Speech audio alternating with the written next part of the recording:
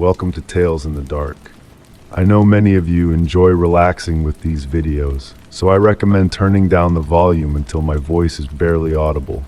It'll make the experience even more soothing. Before you close your eyes, let me know in the comments where you're listening from. Leave a like and subscribe to the channel. Thank you and enjoy listening. Story 1, it was supposed to be a simple repair. The closet door had been stuck for weeks, swollen from humidity, but when I finally yanked it open, my breath caught. Behind the hangers and coats, there was another doorway. A hallway stretching forward, lined with wallpaper I didn't recognize. The air inside smelled like old fabric and something faintly floral, like forgotten perfume. My fingers trembled as I reached forward, and then somewhere deep in the darkness, a floorboard creaked. I pulled my hand back instinctively, heart hammering against my ribs. The logical part of my brain insisted this was impossible. Closets don't connect to hallways, especially not in modest apartments like mine. Yet there it was undeniable, solid, real. I pushed aside the hanging clothes for a better view. The wallpaper featured a faded pattern of intertwining vines and small birds I couldn't identify. It looked worn, the kind of design no one had used for decades. A soft glow illuminated the hallway, though I couldn't see any light fixtures. The wooden floor extended into darkness, each plank worn smooth by countless footsteps that weren't mine. "Hello," I called out, my voice smaller than intended. The hallway seemed to absorb the sound. No echo returned. I should have closed the door immediately. I should have called someone, anyone. Instead, I found myself reaching for my phone, switching on its flashlight and stepping forward. The floorboard beneath my foot groaned but held firm. The air tasted different here, drier, with an undertone of something metallic. As I moved deeper into the hallway, the closet door behind me remained visible, a rectangle of familiar reality.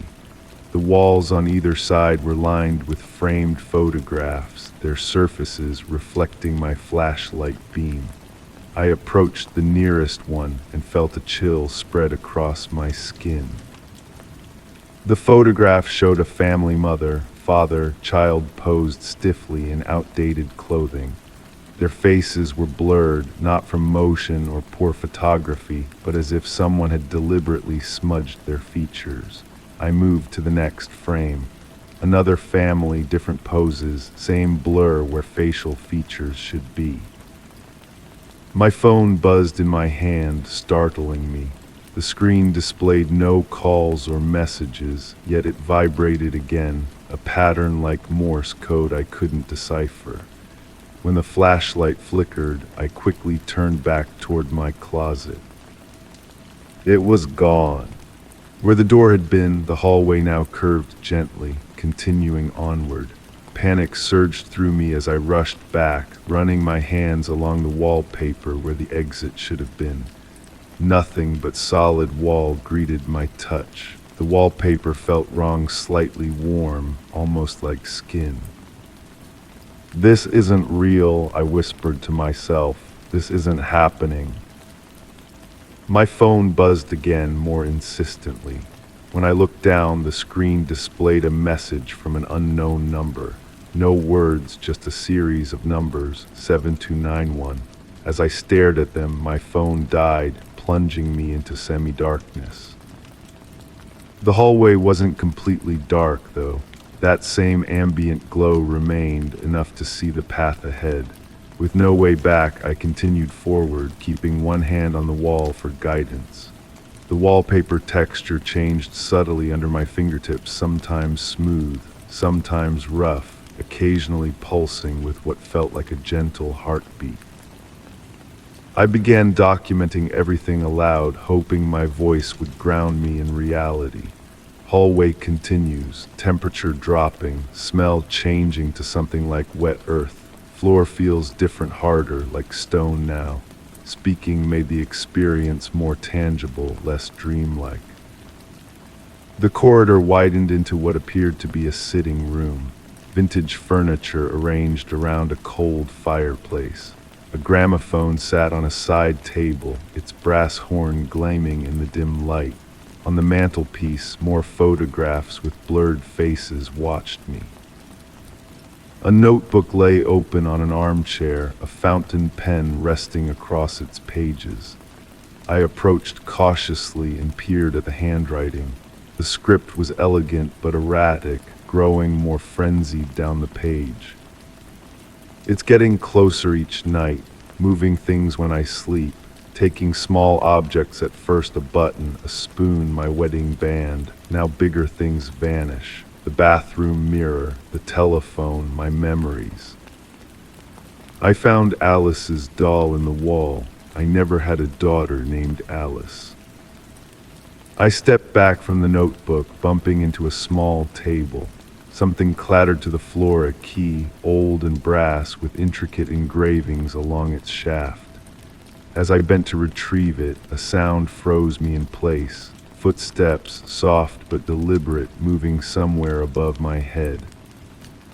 The ceiling creaked in rhythmic patterns, someone walking, stopping, walking again directly over me. I pocketed the key and searched for stairs, finding a narrow staircase behind a partially open door. Each step protested under my weight as I ascended, the wood sighing like it recognized a stranger's tread. The second floor revealed a hallway similar to the first, but the wallpaper here depicted forests where the trees seemed to shift positions when viewed peripherally. 5 doors lined the corridor, all closed except one. The door at the far end stood ajar, a sliver of warmer light spilling onto the floor. The footsteps had stopped. I tried the first door on my left, locked. The brass key from downstairs fit perfectly in the keyhole, turning with a well-oiled click. Inside was a child's bedroom, preserved like a museum exhibit. A rocking horse stood motionless by the window. A music box sat open on the dresser, its ballerina frozen mid-pirouette. The bed was made with precision, but the pillow bore a depression, as if a head had recently rested there. On the nightstand sat a journal bound in red leather. When I opened it, most pages were blank except for the first, which contained a single line written in childish script. Someone's in my room at night, watching me breathe. A sharp, discordant note pierced the silence as the music box suddenly activated, its mechanism grinding out a distorted lullaby. I backed out of the room, pulling the door shut behind me. The next door was already unlocked. Inside, a bathroom with fixtures from another era. The clawfoot tub was filled with water so still it resembled glass. Leaning over it, I saw no reflection, just endless depth, as if the tub extended downward forever. I noticed writing on the mirror, fog-drawn letters that became visible when I exhaled. We're still here. The third and fourth doors wouldn't open, no matter how I twisted the key or handle. But the fifth door, the one that had been ajar now, stood fully open. Beyond it was a master bedroom, dominated by a 4-poster bed. Sitting at the edge of the mattress was a figure with its back to me. It didn't move when I entered, didn't acknowledge my presence. Just sat perfectly still, shoulders slightly hunched, head bowed. I circled wide around it, trying to glimpse its face, but it turned away, maintaining its faceless presentation. "Who are you?" I asked. "What is this place?" The figure remained silent, but raised a hand slowly, pointing toward a wardrobe against the far wall. The gesture was unmistakable, an invitation, or perhaps a command. The wardrobe was tall, made of dark wood carved with symbols I didn't recognize. My hand trembled as I grasped the handle. When I pulled it open, I found not clothes hanging inside, but another doorway, another hallway, identical to the one I'd originally discovered in my closet. Turning back to question the figure, I found the bedroom empty. The impression on the bed where it had sat was the only evidence it had been there at all. With no other option apparent, I stepped into the wardrobe hallway. This corridor felt colder, the air heavier in my lungs.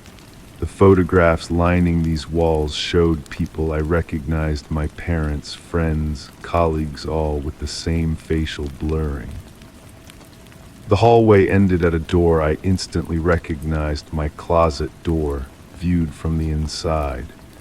Relief flooded through me as I rushed forward, yanking it open, stepping through into the familiar surroundings of my bedroom. Everything was exactly as I'd left it. My unmade bed, the coffee mug on the nightstand, the sound of rain against the window. I collapsed onto the bed, exhausted, convincing myself it had been some kind of bizarre hallucination. Until I noticed the red leather journal on my pillow, the one from the child's room. I opened it with shaking hands, all pages still blank except for the first. But now, beneath the childish writing, was a new line in handwriting identical to mine. Next time, stay longer. We've prepared a room for you.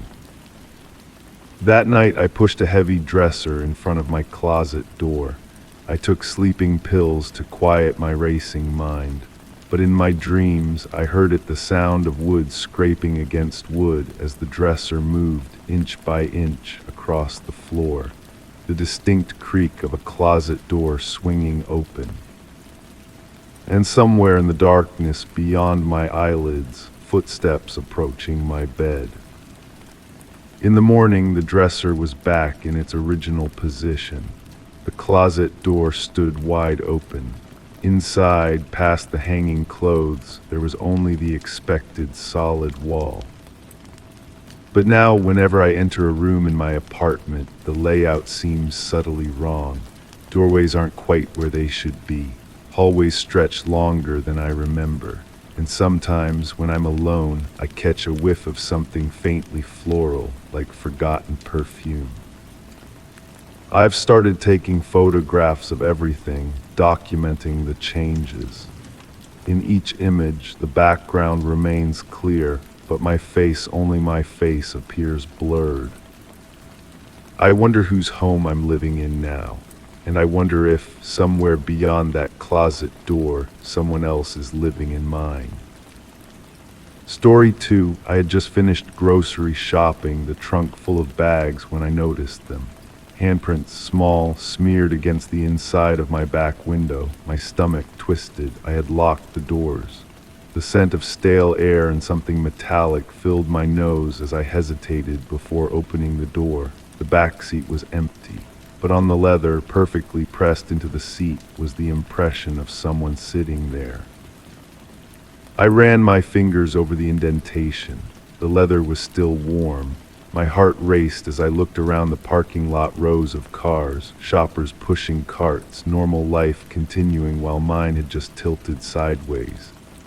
I checked under the seats in the trunk again, searched every corner of my vehicle. Nothing, no one, but those handprints remained, smudged and small, like a child had pressed their palms against the glass. "Did you see anyone near my car?" I asked a woman loading groceries into her SUV. She shook her head without really looking, without really caring that my reality had just fractured. I took photos of the handprints with my phone, documenting what I knew would sound absurd when explained to someone else. That night I couldn't sleep. Every creak in my apartment sent me bolt upright. I replayed the moment over and over, the shock of seeing those tiny handprints, the impression in the leather. The photos on my phone became my obsession. I zoomed in, searching for details, for fingerprints, for anything that might explain what happened. But the closer I looked, the more the images seemed to change.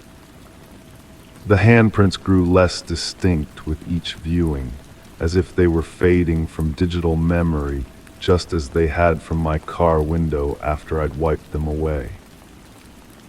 The next morning, rain fell in misty sheets. I hurried to my car, coffee clutched in one hand, keys in the other. The windshield was covered in condensation except for one clear patch where the glass had been wiped clean. A perfect circle, as if someone had pressed their face against it, looking in. My coffee slipped from my grip, splashing hot across my shoes, but I barely noticed the burn. Inside the car, the radio turned on by itself, static hissing between stations before settling on a frequency that played nothing but white noise and occasional fragments of what sounded like a child's laughter. I yanked the power button. The sound continued. I pulled the fuse from the dashboard. Still, the noise persisted, quieter now, as if coming from somewhere deeper within the vehicle. I began keeping a journal. Each morning, something would be different about my car.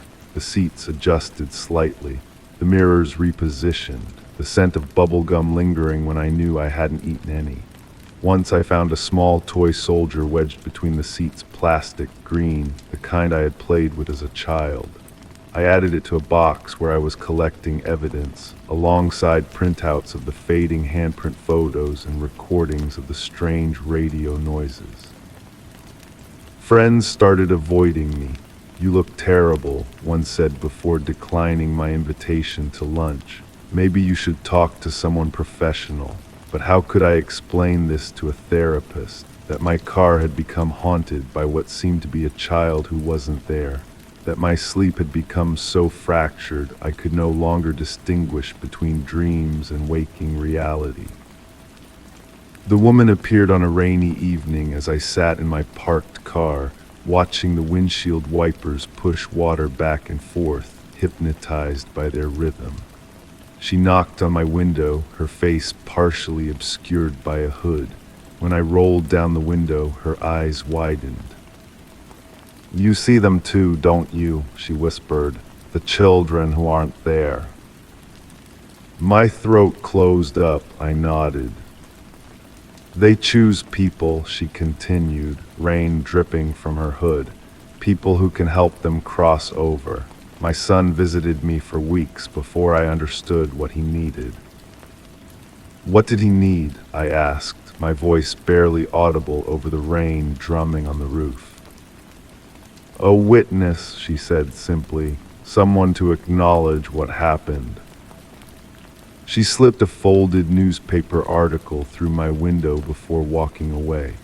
I sat trembling as water soaked through my pants where the paper rested. When I finally opened it, I found a story about a crash not far from the grocery store parking lot. A school bus accident, multiple children. The ink had run from the rain, making it difficult to read all the details, but the image remained clear, a bus much like the ones I passed every day without a second thought. That night, my apartment felt colder than usual. The light seemed dimmer, and as I stood in my kitchen, I noticed handprints on the inside of my window, 30 floors up, where no living child could reach. The reality I had desperately clung to finally shattered completely.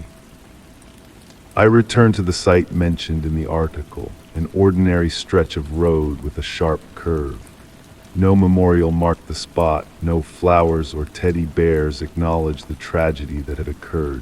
I stood in the rain, unsure what I was supposed to do, when I heard the sound of children laughing growing louder, then the screech of brakes, metal crushing, glass shattering. My hands flew to my ears but couldn't block out the sounds that weren't really there. "I see you," I whispered into the empty air. "I know what happened here." My voice carried no further than my lips, yet something in the atmosphere changed. The pressure shifted. The air grew warmer despite the rain. That evening back home, exhausted, I found my evidence box open on the kitchen table. The toy soldier was gone. The handprint photos had finally faded completely to black, but next to the box sat something new, a child's drawing of a bus, surrounded by stick figures holding hands. For weeks afterward, I returned to that curve in the road. I brought flowers. I spoke names I somehow knew without being told. I acknowledged a tragedy the world had moved on from too quickly. Each night, my apartment grew a little warmer, the shadows a little less threatening. The final visit came without warning. I woke to the sound of my front door opening, though the chain remained fastened. The patter of small feet crossed my living room floor. My bedroom door creaked open, and though I saw nothing in the darkness, I felt the edge of my mattress sink under a weight that shouldn't exist. A small, cold hand found mine, fingers intertwined with my own. A whispered thank you so faint I might have imagined it. Then the weight lifted, the cold hand withdrew. The presence that had followed me for weeks dissipated like morning fog under sunlight. The handprints never returned. The radio plays only music now. My car is just a car again. But sometimes when rain streaks the windows and the world grows quiet, I catch reflections in glass that shouldn't be their small faces, smiling, finally at peace. I still visit the curve in the road, bringing flowers, speaking names. I've become their witness, their keeper of memory. And when people ask why I bring flowers to an unmarked spot beside an ordinary road, I smile and say, for the children who aren't there. They nod politely and hurry past, eager to distance themselves from my apparent madness.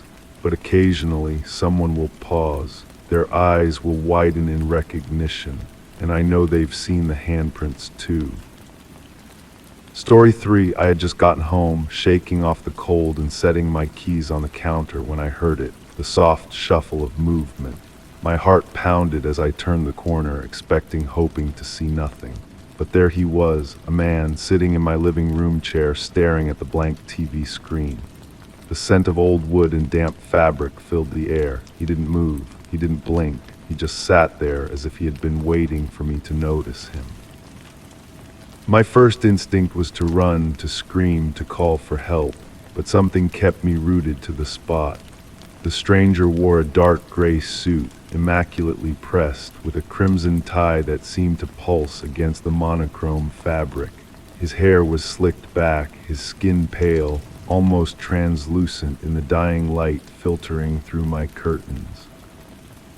"Who are you?" I managed to whisper, my voice barely audible even to my own ears. He didn't respond. I reached behind me, fingers searching for something, anything I could use to defend myself. My hand closed around a heavy ceramic vase. "I'm calling the police," I said, my voice stronger now, fueled by adrenaline and fear. The stranger tilted his head just slightly, but still didn't turn to look at me. A small smile played at the corners of his mouth. When he finally spoke, his voice was smooth, almost melodic, but with an undercurrent that sent shivers down my spine. "They won't see me," he said simply. I backed away slowly, never taking my eyes off him until I reached my phone on the kitchen counter. My fingers trembled as I dialed emergency services. The dispatcher answered, her voice calm and professional. I described the situation, my eyes still fixed on the stranger who hadn't moved from his position. When the police arrived, they searched every corner of my house. They found nothing. No sign of forced entry, no fingerprints, no evidence anyone had been there besides me. The female officer looked at me with a mixture of concern and skepticism. Her partner suggested I might have been working too hard, that stress can play tricks on the mind. I nodded, apologized for wasting their resources, and showed them out. But I knew what I had seen. That night I triple-checked every lock, closed every curtain, and sat in the kitchen with all the lights on, a knife within reach. Sleep was impossible. Every creak of the house settling made me jump. Every shadow seemed to move with purpose. Morning came, and with it a sense of relief. Sunlight streamed through the windows, chasing away the darkness and the fear that had gripped me throughout the night. Perhaps the police were right. Perhaps it had been a hallucination brought on by stress and exhaustion. I made coffee strong and black, hoping to clear the fog of a sleepless night. As steam rose from the mug, I caught a whiff of something else, that same scent of old wood and damp fabric. My mug slipped from my fingers, shattering on the floor, hot coffee splashing my legs. I barely felt it. Because there, reflected in the dark surface of my kitchen window, was the stranger, standing right behind me. I whirled around, nothing, empty space where a man should have been. But when I turned back to the window, his reflection remained, smiling now, watching me with eyes that seemed to absorb light rather than reflect it. I reached out tentatively, my fingers stretching toward where he should have been standing. I felt nothing but cool air. Yet in the reflection, my hand passed through his chest. The stranger's smile widened. Over the next several days, I documented everything.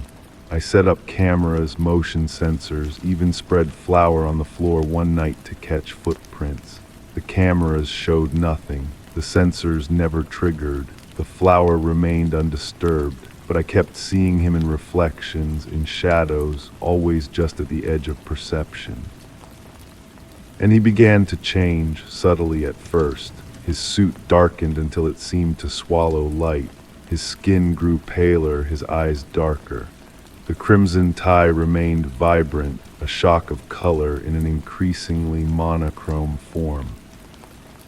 I found myself talking to him, not because I wanted to, but because the silence became unbearable. I asked questions he never answered. I demanded explanations he refused to give. I pleaded for him to leave. He only watched, always with that small, knowing smile. Sleep became a rare commodity. When exhaustion finally claimed me, I dreamed of corridors that stretched endlessly, of doors that opened onto more doors, and of the stranger always ahead of me, just turning a corner, just slipping through a doorway. I began to notice other changes. Objects moved when I wasn't looking. Not dramatically, a book shifted an inch to the left, a picture frame slightly askew, my keys on the wrong hook. Small changes, easily dismissed by anyone else, but I knew. The walls of my home felt different under my fingertips. A subtle vibration, a warmth that hadn't been there before.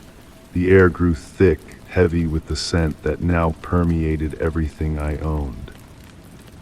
I stopped going to work, stopped answering calls, stopped leaving the house. My only focus became documenting, understanding, solving this intrusion into my life. I covered mirrors with sheets, taped over reflective surfaces, kept lights blazing at all hours. It made no difference. He was still there, watching, waiting. One morning I found a single red thread on my pillow, the exact shade of the stranger's tie. I held it up to the light, studied its weave, its texture. It felt wrong against my skin, too smooth, too cold. I placed it in a small glass vial, labeled it with a date, and added it to my growing collection of evidence. That night I woke to the sound of static. My television, which I had unplugged days ago, glowed with snowy interference. The white noise filled the room, pulsing like a heartbeat, and there, silhouetted against the electronic glow, sat the stranger. Only this time he turned to look at me. His eyes held no color, no light, no life. They were voids, black holes pulling at something within me. His mouth moved, forming words I couldn't hear over the static. I felt myself standing, walking toward him, drawn by an irresistible force. The static grew louder, filling my ears, my head, my entire being. The smell of old wood and damp fabric became overwhelming, choking. I tried to stop, to turn away, but my body moved without my permission. As I drew closer, the stranger extended his hand. On his palm lay another red thread, identical to the one I had found that morning. "What do you want?" I gasped, fighting against the invisible pull. The static quieted just enough for me to hear his response. "To show you," he whispered. "Show me what?" "The other side." His fingers closed around the thread, and suddenly it wasn't a thread at all, but a door, a crimson door that hadn't been there before, standing impossibly in the middle of my living room. The stranger stepped back, gesturing for me to enter. I resisted, fought against whatever compulsion tried to move my feet forward. The door pulsed, its color deepening, darkening like blood in water.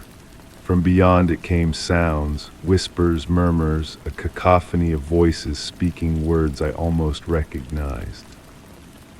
The stranger's expression changed, for the first time impatience flickering across his features before settling back into that eternal, knowing smile. "Everyone sees the door eventually," he said. "Most never know it's there. You should feel privileged." "Why me?" I asked, still struggling against the pull. "You noticed me," he replied simply. "Most look right through. Most are too busy, too distracted, too certain of what can and cannot be. But you saw me sitting here. You acknowledged what should not exist, and now you cannot unsee it." The door swung open. Beyond it lay not my living room wall, but a vast, shifting landscape of shadows and light, of structures that defied geometry, of colors that hurt to look upon. The stranger stepped through, then turned back to face me. For the first time, I saw him fully, not just the human shape he had presented, but what lay beneath, something ancient, something patient, something that had never been human at all. "The choice is yours," he said, his voice now a harmony of sounds that scraped against my sanity. "Return to your life knowing what exists just beyond perception, or step through and understand." I stood at the threshold, trembling. Behind me lay my home, my life, my reality now forever tainted by knowledge I couldn't unlearn. Before me stretched the unknown, terrifying yet compelling in its mystery. The stranger extended his hand once more. I wish I could say I turned away, that I chose the safety of ignorance, the comfort of the familiar, that I slammed the door and never looked back. But the truth is, I've always needed to know. I've always needed to understand. I took his hand. The door closed behind me with a finality that echoed across realities, and I understood finally why the stranger had been sitting in my living room, staring at nothing. He hadn't been looking at the blank TV screen at all. He had been looking at the door that had always been there, the door only some of us ever see. Sometimes in quiet moments, I wonder if someone else sees me now sitting silently in their living room, waiting to be noticed, waiting to show them what I've learned, waiting to guide them to the other side. Story 4. I had never planted anything in my backyard. The soil was dry, the ground uneven. But this morning, as I looked out the window, something new was growing. Rows of perfectly arranged flowers, their petals too vibrant, their stems impossibly tall. The scent of rich earth and something sweeter, almost sickly, drifted through the open door. My pulse quickened. There were no footprints, no signs of digging, just the plants waiting, blooming, watching. I approached the garden slowly, each step sending a slight vibration through the ground beneath my feet. The plant seemed to shiver in response, though there was no wind.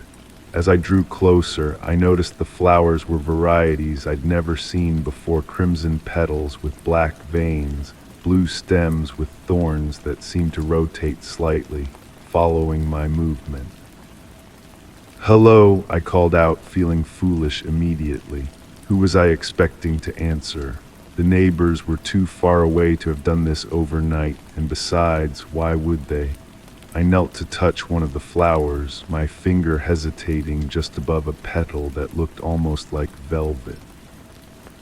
When I finally made contact, the petal was warm, not sun-warmed, but fever-warm. It seemed to pulse beneath my fingertip. I jerked my hand back, but not before noticing a slight smear of something dark on my skin. Not soil, something thicker. Inside my house, I searched online for similar flowers, for any explanation of what might grow so quickly, so strangely. Nothing matched. I took photos, but when I checked them, the images were blurry, the colors distorted, as if the camera couldn't quite capture what my eyes were seeing. That night I dreamed of roots spreading beneath my bed, of stems growing through the floorboards, of blossoms opening beside my pillow, their scent filling my lungs until I couldn't breathe anything else. I woke gasping, certain I could smell them even with the windows closed. The garden had grown by morning. Now it stretched halfway across the yard, the rows still perfect, the patterns more intricate. New varieties had appeared, white flowers with centers that seemed to contract and expand like pupils, vines that formed complex spirals, plants that seemed to lean toward me when I appeared at the window. I decided to document everything. I set up a camera on a tripod facing the garden and started recording. Then I took soil samples, snipped small pieces from several plants, and sealed them in plastic bags. The plant material felt strange between my fingers, not quite solid, almost trembling. My neighbor walked by as I was collecting samples. "Quite the green thumb you've developed," he called, smiling. "You can see this?" I asked, gesturing at the garden. "Hard to miss," he laughed. "Those roses are spectacular. Never seen that shade of red before." But there were no roses, not a single one. The soil samples revealed nothing unusual under my cheap microscope, but the plant cuttings, they changed as I watched. The colors shifted slightly, the structures rearranged themselves. One piece unfurled what looked like tiny fingers that pressed against the plastic. I checked the camera footage, scrolling through hours of recording. The garden remained still until nightfall. Then, in the darkness, movement. The plants swayed without wind. Several seemed to uproot themselves, moving a few inches before replanting. And at the edge of the frame, something moved between the rows. Something tall and thin that bent at strange angles.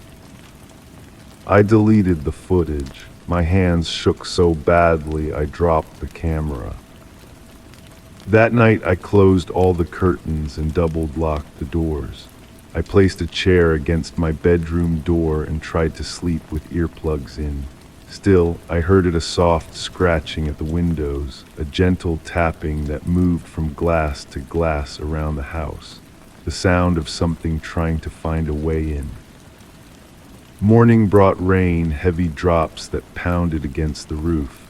I forced myself to look outside. The garden had reached the house.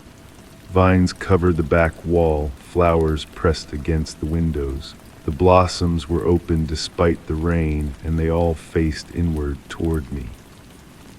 Between the raindrops I saw something else. Footprints in the mud, not coming from the garden but going into it. My size, my pattern, but I hadn't been outside since yesterday. I called a landscaping company. "I need everything removed," I told them. "Everything down to bare earth."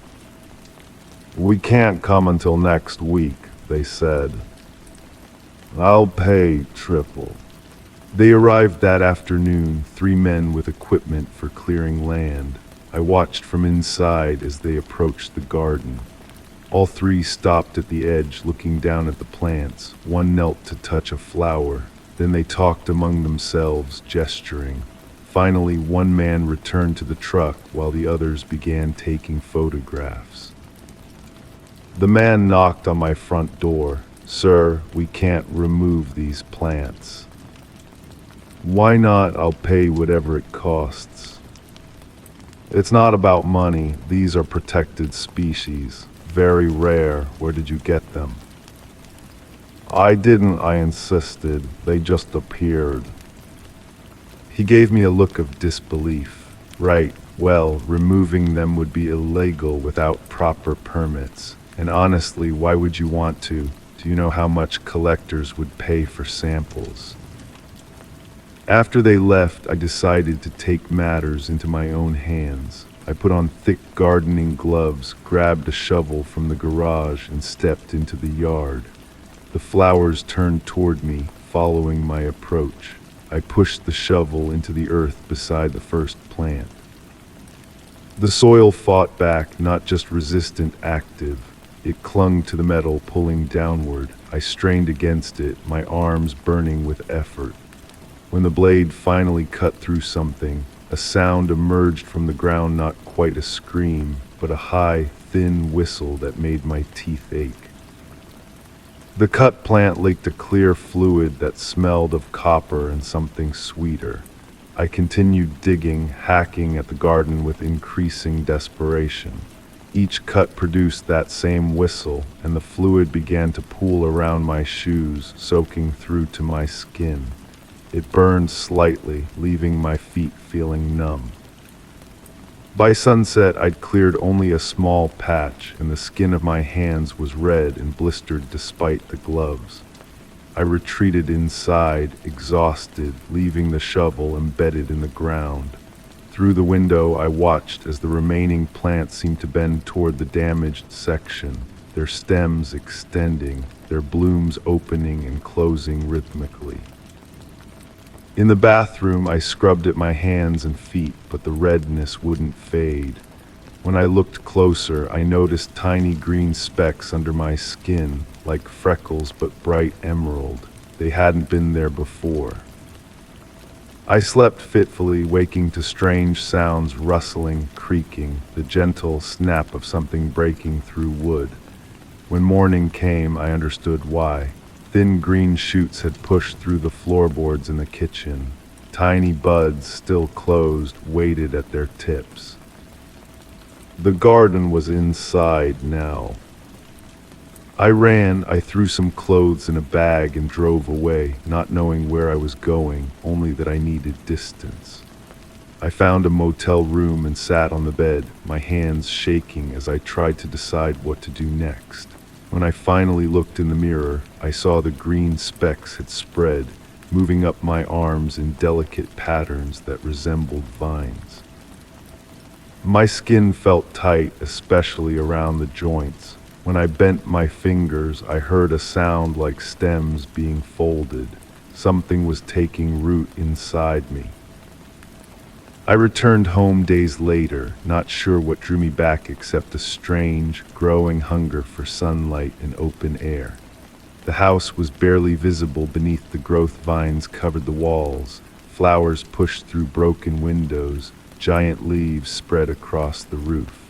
It no longer looked like a garden, but a pulsing organism that had swallowed my home. I should have been horrified. Instead, I felt a strange calm as I walked up the overgrown path. The plants parted before me, creating a tunnel that led to what had once been my front door. Inside, nothing was recognizable. Walls had been broken through, ceilings collapsed to allow thick trunks to grow straight upward. Everything was green, vibrant, alive. In what had been my living room, I found a clearing. Soft moss covered the floor, and the air was thick with spores that danced in the beams of sunlight breaking through the canopy above. At the center stood something that was almost a throne, formed from interwoven branches and covered in those same strange flowers that had first appeared in my yard. I sat down, the throne adjusted around me, branches shifting to better accommodate my form. I felt at home, finally. The hunger for sunlight intensified. I looked down at my arms, now more green than flesh, tiny buds forming along the veins. I understood now. I hadn't discovered the garden had discovered me. People come sometimes, curious hikers or lost travelers who stumble upon what they think is an abandoned property reclaimed by nature. They wander the paths that form and reshape themselves daily. They admire the impossible flowers and fruits that grow here in defiance of season and climate. Sometimes when they reach the heart of the garden, they find me waiting. I invite them to stay, to sit beside me on chairs that grow from the ground at my command. I offer them tea made from petals that change color as they steep. Some leave quickly, unsettled by what they sense beneath the beauty. The wise ones. Others stay longer, enchanted, reaching out to touch the flowers that watch them with hidden eyes. Those who stay too long begin to change. Green specks appear on their skin. Their movements become more fluid, more attuned to the subtle rhythms of growing things. They find it harder to leave, and eventually they no longer want to. The garden grows. It needs more than just this patch of land. It has greater plans, spreading through roots that extend far deeper than anyone suspects. And I, its first convert, its faithful tender, wait patiently. After all, growth takes time, and we have nothing but time, the garden and I. What was I before this? The memory fades a little more each day, like photographs left in the sun. Sometimes I think I catch glimpses of a life without green veins and flowering thoughts, but those remembrances grow fainter as my roots grow deeper. I had never planted anything in my backyard. Now I am the thing being planted, and I bloom. Story 5. The house was old, but it had never burned. No fire damage, no charred wood. But lately when I passed by the second bedroom, I smelled it, smoke thick, acrid, curling under the doorframe. The scent clung to my clothes, my skin, but when I stepped inside, the air was clear. The walls were clean, but the bed sheets were warm, and in the mirror, just for a second, I swore I saw embers glowing. I first noticed it during winter. The radiators had just kicked on, filling the house with that dry, metallic heat. My throat felt scratchy, which wasn't unusual for the season. But when I walked past that room, something changed. The scratch in my throat deepened as if I'd inhaled soot. The smell was unmistakable, not the comforting aroma of a wood fireplace or the earthy scent of incense, but the chemical burn of synthetics melting, of plastic and fabric surrendering to flame. Yet when I pushed open the door, nothing awaited me but stillness. A twin bed with navy sheets, a wooden dresser, a mirror on the closet door. The window faced north, letting in pale, anemic light. I ran my fingers along the baseboards, checked behind the dresser, peered under the bed. No ash, no char, no fire. Still, I found myself drawn back. I began taking notes, documenting my experiences. At first, just quick observations. Smoke smells stronger in morning. Smell disappears during rain. Bedroom temperature 5 degrees warmer than rest of house. Small oddities that could be explained away by drafty windows or old wiring. But then the mirror began to change. I'm not a superstitious person. I believe in what I can touch, what I can verify. So when I noticed the mirror's reflection shifting, I doubted myself first. Stress, perhaps, lack of sleep. The way the light hit the glass at certain angles. But I couldn't ignore what I saw. Tiny points of orange-red light, like distant stars, appearing in the reflected room while absent from the real one. I set up my phone to record the mirror while I was away. The footage showed nothing unusual until exactly 37 minutes in. A flicker, brief but unmistakable. The image warped as if heat waves were rising from the floor. Then those pinpricks of light multiplying slowly across the frame. The next day I brought a friend over. "Do you smell anything strange in here?" I asked, standing in the doorway of that bedroom. She shook her head, but I noticed her rubbing her eyes, blinking rapidly. "The air feels thick," she said, "dry, like when you sit too close to a bonfire." She left after barely an hour, claiming a sudden headache. That night, I dreamed of ash falling like snow, covering my bed while I slept. I became obsessed with understanding. I researched the house history, finding nothing about fires or deaths.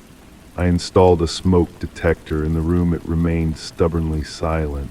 I even hired an inspector who checked for gas leaks, faulty wiring, hidden damage. His instruments detected nothing abnormal.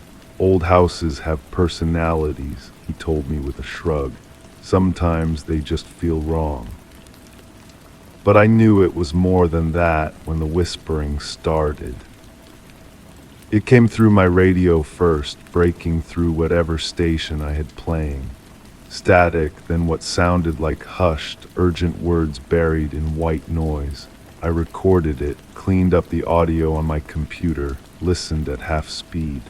The words remained indecipherable, but the tone became clearer, frantic, warning. The bed sheets grew warmer, not just sun-warmed, but body-warmed, as if someone had just risen from them moments before I entered. The mirror showed more embers now, floating upward in the reflection, though the real room remained unchanged. The smoke smell intensified until I tasted it bitter, metallic, coating my tongue even after brushing my teeth repeatedly. I stopped inviting people over. How could I explain what was happening? Even I didn't understand it, but I couldn't leave either. The mystery had burrowed under my skin like a parasite, feeding on my curiosity, my need to know. Then came the handprints. I woke one morning to find them on the mirror, small, child-sized prints that appeared only when fog clouded the glass. I breathed onto the surface, watched them emerge like ghostly stigmata, then fade as the condensation evaporated. I tried to photograph them, but my camera malfunctioned each time, producing only blurred images filled with strange artifacts. The room began affecting me physically. My eyes watered constantly. My voice grew hoarse. Black smudges appeared on my fingertips after touching the walls, yet the paint remained pristine white when examined closely. I started sleeping on the couch, but distance provided no relief. The smoke followed me through the house now, seemingly carried on my own breath. I decided to document everything. I filled notebooks with observations, taped papers to my living room wall, creating a map of the phenomenon. Patterns emerged, the smell strengthened with the waning moon. The whispers grew louder when rain fell. The mirror embers multiplied after sunset. I was no longer just experiencing the mystery. I was charting it, tracking its evolution. Neighbors began to stare when I collected my mail. "Are you feeling well?" one asked. I caught a glimpse of myself in her sunglasses, gaunt, eyes ringed with shadows dark as bruises, hair dull with what looked like ash. I realized I hadn't left the house in days, weeks maybe. Then the dreams intensified. I found myself standing before the mirror each night in sleep, watching as the reflection changed, not just embers now, but flames creeping along the reflected floor while the real room remained untouched. In the dreams, my reflection would turn to me, skin blackening, eyes bright as coals, and whisper words I could never quite hear. I awoke one night to find myself in that bedroom, standing before the mirror. The smoke smell was overwhelming, choking.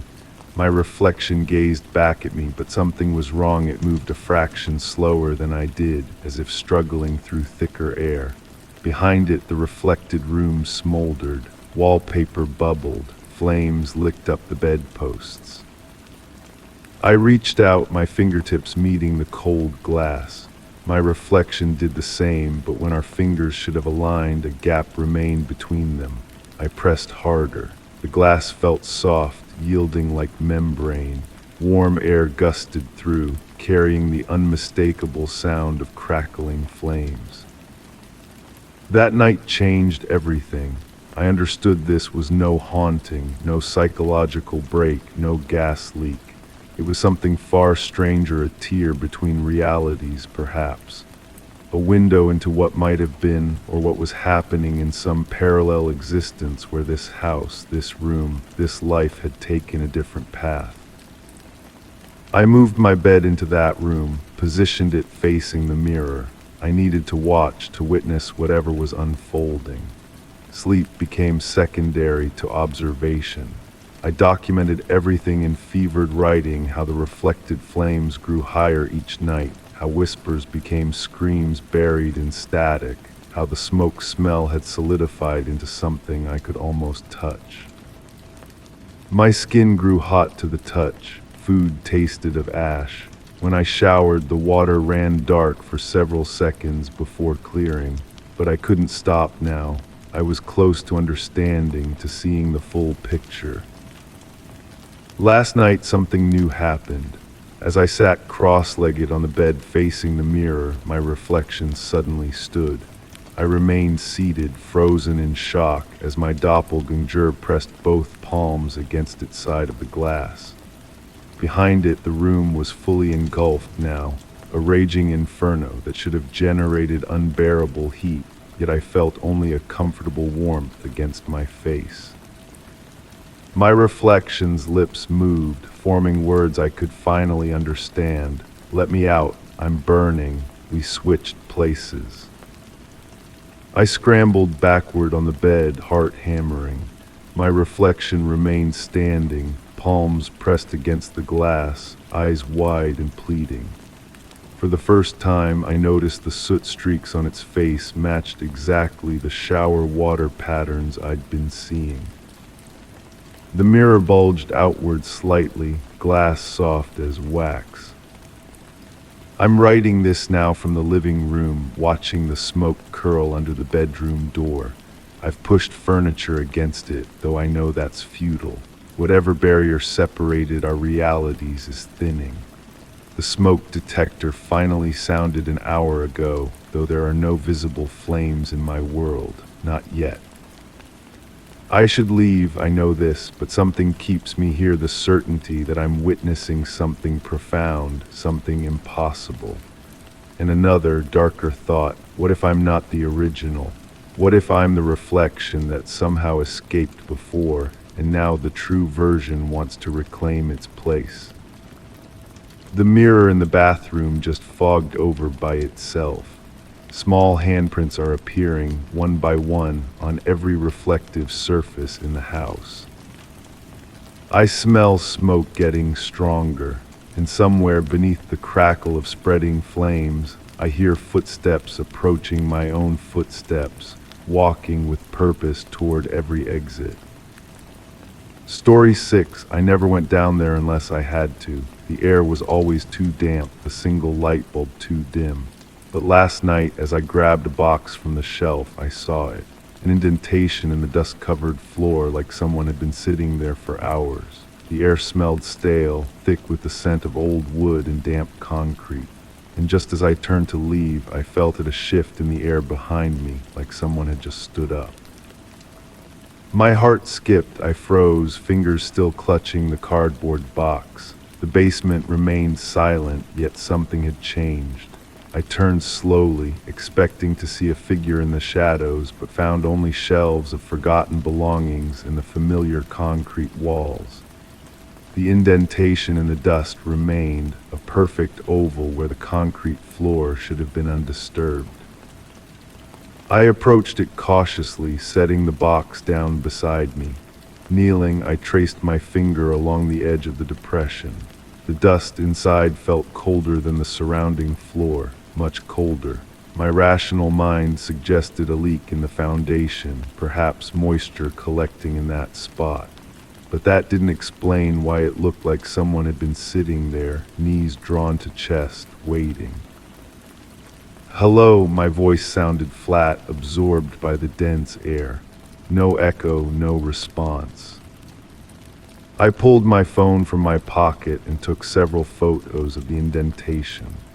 The flash illuminated the basement in sharp bursts, casting strange shadows against the walls. When I reviewed the images, my skin prickled. In each photo, the indentation appeared deeper, more defined than it looked to my naked eye. In the last image, I could almost make out the shape of fingers pressed into the dust at the edges. I left quickly after that, turning off the light and closing the door firmly behind me. That night, I couldn't sleep. I kept thinking about that shape in the dust, about how the air had shifted when I wasn't looking. I checked my phone repeatedly, examining the photos, enlarging sections to look for details I might have missed. By morning, I had convinced myself it was nothing, just my imagination playing tricks in the poor lighting. But when I heard a soft thump from below the floorboards during breakfast, I knew I needed to investigate again. This time I brought a better flashlight and a small digital voice recorder. If there was someone or something in my basement, I would document it. The wooden steps creaked under my weight as I descended. The air felt heavier than before, pressing against my skin like a physical presence. The indentation was still there, unchanged since yesterday. But beside it, a new mark had appeared, a smudge in the dust, as if someone had dragged their hand across the floor while standing up. I swept the flashlight across the basement, illuminating every corner. Nothing moved, nothing changed, yet the sense of being watched intensified with each passing moment. I placed the voice recorder on a shelf and pressed record. "If anyone is here, make yourself known," I said, feeling foolish yet frightened simultaneously. The basement remained silent. I continued asking questions, leaving pauses for responses, though none came. After 15 minutes of this, I retrieved the recorder and headed back upstairs. When I played back the recording in my kitchen, my coffee grew cold beside me, forgotten. Between my questions and the silence I had left, there were sounds, soft, rhythmic breathing, almost imperceptible, and what sounded like fingernails gently scratching against concrete. At the very end, just as I heard myself say, "I'm leaving now," a whisper so faint I almost missed it. "No." I grabbed my keys and left the house, driving aimlessly until my heartbeat slowed. I found myself at a local library, where I spent hours researching the history of my neighborhood. I discovered nothing notable about my specific house, but learned about an old sanitarium that once stood nearby, demolished long before the residential area was developed. Upon returning home, a strange smell greeted me at the door, earthy and mineral, like wet stones from a riverbed. It grew stronger near the basement door. With shaking hands, I opened it, and the smell washed over me. Stepping down, I noticed the light bulb was on, though I was certain I had turned it off. The indentation in the dust was gone. The entire floor appeared freshly swept, not a speck of dust remained.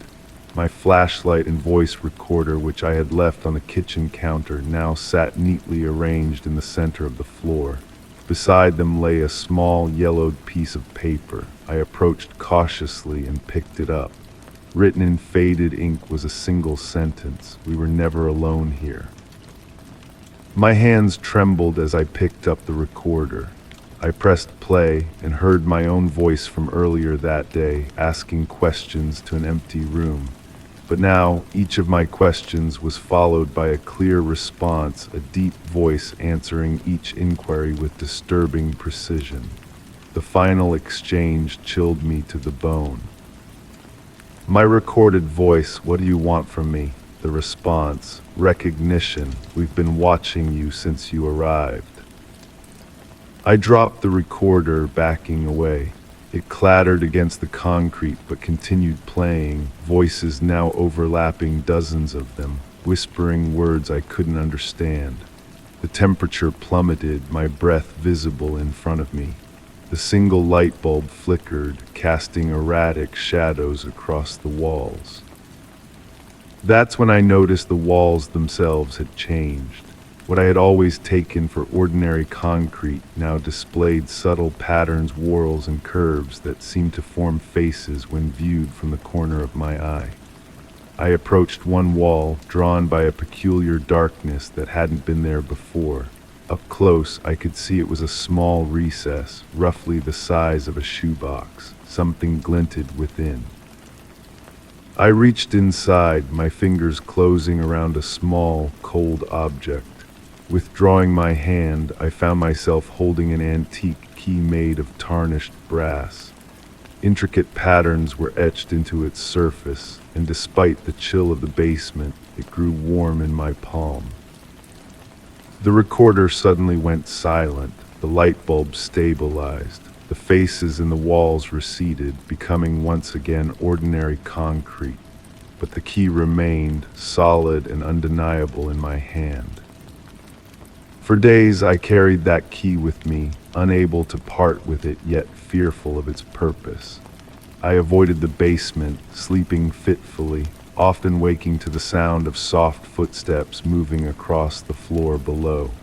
Sometimes, in the periphery of my vision, I would glimpse shadowy figures that vanished when I turned to look directly at them. I began documenting everything in a journal, every sound, every glimpse, every strange occurrence. Pages filled with increasingly frantic notes. I recorded temperature drops, photographed unusual shadows, and noted times when electronic devices malfunctioned without explanation. The evidence mounted, yet offered no clear answers.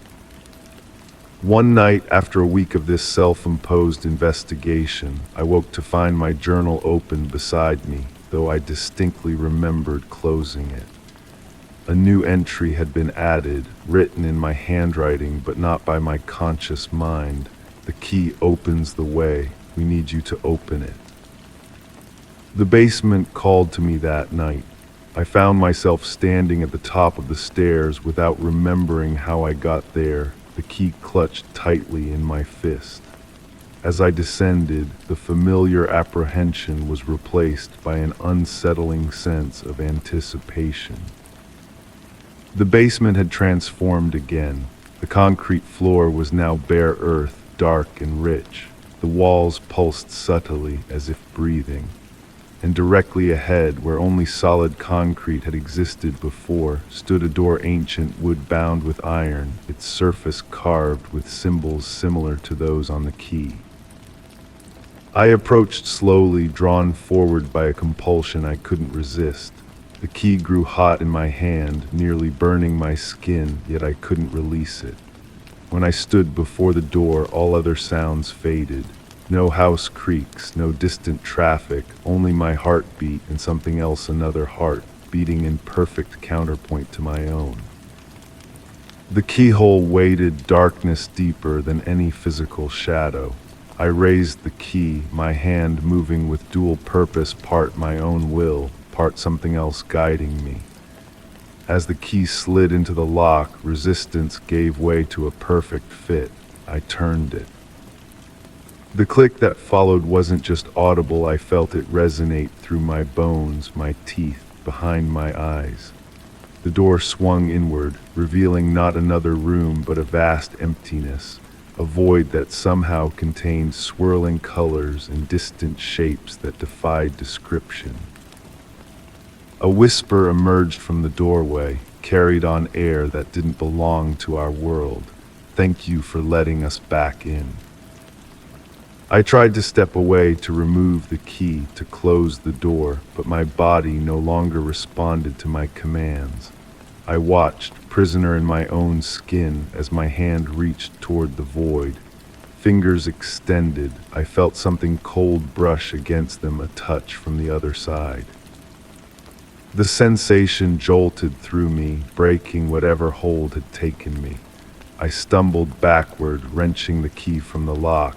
The door remained open, the void beyond it pulsing now, tendrils of mist reaching out like curious fingers. With the last of my will, I threw the key into that emptiness and slammed the door shut. Wood met frame with a sound like thunder. The symbols on the door flared with momentary light, then faded. When I blinked, the door was gone. The basement walls were concrete once more, the floor dusty and marked with my footprints. Everything appeared normal except for a single crack in the far wall, running from floor to ceiling, a thin line where none had existed before. I avoid the basement now, though I know avoidance offers no protection. The crack grows wider each day, and sometimes when the house is quiet, I hear whispers coming through it, promises and pleas in equal measure. My dreams are filled with images of that void and the shapes that dwelled within it. I've tried to leave this house, but something always brings me back. I've tried to tell others, but the words transform into mundane concerns before they leave my lips. All I can do is watch and wait. The indentation has returned to the basement floor, but it's different now, larger, shaped like a person lying down rather than sitting. Yesterday, I found a second one beside it. Today, I noticed a fine layer of that same earthen soil outside my bedroom door. And just now, as I write these words, I heard a key turning in a lock that doesn't exist. The basement was never empty, and soon, I fear, neither will this house be. Story 7, I had walked this trail 100 times. I knew every turn, every fallen branch, but today, just past the clearing, a new path stretched forward, narrow, winding, leading into trees that shouldn't be there. The air smelled damp, thick with moss and something metallic. My breath hitched as I took a step closer. The trees rustled, though there was no wind, and from somewhere down the path, something moved.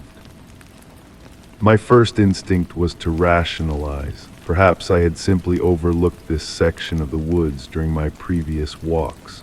The forest was vast after all, but deep down I knew this wasn't true. This path was new. It had appeared overnight, as if drawn into existence by an unseen hand. Against my better judgment, I stepped onto the unfamiliar trail. The moment my foot touched the soil, the ambient sounds of the forest birds calling, leaves whispering faded to nothing. A perfect silence enveloped me, broken only by my increasingly shallow breathing and the soft crunch of decaying leaves beneath my feet. The path curved gently through trees that seemed older, taller than the ones I was familiar with. Their bark was darker, almost black in places, with patterns that resembled faces when glimpsed from the corner of my eye. I kept walking, drawn forward by a curiosity I couldn't explain. After what felt like minutes but could have been much longer, I noticed something strange about my phone. I had pulled it out to take a photo of the unusual path, but the screen displayed only static, punctuated by brief flashes of what looked like text words I couldn't quite read before they disappeared. When I pressed my ear to the speaker, I heard what sounded like whispers, too faint to decipher but unmistakably human. I should have turned back then, I wish I had, but instead I continued forward, documenting the anomaly in a small notebook I carried. The deeper I ventured, the more the environment changed. The air grew heavy with a scent I recognized but couldn't place, like wet copper and burnt sugar. When I touched a nearby tree trunk, it felt warm, almost feverish, and seemed to pulse gently beneath my fingertips. I started marking the trees with small notches from my pocket knife, creating a trail I could follow back. But when I glanced behind me, the marks were gone. Not erased, not grown over, simply gone, as if they had never existed at all. The sky above had changed too. Through gaps in the canopy, I could see it had taken on a deep violet hue that didn't match any normal daytime or twilight I had ever witnessed. Stars were visible, but they formed constellations I didn't recognize. They seemed to shift when I wasn't looking directly at them, rearranging themselves into new patterns. A sound made me freeze, something between a branch breaking and fabric tearing. It came from up ahead, where the path disappeared around a bend. I considered retreating, but found that I couldn't recall exactly which direction I had come from. Every way I looked, the path continued identically, winding through those strange dark trees. I chose a direction and hurried forward, my heart pounding. The path widened into a small clearing, at the center of which stood a single stump, perfectly round and flat on top. On the stump lay a small leather-bound book, its cover worn and cracked with age. My hands trembled as I approached. The book seemed to vibrate slightly, creating ripples in the air around it. When I picked it up, it was ice cold despite the warmth of the day. Opening it revealed pages filled with handwritten text in what looked like my own handwriting, though I had never seen this book before. The text described a walk through familiar woods, the discovery of a new path, and events that mirrored exactly what I had just experienced. As I flipped through the pages, I found detailed accounts of things I hadn't yet done, continuing down the path, discovering a small pond with black water, finding an abandoned cabin with windows that reflected nothing. I slammed the book shut, my breath coming in quick gasps. This wasn't possible. As if in response to my distress, the trees around the clearing began to sway, though still no wind blew. The ground beneath my feet vibrated slightly, and the strange metallic smell grew stronger. I shoved the book into my backpack and chose any path out of the clearing. As I walked, my surroundings grew increasingly disorienting. Trees appeared to shift positions when I wasn't looking directly at them. Sounds came from impossible directions, a bird call from underground, the splash of water from above.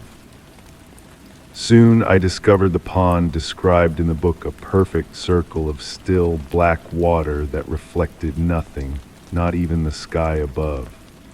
The surface was glassy and undisturbed, yet it seemed to move when viewed peripherally, rippling with shapes that disappeared when I tried to focus on them.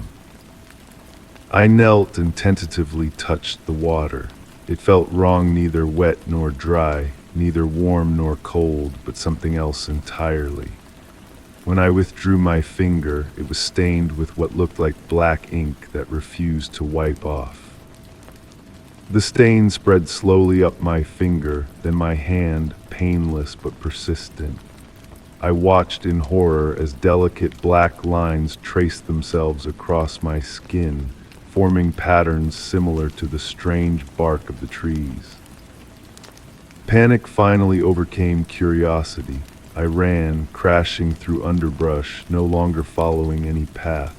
Branches scratched at my face and caught at my clothes as if trying to hold me back.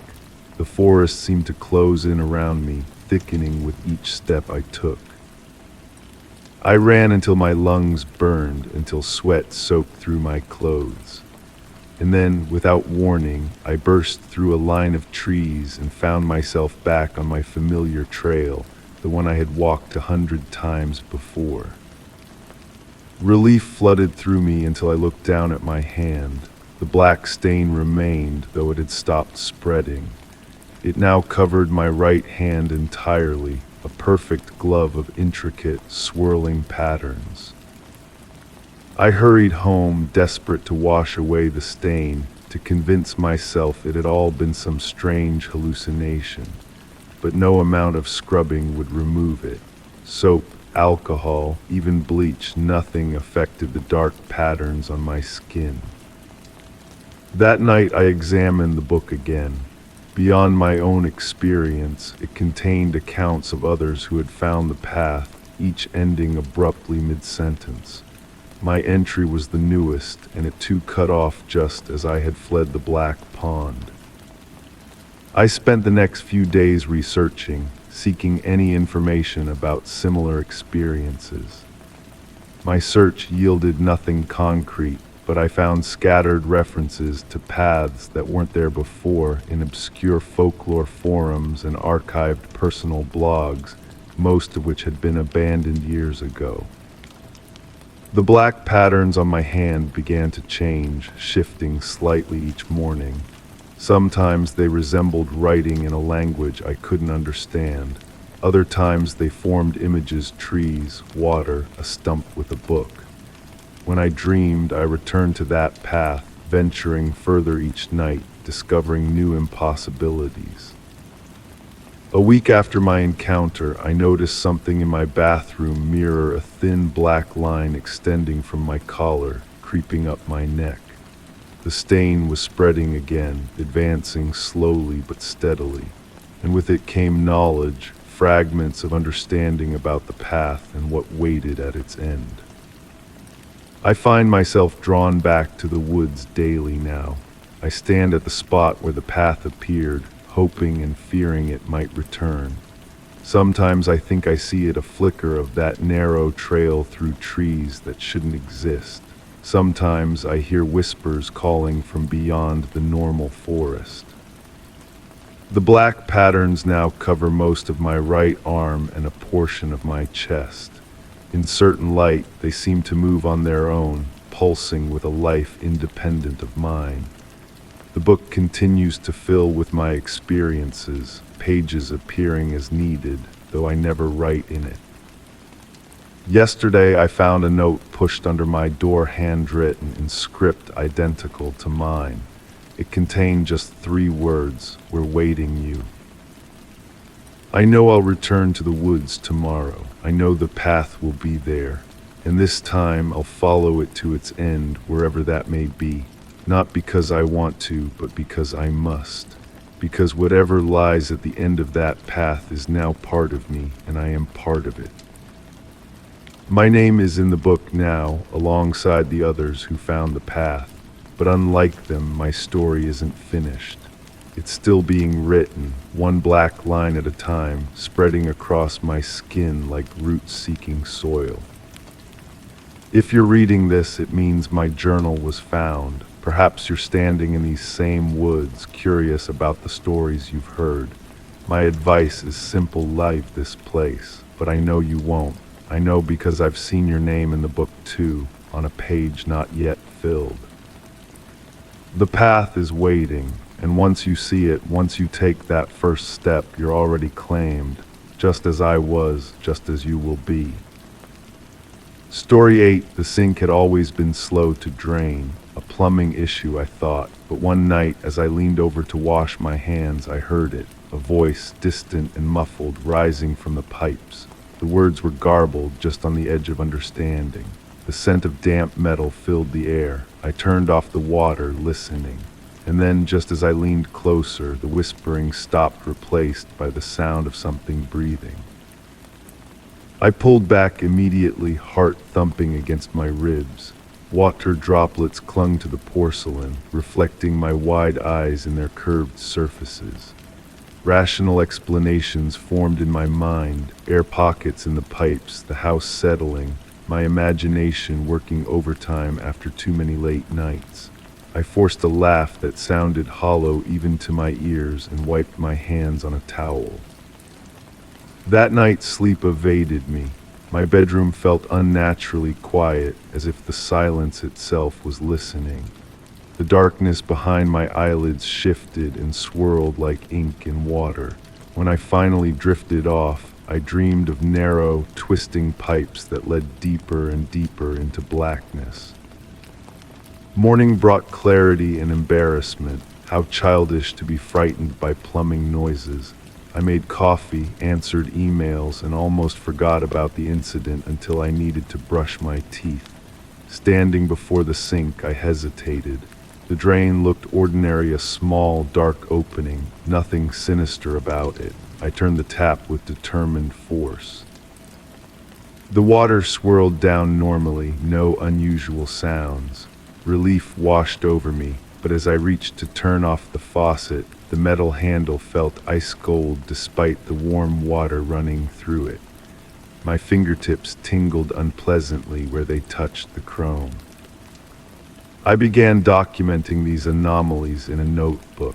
At first, it was just to prove to myself that I wasn't losing my grip on reality. The incidents were sporadic but consistent: unusual cold spots around the sink, the faint scent of something organic and damp when no water had been run, and occasionally that whispering voice that seemed to form almost words. "What do you want?" I asked one evening, feeling ridiculous speaking to my bathroom plumbing. The drain made no response, but the mirror above the sink fogged slightly in one corner, despite the absence of hot water.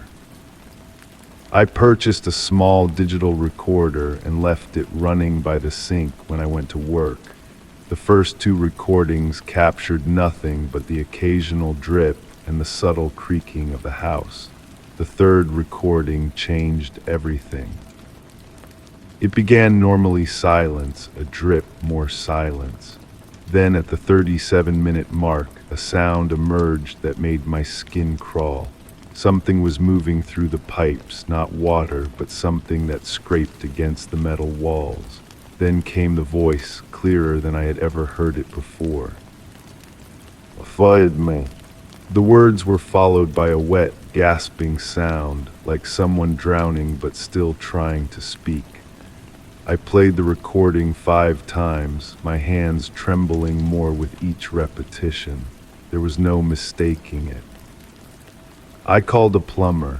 He arrived wearing blue coveralls and a skeptical expression as I explained about strange noises without mentioning voices or my growing fear. "Probably just air in the line," he said, bending to examine the pipes beneath the sink. "These old systems get all kinds of build-up." He worked for nearly an hour, removing a section of pipe and cleaning it. "Found your problem," he announced, showing me a clump of dark matter. "Hair and soap scum, classic clog." Relief flooded through me. Of course it was something mundane. Of course there was a rational explanation. I thanked him and paid the bill, feeling foolish but lightened. That night I slept deeply for the first time in weeks. The notebook with my paranoid observations sat closed on my desk, ready to be thrown away. My recorder lay silent, its memory now wiped clean. I woke suddenly in darkness, disoriented. Something had pulled me from sleep, a sound. I lay still, listening. Water was running somewhere in the house, the bathroom sink. I hadn't left it on. My bare feet made no sound on the wooden floor as I approached the bathroom. The door stood slightly ajar, a thin line of dim light spilling through the crack. I hadn't left any lights on either. My hand trembled as I pushed the door open. The sink was full to the brim, water completely still like glass, reflecting nothing. The faucet was dry, yet somehow the basin remained full, the water not draining despite the open drain. From beneath the surface came a soft glow, illuminating the bathroom with a pale blue light. The water looked thicker than it should, more viscous. As I watched, transfixed, ripples began to form at the center of the sink, though nothing had disturbed the surface. "I'm still hungry," came the voice, no longer muffled by pipes or distance. It sounded wet and ancient, like something that had evolved in darkness. The ripples intensified, forming a small whirlpool above the drain. I should have run, I should have left the house altogether. Instead, driven by a compulsion I couldn't understand, I stepped closer. The scent in the air changed from damp metal to something sweeter, almost floral, intoxicating. The surface of the water broke and something emerged, not a hand, not a tentacle, but something between the two, pale and glistening with too many joints. It reached toward me, water streaming from its impossible form. I backed away, knocking over bottles on the counter. The thing retreated into the water, which began to drain rapidly, spinning faster than physics should allow. The light dimmed.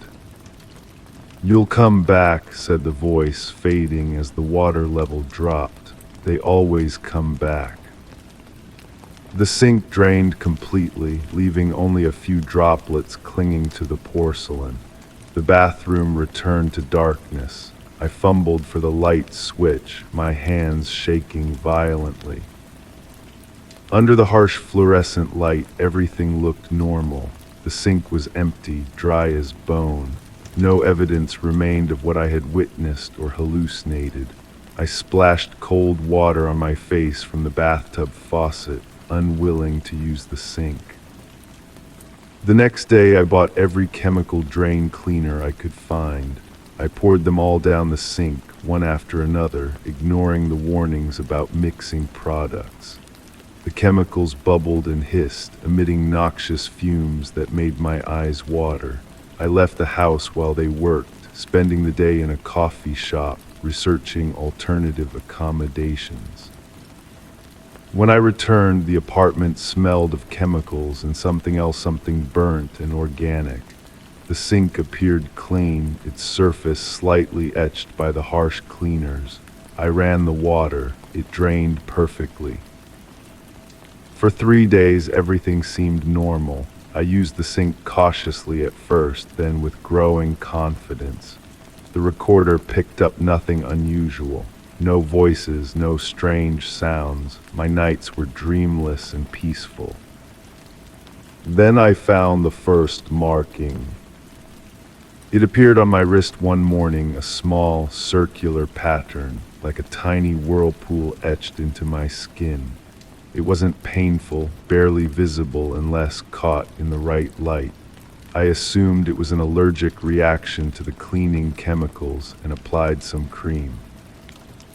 The next day, I found another marking on my other wrist, identical to the first. A third appeared on my neck. They formed a triangle when connected by imaginary lines. I began to notice the taste of metal in my mouth. My skin felt perpetually damp, though I would find it dry to the touch. The mirror showed dark circles under my eyes, yet I was sleeping more deeply than ever before. The drain called to me now, not with words, but with a pull I felt in my core. I found myself standing before the sink without memory of walking to the bathroom. My phone filled with recordings. I didn't remember making the sound of running water, my own breathing, and underneath it all, that whispering voice growing steadily louder. "We are connected now," it said in my latest recording. "The pipe runs both ways. I understand now what's happening. The voice hasn't been coming up from the drain, it's been coming from inside me, using the drain as a conduit, an entry point. Whatever lives in those dark, twisting passages has found a new home, a new set of pipes to inhabit. My veins feel different under my skin, rigid and cold when I press them. Food tastes of copper and salt.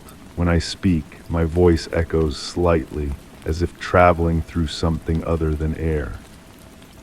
Yesterday I coughed up water, not phlegm, not saliva, but clear, cold water that tasted of minerals and darkness.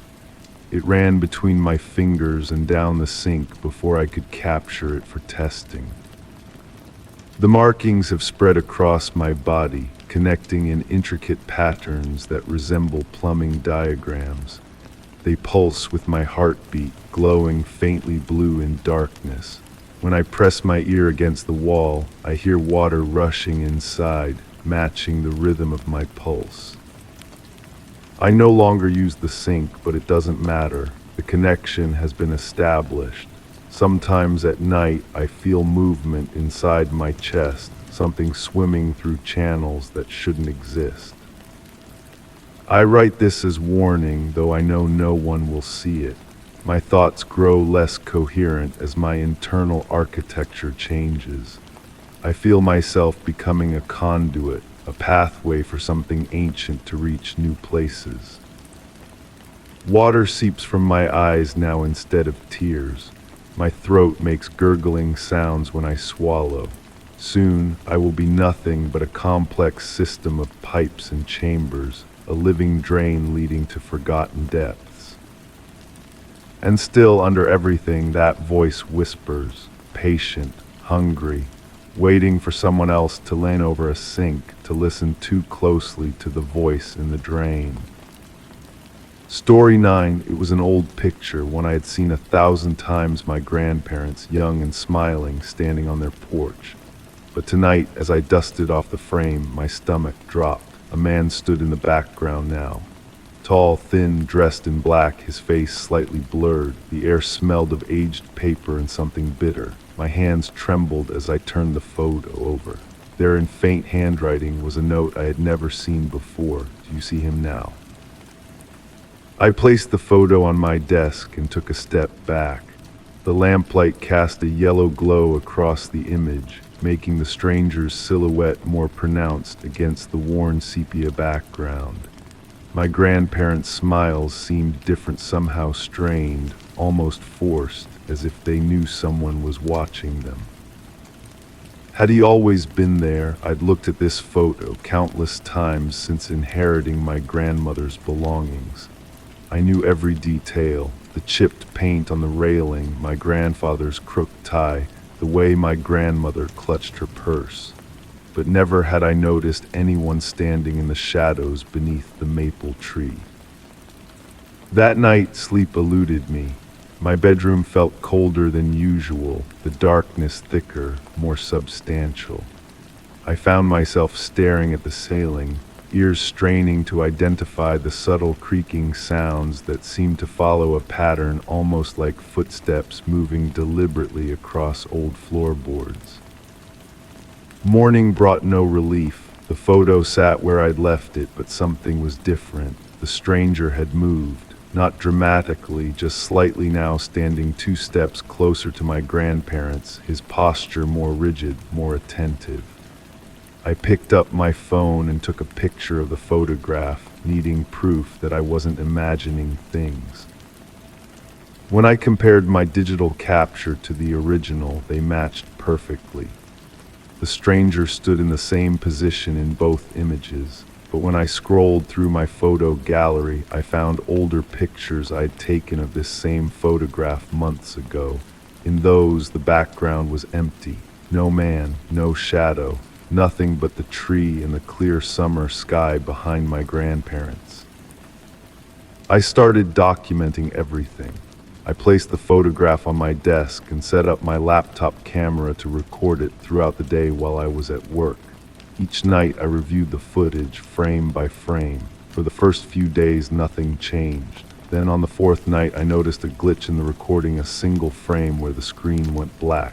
In the next frame, the stranger's position had shifted again. Now he stood directly behind my grandfather, one pale hand visible at his side.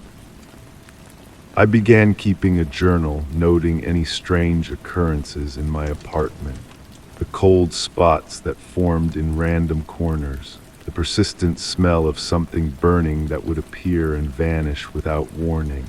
The way my television would turn itself on at low volume, broadcasting only static. My sleep deteriorated further. I would wake up convinced someone was standing at the foot of my bed, only to find emptiness when I switched on the light.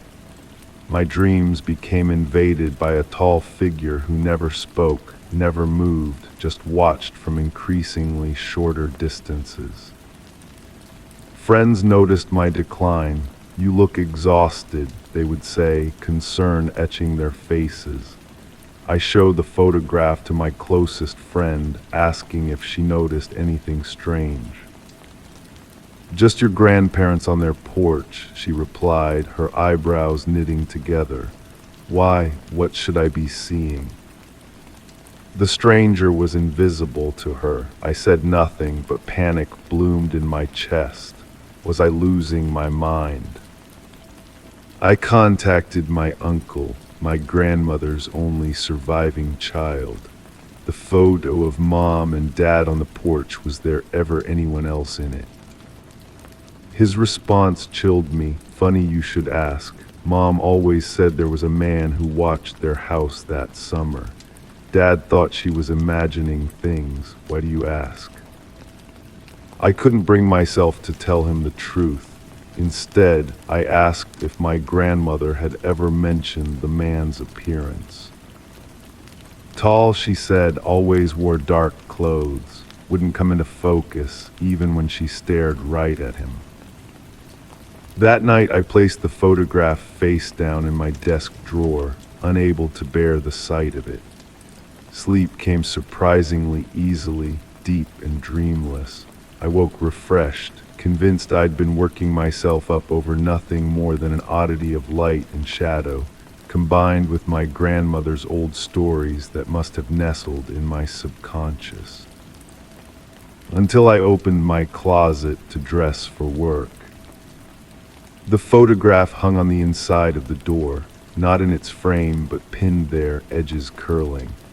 My grandparents still smiled their forced smiles, but now the stranger stood between them, arms draped over their shoulders in a grotesque parody of friendship.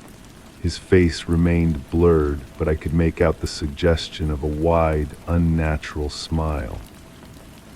I tore the photo down, my breath coming in short gasps. The paper felt wrong under my fingers, damp and slightly warm, like skin. I crumpled it and threw it into the kitchen trash, then left for work without eating breakfast. All day, my phone kept buzzing with notifications. Each time, it was my home security app alerting me to movement in my apartment. Each time, the camera showed nothing but empty rooms.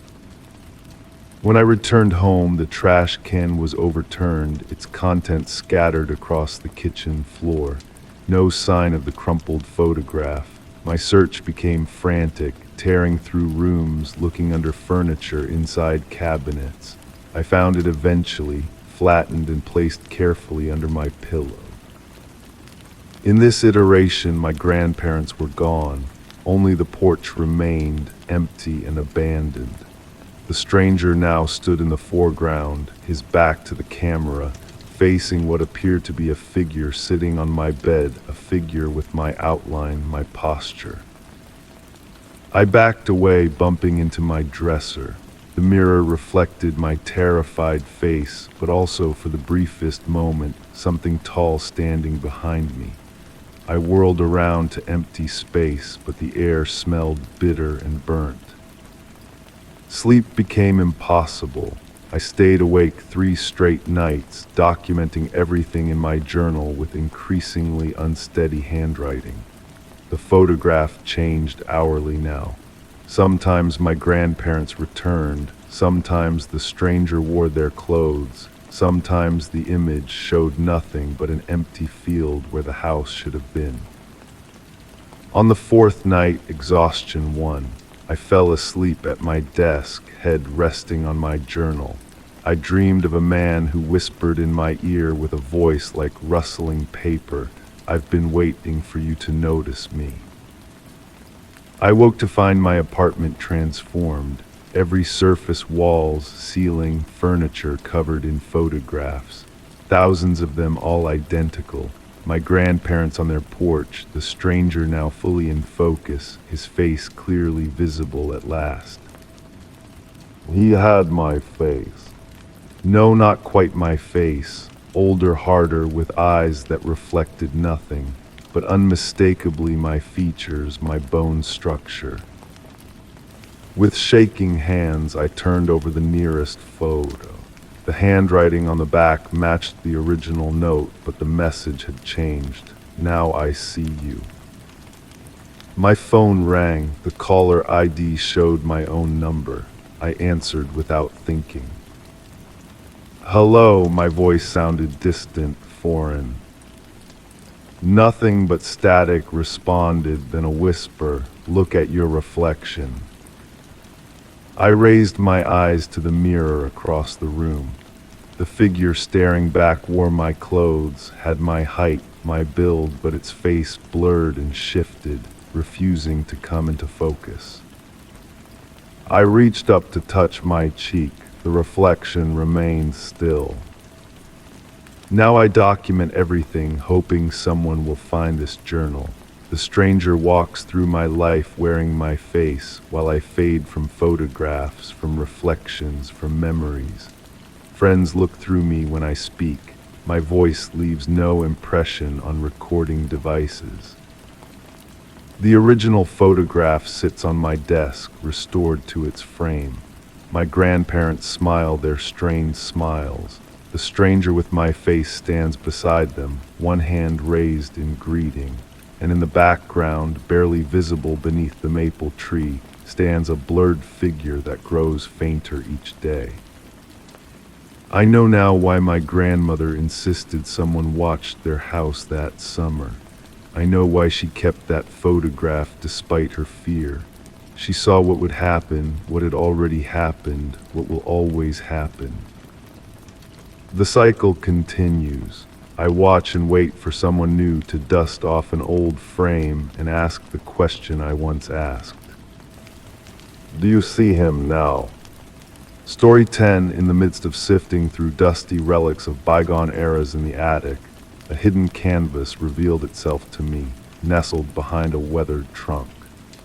An incomplete painting greeted my eyes, capturing a figure mid-transformation, a play of light and shadow with features that sparked a sense of uncanny recognition within me. The air hung heavy with the fragrance of aged paper and memories long faded. Each delicate brushstroke beckoned me closer, hinting at a tale untold, a history not my own. Settling into an ancient wooden chair, I watched as specks of dust pirouetted in the soft shaft of light filtering through the attic window.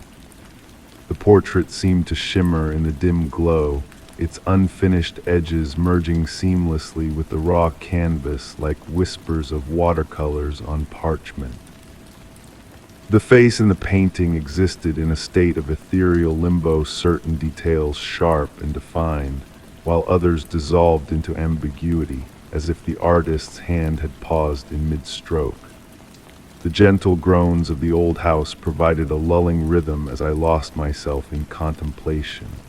Tracing the worn frame with my fingertips, I felt the echoes of time etched into its grain, a silent testament to years long past.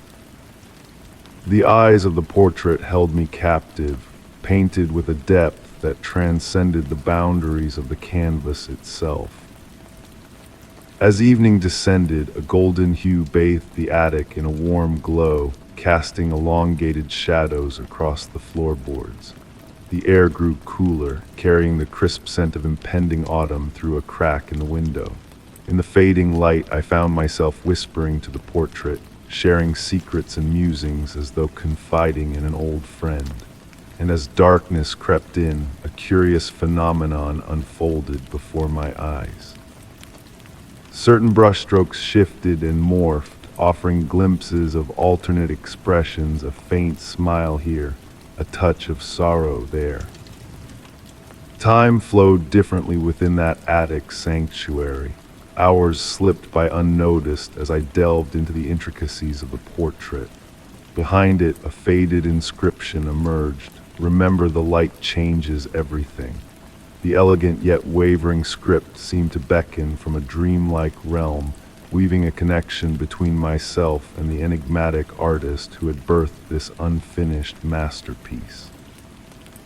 Gathering old journals and faded photographs from the house below, I surrounded the portrait with fragments of the past, each whispering a possible identity, yet revealing no definitive truths. The house murmured its secrets as I sat with the portrait on sleepless nights, bathed in the silvery glow of moonlight. In those quiet interludes, whispers seemed to emanate from the unfinished spaces of the canvas, a haunting melody that stirred memories long dormant. Slowly, imperceptibly, the portrait began to shift in my gaze. Unclear features coalesced in my mind's eye, though they remained trapped in incomplete strokes on the canvas. The eyes, ever watchful, mirrored my own emotions, reflecting starlight on tranquil nights and turning inward during tempestuous storms. The painting transformed into a reflection of my inner landscape, a mirror of buried sentiments and forgotten tales. I shared my dreams and fears in hushed tones, mingling with the symphony of the old house's whispers. Its unfinished nature birthed a realm of infinite possibilities, where imagination wandered freely amidst myriad interpretations. With each changing season outside the attic window, a theory took shape within me, a theory that the portrait's incompleteness was intentional, a perpetual state of becoming crafted to elude finality. I did not seek to unravel the mystery of the portrait's origins, but embraced my role as its custodian, safeguarding the delicate balance between revelation and obscurity. The attic transformed into a timeless haven where observer and observed merged, where the boundaries blurred like the unfinished edges of the painting. Even now, years later, I ascend those creaking stairs to commune with the portrait. Sometimes I bring a small notebook to document the dance of light and shadow on its surface, the ever-shifting contours of its unfinished form. Yet mostly, I sit in tranquil silence, sharing the space with this enigmatic presence that has woven itself into the fabric of my existence. The portrait remains a work in progress, a testament to the beauty of imperfection. In its incompleteness, it blossoms anew with each passing moment, unveiling facets of itself, and perhaps more profoundly of those who gaze upon it. The enigma begs not for resolution, but for immersion, inviting quiet contemplation in the soft, dust-laden glow of the attic's embrace. Story 11. On a misty night along the coast, I found myself drawn to an abandoned pier that reached out into the dark, restless waters. Etched into a worn beam were intricate symbols, softly glowing in the pale light of the moon above. The salty breeze carried whispers of mystery, enveloping me as I ran my fingers over the ancient marks, feeling a connection to a long-lost secret hidden beneath the waves. The rhythmic lapping of the waves against the weathered pillars entranced me, pulling me deeper into a state of contemplation. Each step I took on the wooden planks seemed to awaken echoes of the past, as if the pier itself held memories of bygone days. The air was heavy with the scent of salt and damp wood, mingling with a hint of something ancient, evoking images of forgotten tomes and hidden chambers. Night after night, I returned to the pier, unable to resist the mysterious allure that beckoned me. With each visit, the symbols on the beam revealed new intricacies, curves that danced in the moonlight, lines that shifted with the ebb and flow of the tide. The gentle creaking of the planks became a comforting companion, a dialogue between the sea and the structure that dared to breach its domain. During my 5th visit, a peculiar warmth surrounded the marked beam, a stark contrast to the cool maritime air. Placing my hand against the wood, I felt a gentle pulse that seemed to synchronize with my heartbeat, a sensation akin to holding a cup of tea that never cooled. The fog thickened as I studied the symbols, cocooning me in a hushed embrace where time flowed differently, creating a sanctuary of soundless whispers.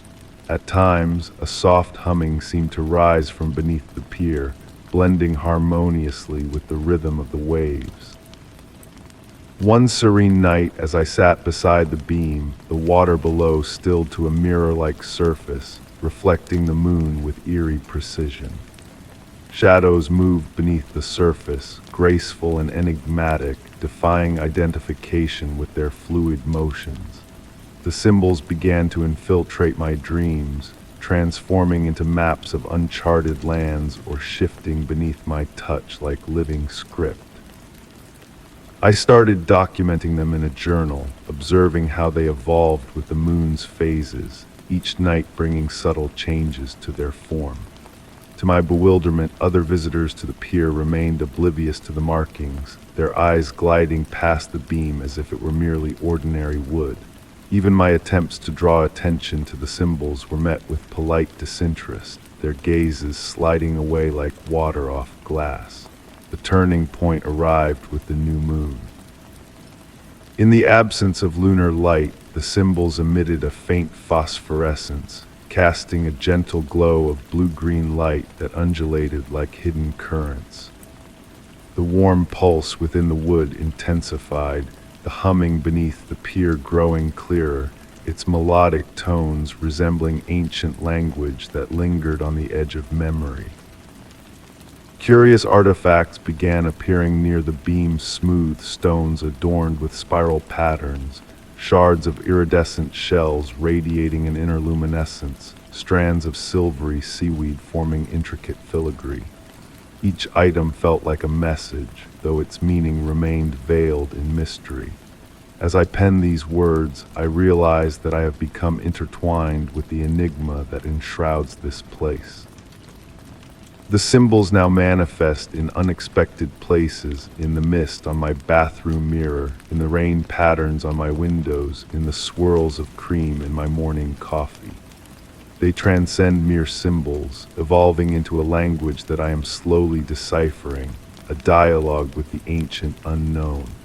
The pier has transformed from a mere structure into a threshold, a border between the familiar and the enigmatic.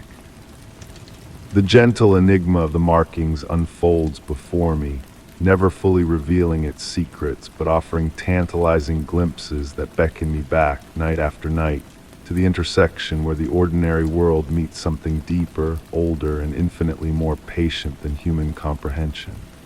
I have come to accept that certain mysteries are meant to be felt rather than solved. The symbols on the pier have taught me to find solace in uncertainty, to embrace the gentle tug of the unfamiliar. As I sit here now, enveloped by the rolling fog and feeling the familiar warmth beneath my fingertips, I understand that my role is not to unravel this riddle, but to become a part of its ongoing narrative, adding my own chapter to the ancient tale woven in this ethereal space between land and sea. Story 12. In the cozy, welcoming atmosphere of my cherished coffee haunt on a rainy morning, I stumbled upon a neatly folded note resting on my table. The paper, with its elegant, unfamiliar script, emitted a subtle blend of lavender and coffee aromas. As I delved into its enigmatic message, a chill danced down my spine. This was no mere accident, but a deliberate invitation to a hidden enigma within the mundane. The message, concise yet puzzling, read, "Look for the woman in the pearl gray coat. She appears every Tuesday at precisely 9:17 a.m. She never indulges in a purchase. She never engages in conversation, yet she always leaves a trace behind." Intrigued, I found myself drawn back to the cafe every Tuesday, captivated by an inexplicable allure. The gentle patter of rain against the windows became my steadfast companion, crafting a soothing melody to accompany my silent observations. The familiar sense of freshly ground coffee and freshly baked treats enveloped me, cocooning me in a sense of comfort as I awaited her arrival. On the initial Tuesday, I arrived early, selecting a secluded corner table affording a clear view of both entrances. The morning crowd flowed in and out, their muted conversations and the delicate clinking of cups harmonizing into a tranquil symphony. My focus oscillated between the steady tick-tock of the antique wall clock and each new visitor who crossed the threshold. Precisely at 9:17, she materialized. Draped in her pearl gray coat, it draped elegantly over her form, seemingly absorbing and reflecting the soft illumination in equal measure. Her presence was both tangible and ethereal, akin to morning mist captured in sunlight. With deliberate grace, she navigated to the same window-side table each time. While her face remained partially veiled beneath a wide-brimmed hat, her hands graceful, weathered, adorned with a solitary silver ring on her right index finger, were visible. Week after week, I observed her routine unfold with meticulous regularity. She would sit for exactly 7 minutes, her posture poised, hands clasped in her lap. True to the note, she never made a purchase, never acknowledged anyone.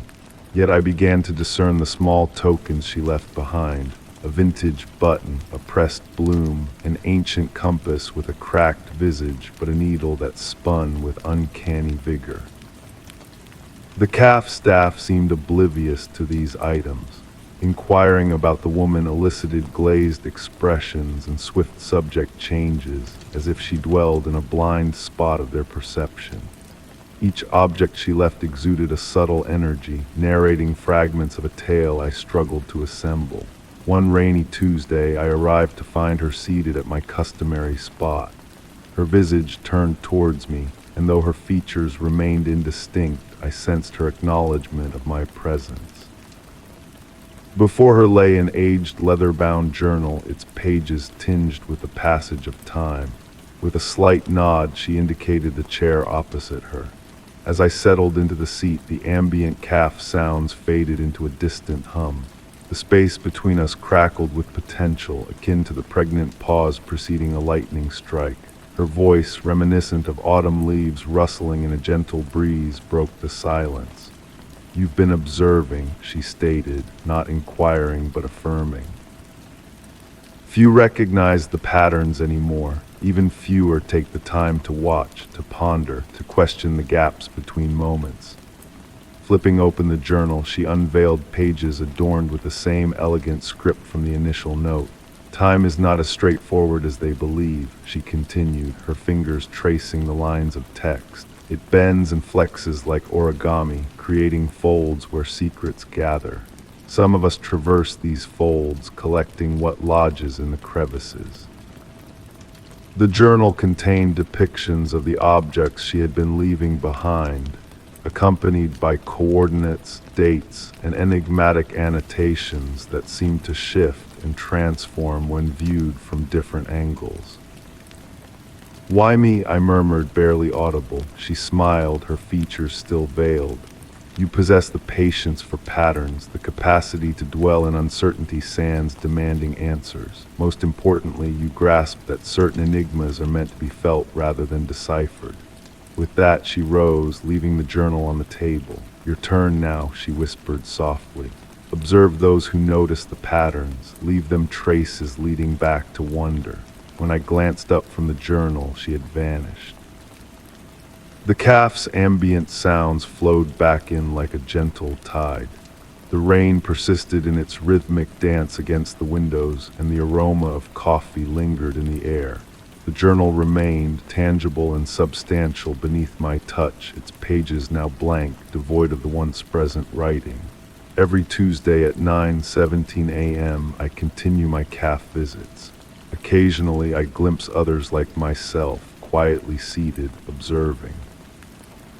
At times, I leave behind small tokens of vintage key, a pressed leaf, a weathered piece of sea glass. I witness their discovery of these offerings, witnessing the instant when curiosity ignites in their eyes. The woman in the pearl gray coat never reappeared, yet her essence lingers in the tranquil interludes between heartbeats, in the gentle rain against the windows, in the soft tendrils of steam wafting from coffee cups. I've come to realize that certain mysteries do not demand resolution, they crave witnessing, reverence, and transmission, akin to whispered secrets within the fleeting moments of time. Story 13. Amidst a sudden deluge on a tranquil night, I ventured outside to fetch my umbrella, only to find a trail of muddy footprints meandering away from my doorstep. The raindrops fell with a steady beat on the pavement, while the cold, damp air carried an enigmatic or a silent visitor's presence lingered, leaving me intrigued yet oddly unsettled. Beneath the glow of the porch light, I observed as droplets of water slowly blurred the outlines of each footprint, morphing them into vague, soft shapes against the wet concrete. The rain cascaded in tranquil waves, generating a comforting white noise that seemed to cleanse away the usual evening sounds. Exhaling mist into the crisp air, I pondered the peculiar marks before me. These footprints were peculiar, neither the right size nor shape for any of my shoes, yet strangely familiar. They seemed crafted by someone moving deliberately, each step imbued with intent. What captivated me most was their faint shimmer in the dim light, as if holding minuscule fragments of reflected moonlight. Compelled by an unexplainable curiosity, I trailed after them. My own footfalls whispered against the moist ground as I advanced, accompanied by the gentle patter of rain against my coat. The air carried the earthy aroma of wet soil and something more, a subtle, sweet fragrance reminiscent of aged books and dried flowers. The footprints navigated through my garden with meticulous precision, never disturbing a single leaf or stem. It was as though the entity that left them knew precisely where to tread. Continuing along the trail, I noticed a peculiar phenomenon with the raindrops surrounding the footprints. They seemed to pause momentarily before touching the ground, forming fleeting spheres of suspended water. The effect was so subtle that I might have missed it had I not been so attentive. The garden path led to a small clearing where I often admired the sunset. Here the footprints delineated a perfect circle, as if their creator had stood, turning slowly in place. Within this circle, the grass appeared subtly altered, more silvery, perhaps, or somehow more vibrant. Each blade swayed in an imperceptible breeze. Kneeling down, I examined the grass, running my fingers over the ethereal stems. They felt cool to the touch, resonating with a gentle vibration that traveled up my fingertips. While the rain maintained its rhythmic tempo within the circle, each drop seemed to hum a barely audible note upon descent. Rising slowly, I noticed that the footprints extended beyond the circle, but they had transformed. They now appeared lighter, barely discernible against the dark earth, as if their creator had gradually dissipated. The strange, sweet fragrance I had detected earlier intensified here, mingling with the rain-soaked air in a way that brought a sense of tranquility. Following this fainter trail led me to the ancient oak tree at the edge of my property. Its colossal branches reached skyward like protective arms, their leaves whispering enigmatic tales in the rain. The footprints ceased at the tree's base, or perhaps they continued up its trunk in the dimness and rain. It was impossible to distinguish where the marks concluded and the natural bark patterns began. Placing my hand against the oak's damp bark, I sensed the same subtle vibration I had felt in the grass circle. The tree pulsed with a gentle energy, akin to a slumbering heart beating in slow motion. Water cascaded down its trunk in rivulets that appeared to form and reform patterns resembling written words, though they dissolved before I could decipher them. Standing there in the rain, I perceived a profound shift in the atmosphere. The air felt charged with a delicate electricity, akin to the moment before a rainbow emerges. The raindrops now seemed to fall in orchestrated patterns, creating a ballet of light and shadow that danced in harmony with an unheard melody. Though I never laid eyes on my silent visitor that night, their presence had metamorphosed my familiar garden into a realm of enchantment and newness. Even upon returning to my abode, shaking raindrops from my coat, I could sense the lingering echoes of their passage in the air around me. The sweet, mysterious fragrance clung to my garments for days, and occasionally during rainfall I catch fleeting hints of it once more. Now on hushed rainy nights I find myself drawn outdoors, yearning to uncover fresh footprints weaving through my garden. Though I have yet to encounter them again, something has shifted in the way the rain descends, in the way my garden flourishes, in the way the ancient oak tree sways in the breeze. My silent visitor left behind more than mere footprints. They left behind a gentle enigma that continues to unfurl with each falling raindrop. As I pen these words by lamplight, observing another storm approaching, I ponder whether the visitor merely passed through or if they left a fragment of themselves intertwined with this place's essence. Sometimes, as I drift into slumber with the rain serenading outside my window, I swear I can discern distant footsteps moving in perfect synchrony with the raindrops, as though someone still ambles through my garden, leaving no trace but their ethereal presence. Story 14. Late one night, cruising down a deserted highway, I glimpsed an ancient radio tower outlined against the moon's glow. The car radio crackled, static-filled, interrupted by a faint, rhythmic signal that seemed to pulse with a cryptic significance. The night air, cool and laced with the aroma of metal and distant storms, gave the sensation that the tower whispered a clandestine message from a forgotten era. Intrigued, I pulled over to the roadside, compelled by an unexplainable curiosity. The soft hum of my car's engine faded to silence as I switched off the ignition, leaving only the gentle rustle of wind through the tall grass and the steady, rhythmic static emanating from my radio. The signal now clearer, a pattern of prolonged and brief bursts akin to Morse code, but with a unique twist. The tower loomed like a guardian against the deep indigo sky, its red warning lights extinguished long ago. Rust had claimed much of its metallic facade, forming elaborate patterns that hinted at a deliberate design. Watching as clouds meandered lazily across the moon, casting ever-shifting shadows that made the structure seem to sway slightly. Something about the signal's cadence triggered a sense of familiarity, akin to a half-recalled lullaby from childhood. Closing my eyes, I surrendered to the sound, attempting to unearth where I might have encountered it before. The static ebbed and flowed like gentle waves, carrying faint echoes of possible words just beyond comprehension. Reaching for my phone to capture the strange transmission, I discovered it remained unresponsive, the screen blank despite being fully charged. The air thickened with anticipation, as if the very atmosphere held its breath. A light mist materialized, enveloping the tower's base like a soft veil.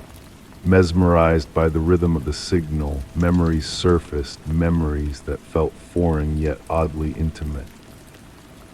Visions of individuals toiling in a control room, their faces bathed in the glow of analog machinery, discussing something of great importance, something worth preserving. The scene vivid, the scent of coffee lingering in the air, the sound of magnetic tape reels whirring. The mist thickened, shrouding the tower in a ghostly silhouette as the signal's pattern subtly shifted, revealing morsels of its message. Numbers, dates, scientific data, and coordinates floated through my mind, a cryptic puzzle waiting to be deciphered. Time seemed to lose its grip as I sat there, enveloped in the cocoon of sound and mist. The temperature dropped, prompting me to draw my jacket tighter, yet I couldn't tear myself away. Each static pulse felt like a piece of a grand enigma awaiting a solver. A soft glow emerged from the tower's base, pulsating in harmony with the radio signal, casting a warm, amber light that danced through the mist. The spectacle entrancing, matching the rhythm of my breath, lulling me into a trance. The signal's pattern morphed into a melodic tune, resembling a lullaby, revealing that the transmitted memories were purposeful, preserved within the endless loop of static and silence. As dawn neared, the mist dissipated and the signal faded, leaving the tower in silence, its mysteries shrouded in rust and time. My phone suddenly sprang to life, displaying missed calls from concerned loved ones. The first light of dawn painted the sky in gentle hues, blurring the events of the night into a dreamlike memory. Resuming my journey along the empty highway, I sensed a shift within me. The signal's rhythm lingered, humming beneath the surface of my thoughts. I knew I would return to this place, unraveling more of its enigma. Certain frequencies, once attuned to, remain with us, becoming a part of our internal broadcast, a clandestine wavelength linking us to something greater. Even now, on serene nights when the wind whispers just so, I catch fleeting echoes of that signal in the radio static. A reminder that mysteries persist in this world, camouflaged in plain view, awaiting a mindful listener. The tower stands as a testament to those who came before, their message encrypted in endless waves of static, patiently awaiting the chosen decipherer. Story 15. In the hush of a cloudy afternoon, I found myself drawn to a forgotten quarry on the outskirts of a tranquil town. The expanse stretched out before me, a realm of quiet whispers carried by the wind as it caressed the rugged stones and hidden nooks. The scent of age-old rock and lingering dampness hung in the air, weaving a tale of secrets shared between the quarry and the passage of time. Each step I took deeper into the quarry echoed softly against the weathered paths, stirring up delicate clouds of dust that danced in the subdued light filtering through the overcast sky. The atmosphere grew cooler as I descended, carrying with it a mysterious sweetness reminiscent of rain-kissed blooms. Abandoned places had always beckoned to me, but this quarry held a different allure, a subtle hum of energy that seemed to radiate from its very core. The towering stone walls, like ancient sentinels, bore witness to years of human toil, yet now they whispered of something far older, far more profound. Turning a corner, I was struck by a curious sight. Nestled against a wall, partially concealed by creeping vines, stood an ancient wooden door. Its weathered surface, a soft gray hue, belied its sturdy condition despite the ravages of time. What captivated me was not the door itself, but the vines surrounding it, swaying in a rhythmic motion akin to breathing, unaffected by the wind. Approaching cautiously, my fingertips grazed the cool stone beside the door. The sweet fragrance in the air mingled with an earthy undertone, evoking memories of freshly turned soil. A subtle shift in the quarry's ambience caught my attention. The natural echo seemed to transform into a melodic hum, as if the very stones were singing a silent tune just beyond reach. The door bore no handle, only a smooth, worn surface where one might have been. Intricate patterns adorned the wood's spirals and curves that seemed to shift and intertwine, creating an ever-evolving dance of geometry. Time became fluid in that enchanted space. The sky above darkened imperceptibly, leaving me uncertain of the passage of minutes or hours. The quarry's murmurs grew clearer yet remained indecipherable, resembling muffled conversations overheard from afar. Mesmerized, I found myself seated on a polished boulder near the door, entranced by the swaying vines and the steady pulse of energy permeating the surroundings. Despite the encroaching twilight, points of light emerged from the quarry walls, moving with purpose in patterns mirroring the carvings on the door, a silent communion of light and shadow. The sweet fragrance intensified, enveloping me in a weightless embrace, as if the very air cradled me. The quarry's murmurs evolved into a gentle symphony, blending stone and wind in a harmonious melody punctuated by enigmatic sounds. When I rose to depart, a subtle change caught my eye. The door had shifted slightly, a faint line of warm light seeping through its edge. The vines, their rhythmic motion unbroken, extended delicate tendrils toward me, glowing faintly in the gathering dusk.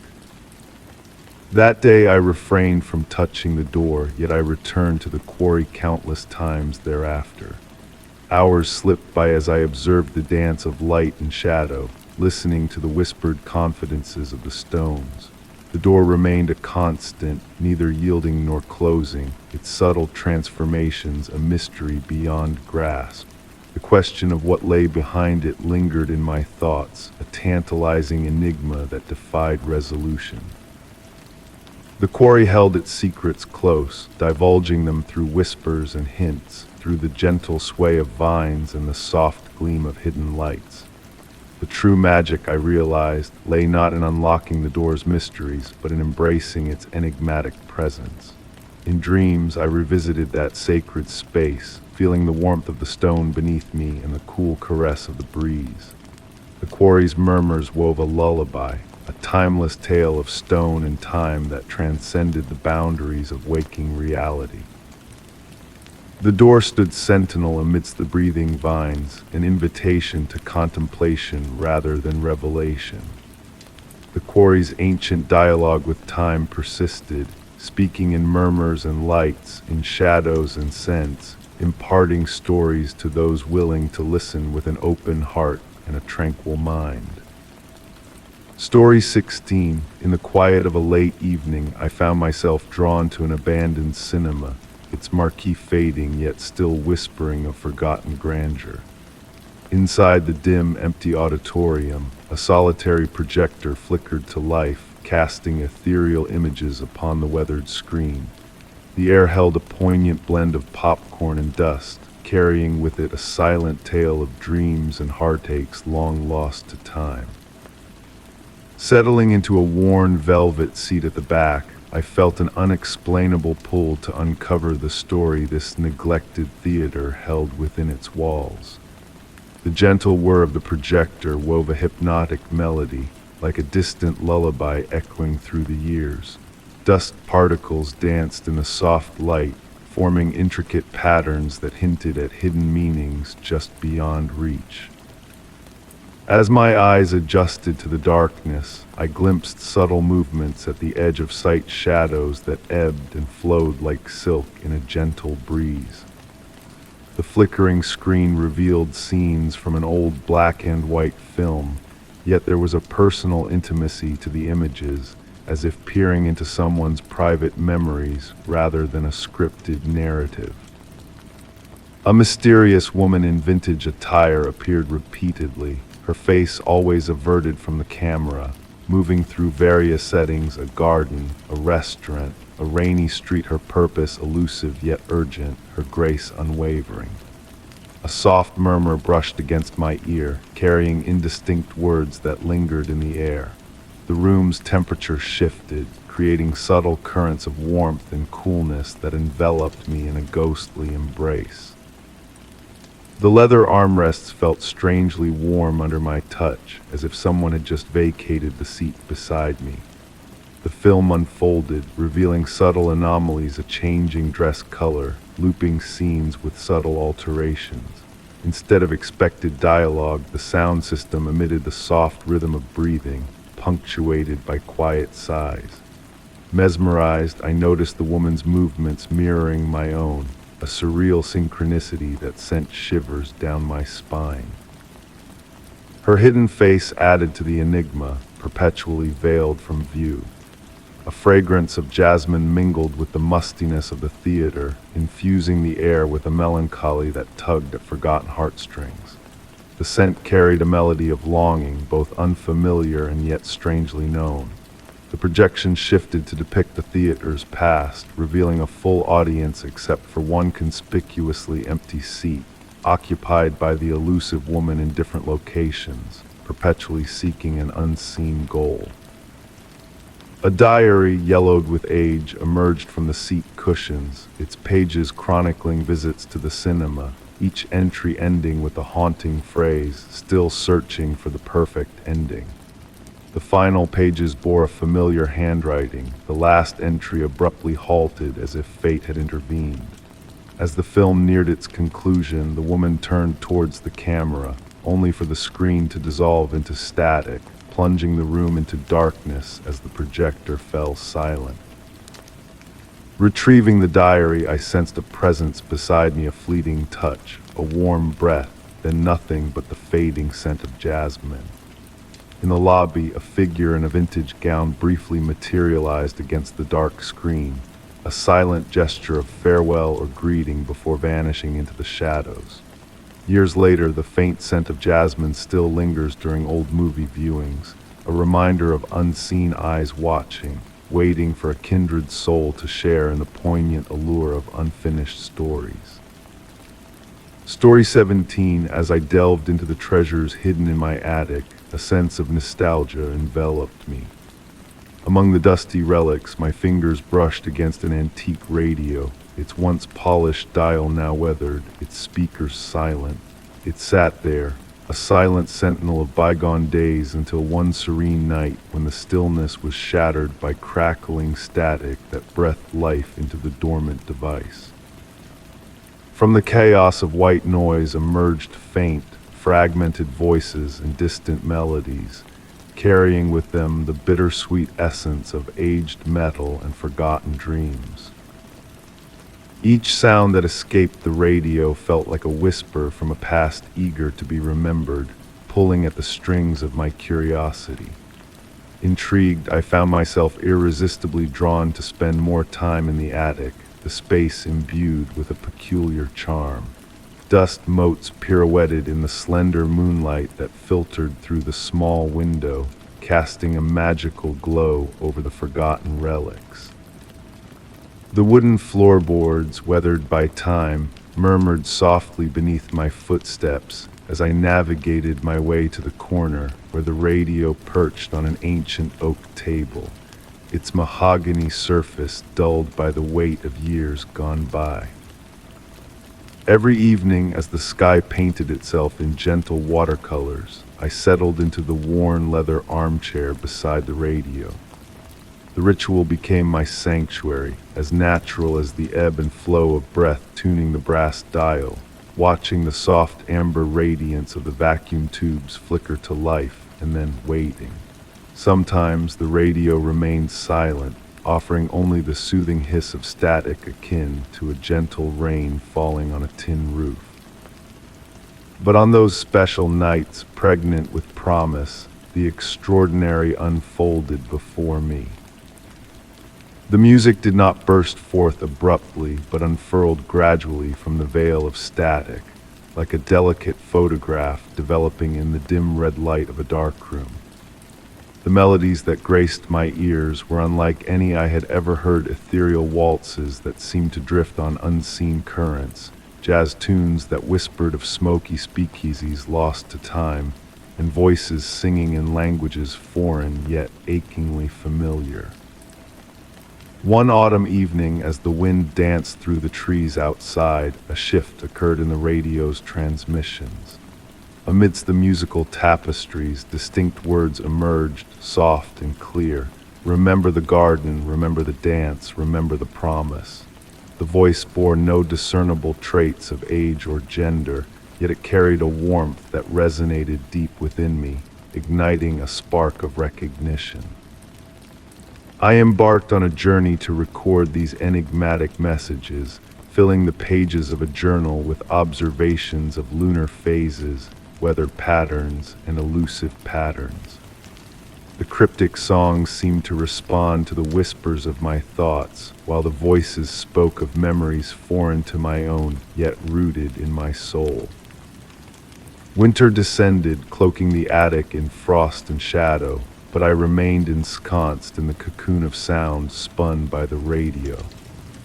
There were nights when I would drift into slumber in the armchair, only to awaken to the ethereal music still caressing the air, its tendrils weaving themselves into the fabric of my dreams. In that liminal space between sleep and wakefulness, the figures behind the voices materialized, ephemeral and elusive, their forms shifting like wisps of smoke in the dim light. The pinnacle of wonder arrived on a night when snow blanketed the world outside in hushed serenity, muffling all sounds save for the whispers of the radio.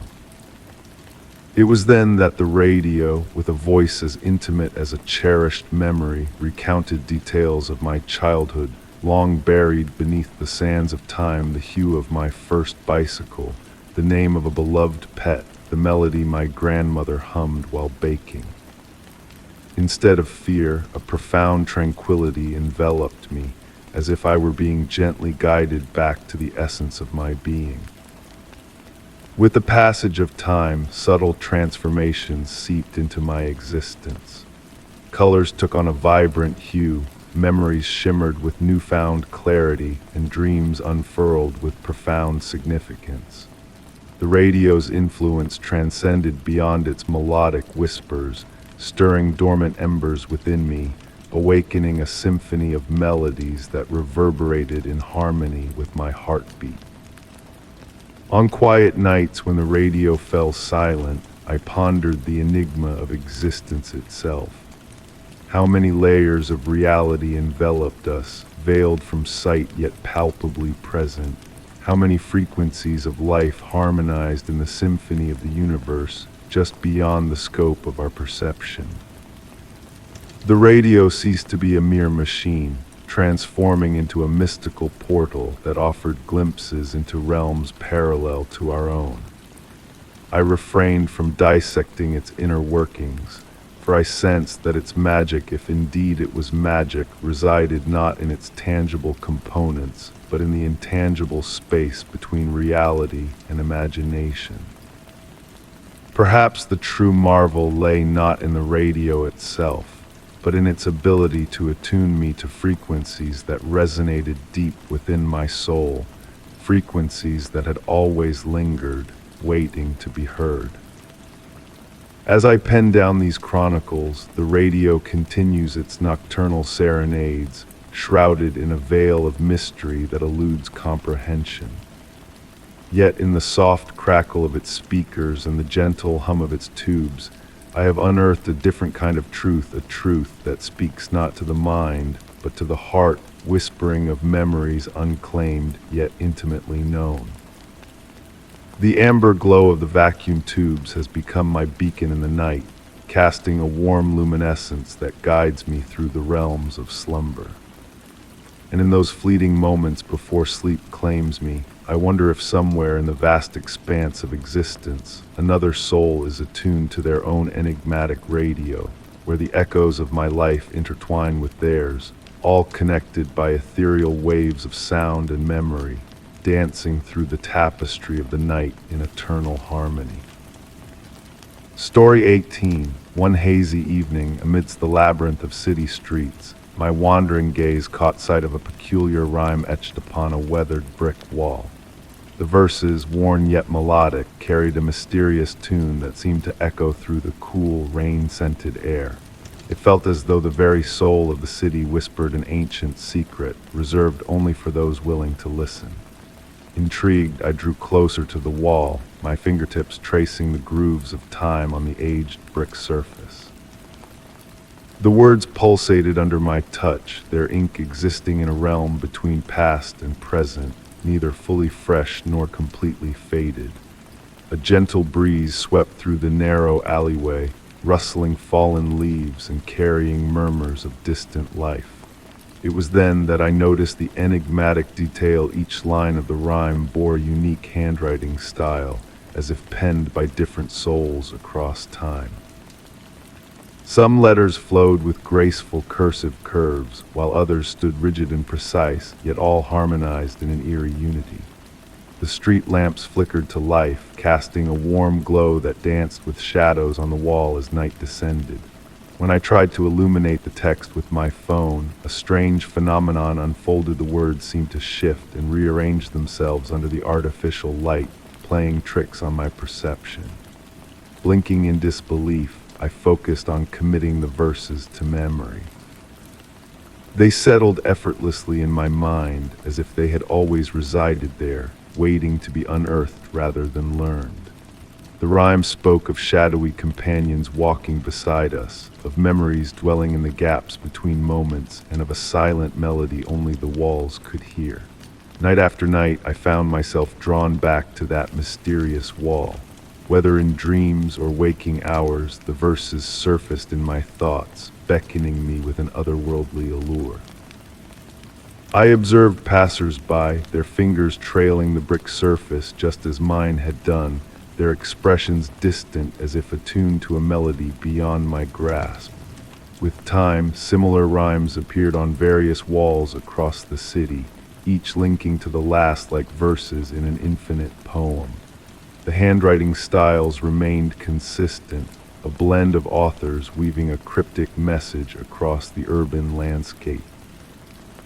I documented each discovery, capturing blurred images that resisted being fully captured, as if eluding concrete definition.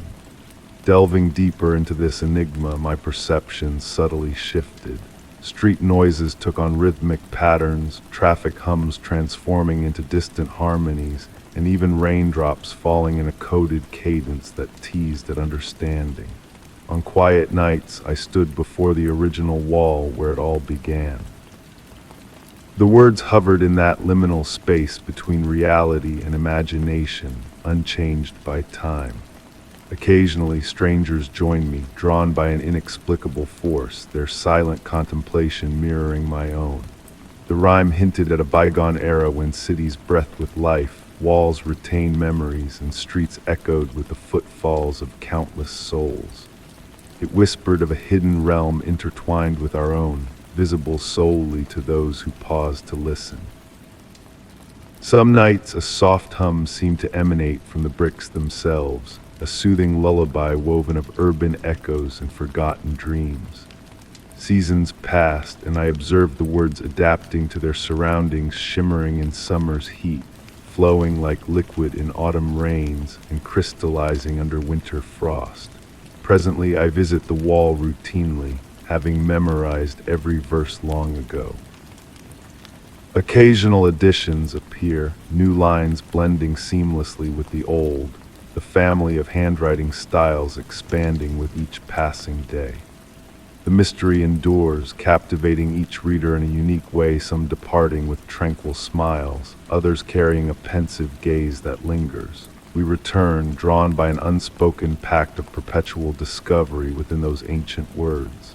The allure of the rhyme persists unsolved, a testament to the enduring enigma that weaves through our urban tapestry. Amidst a world unraveled by science and technology, the presence of lingering mysteries offers solace, reminding us of the hidden wonders within the spaces between streetlights and the whispers of age-old walls.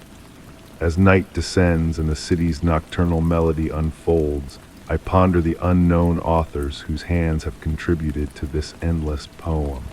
Do they still roam the streets, adding to their cryptic creation? Have our paths crossed, united by invisible threads of shared comprehension, all part of a narrative that inscribes itself on the margins of our urban existence? Story 19. In the hushed stillness of midnight, nestled in the coziness of my bed, a stray echo drifted to my ears, a voice both hauntingly familiar and achingly distant. The soft hum of the air conditioner and the gentle rustle of leaves outside wove together in a spectral harmony, evoking memories of something or someone I had long believed to be lost to time. That night, my bedroom seemed to possess a different aura. Moonbeams filtered through the window, casting silver patterns on the walls, shapes that seemed to pulse with a subtle breath of their own. The air carried a peculiar weight, akin to the pregnant pause before a storm, where all things hold their breath in anticipation. Shadows lurked in the corners, pooling deeper than usual, as if conspiring to share whispered secrets amongst themselves. Once more the voice caressed my consciousness, a delicate melody on the edge of perception. It echoed like wind chimes in a soft breeze, its notes both soothing and etched with a hint of melancholy. Slowly I sat up, the blanket slipping off with a gentle whisper of fabric. The wooden floor beneath my feet felt cool and sturdy, grounding me in reality even as my thoughts wandered into the realm of the inexplicable. Navigating through my home at night had always been a ritual guided by muscle memory and cautious steps, yet that night each room exuded an unfamiliar vibe. The hallway stretched before me, its walls seeming to absorb the dim light rather than bounce it back. Family photos gazed at me with distant eyes behind their glass prisons, their once familiar faces now tinged with an aura of remoteness. The voice beckoned me towards my study, where shelves of books stood in silent rows, their spines creating a mosaic of muted colors in the shadows. My favorite reading chair sat unoccupied, yet an air of anticipation lingered around it, as if someone had just vacated the seat. The leather still retained a warmth, and beside it, my grandmother's antique table lamp cast a soft amber glow that pulsed ever so subtly with each phantom murmur. Something peculiar caught my eye amidst the collection of vinyl records. One album stood slightly apart, its sleeve bearing the marks of numerous touchings. I couldn't recall the last time I had handled it, yet there it lay, patient and expectant like a silent messenger. The dust cover of the record player was lifted, a detail that struck me as odd since I was certain I had closed it the night before. Almost of its own accord, my hands reached for the record. The lamp's light danced on the vinyl's surface, creating concentric rings of reflection that drew me in like a mesmerizing enchantment. Placing it on the turntable, the needle found its groove without my aid, and a melody began to play, but not the expected symphony. Instead, raindrops on a tin roof mingled with distant piano notes, emerging from the depths of my recollections. The voice intertwined with these sounds, clearer now uttering words that felt like fragments of a conversation from a dream. It spoke of summer nights on a swing, of vows exchanged under a starlit sky, and of time slipping away like sand through fingers. My grandmother's antique clock ticked steadily in the corner, each swing of the pendulum stretching into an eternity. The voice now wove tales of her, reminding me of evenings spent listening to her tales, her hands diligently at work while the same lamp bathed us in its warm glow. Had she known of this voice, had she left me a message that I was only just beginning to decipher? The room's temperature shifted subtly, creating eddies of air that caused the light from the lamp to dance. Shadows took on varying shades of darkness, revealing intricate designs reminiscent of the lace doilies my grandmother used to craft, patterns that seemed to harbor hidden significance. Sinking into my reading chair, its familiar embrace enveloping me, I allowed the voice's ethereal soliloquy to wash over me. Its cadence synced with the pendulum's rhythm, weaving a hypnotic tapestry of memory and enigma. My fingers traced the well-worn grooves on the chair's armrests, following the imprints left by years of similar gestures. The bookshelves seemed to breathe in tandem with the voice, their contents shifting imperceptibly. A particular volume caught my gaze, a collection of poetry gifted by my grandmother long ago. Its spine glimmered faintly in the lamplight, and I realized the voice was reciting verses I had once read to her during her final days. Time flowed like thick honey in winter, rich with significance yet resistant to quantification. With each passing moment, the voice grew clearer, its words just beyond complete comprehension. It spoke of connections that transcended epochs, of love echoing through generations, of memories dwelling in the silences between heartbeats. As dawn tiptoed closer, its gray tendrils seeping through the window, the voice began to fade. The record spun silently, the needle tracing its endless circular path. The lamp's glow pulsated one final time, and in that fleeting moment, a profound realization dawned on me about the essence of remembrance and absence, about how certain voices never truly depart, they merely bide their time to whisper their truths. When morning bathed the room in full light, I found myself still nestled in the reading chair, the record player dormant, the lamp extinguished. Save for a lone book of poetry resting open on the side table, its pages adorned with my grandmother's delicate annotations, there was no tangible trace of my nocturnal sojourn. Whether it had been a dream or reality mattered less than the residual emotion it left in its wake, a sensation of being linked to something vast and enigmatic, yet intimately known.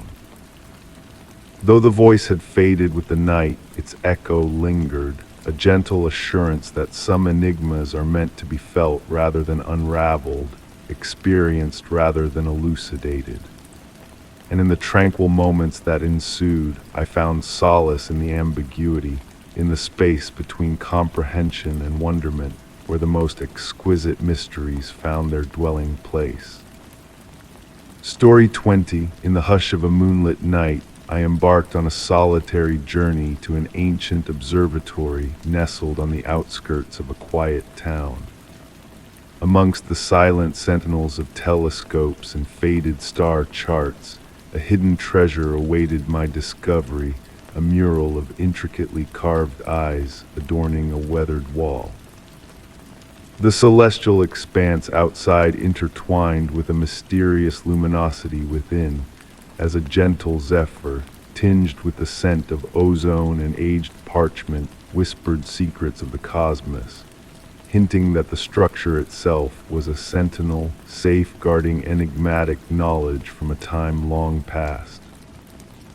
Upon crossing the threshold of the time-worn entrance, the flow of time seemed to languidly unravel. My flashlight's beam unveiled ancient wooden floors, their grooves reminiscent of frozen rivers, softly murmuring beneath my footsteps in the ethereal glow. The atmosphere hung heavy with a profound stillness, bearing the weight of endless nights spent observing the celestial tapestry above. Venturing further into the circular chamber, my focus was drawn to the forsaken instruments. A colossal telescope, its brass dulled by the passage of time, stood pointed steadfastly towards the heavens through the dome's aperture. Scattered papers strewn around its base bore cryptic calculations in faded ink, like whispers from a bygone era, their yellowed surfaces adorned with intricate mathematical symbols. The eyes etched into the wall, which had captured my attention earlier, seemed to follow my every movement, not menacing, but rather exuding a sense of patient observation, as though they had borne witness to countless cosmic phenomena throughout the ages. Some eyes were deeply engraved into the stone, while others shimmered with a faint translucence, reflecting the starlight that filtered through the dome. A gentle breeze stirred the dust, forming lazy spirals that danced in the moon's silver beams. The mingling scents of aged books and metal intertwined with an otherworldly fragrance, evoking memories of meteor showers and the elusive aurora borealis. My steps led me to a corner where an antique desk stood, adorned with star charts from eras long past. Upon closer inspection, I noticed a peculiar anomaly. The constellations depicted on the oldest charts did not align with their modern counterparts. Initially attributing this discrepancy to the document's age, a realization dawned upon me as I delved deeper into the charts. The stars seemed to have shifted gradually, not in accordance with typical astronomical patterns, but as if the firmament itself had subtly rearranged its cosmic mosaic over time. With a soft sigh, the drawers of the desk yielded leather-bound journals filled with meticulously penned observations. Accounts of watchful eyes in the void and breathing stellar patterns adorned the pages, accompanied by precise measurements and calculations. Despite the cool night air, a curious warmth emanated from the ancient stone walls. Tracing my fingers along the surface, I sensed a subtle vibration, akin to the slumbering heartbeat of a colossal being.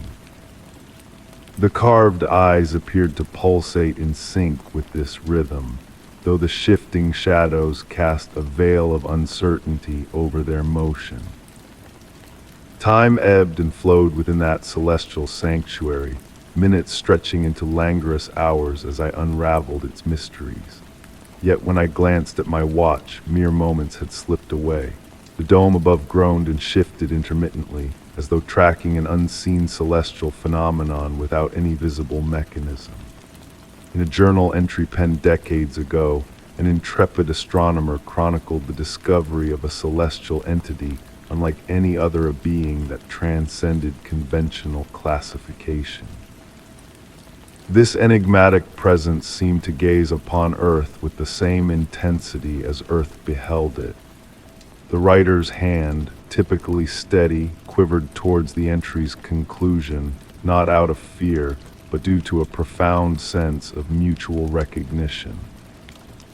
As the night deepened, a profound realization dawned upon me. The observatory had not been forsaken. It had evolved into something beyond mere mortal comprehension. The carved eyes were not mere ornamentation, but heralds of a metamorphosis. The edifice had metamorphosed into a living conduit, bridging the realms of earthly observers and cosmic beholders. Seated at the ancient desk, I watched in awe as the stars traced their celestial paths across the dome's opening. The eyes embedded in the walls pulsed with the rhythms of the cosmos, and I felt my essence harmonize with their timeless vigil. The boundary between observer and observed blurred, as did the line between watcher and watched. With the approach of dawn, a sense of duty beckoned me to depart, yet I departed forever changed by my communion with the watching eyes. The observatory had imparted its cryptic wisdom. The universe did not observe us from a distance. It had always gazed back through eyes both celestial and sculpted. Casting a final glance over my shoulder as I departed into the early light, the observatory stood in silent reverence against the waning stars, its dome fixed towards an imperceptible focal point among the fading constellations. Though I revisit the observatory sporadically, I never linger as I did on that inaugural night. The carved eyes endure, eternal sentinels in their cosmic vigil, a poignant reminder that in the grand tapestry of existence, we are both audience and actors. Perhaps the most profound revelation gleaned from that ethereal encounter was that true enlightenment transcends mere words or rationale. It resides within the tranquil spaces between starlight and shadow, in the gentle thrum of ancient stone, and in the patient gaze of eyes that have beheld the universe since time immemorial. The mystery of the observatory was not a puzzle to be solved. It was an experience to be cherished, a living testament that certain enigmas are best shrouded in the velvety embrace of ambiguity. Story 21. In the hushed embrace of an early morning meadow, I found myself entranced by a peculiar marvel. As the sun's first light kissed the earth, I beheld a sight that defied explanation. Dewdrops, like glistening jewels, had coalesced into intricate, tiny letters, a cryptic script woven by nature's hand. The air was alive with the fragrance of damp soil and wild blossoms, casting a spell of tranquility over the land. A sense of intimacy enveloped me, as if this ephemeral message whispered secrets meant for my eyes alone. The mist lingered, a soft veil veiling the world in a tender, pearly-gray cloak.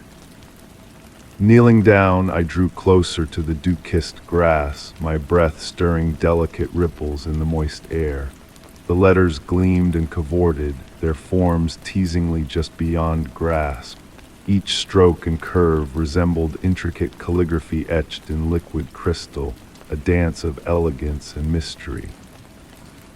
Day after day, I returned to that enchanted meadow, drawn by an unseen force.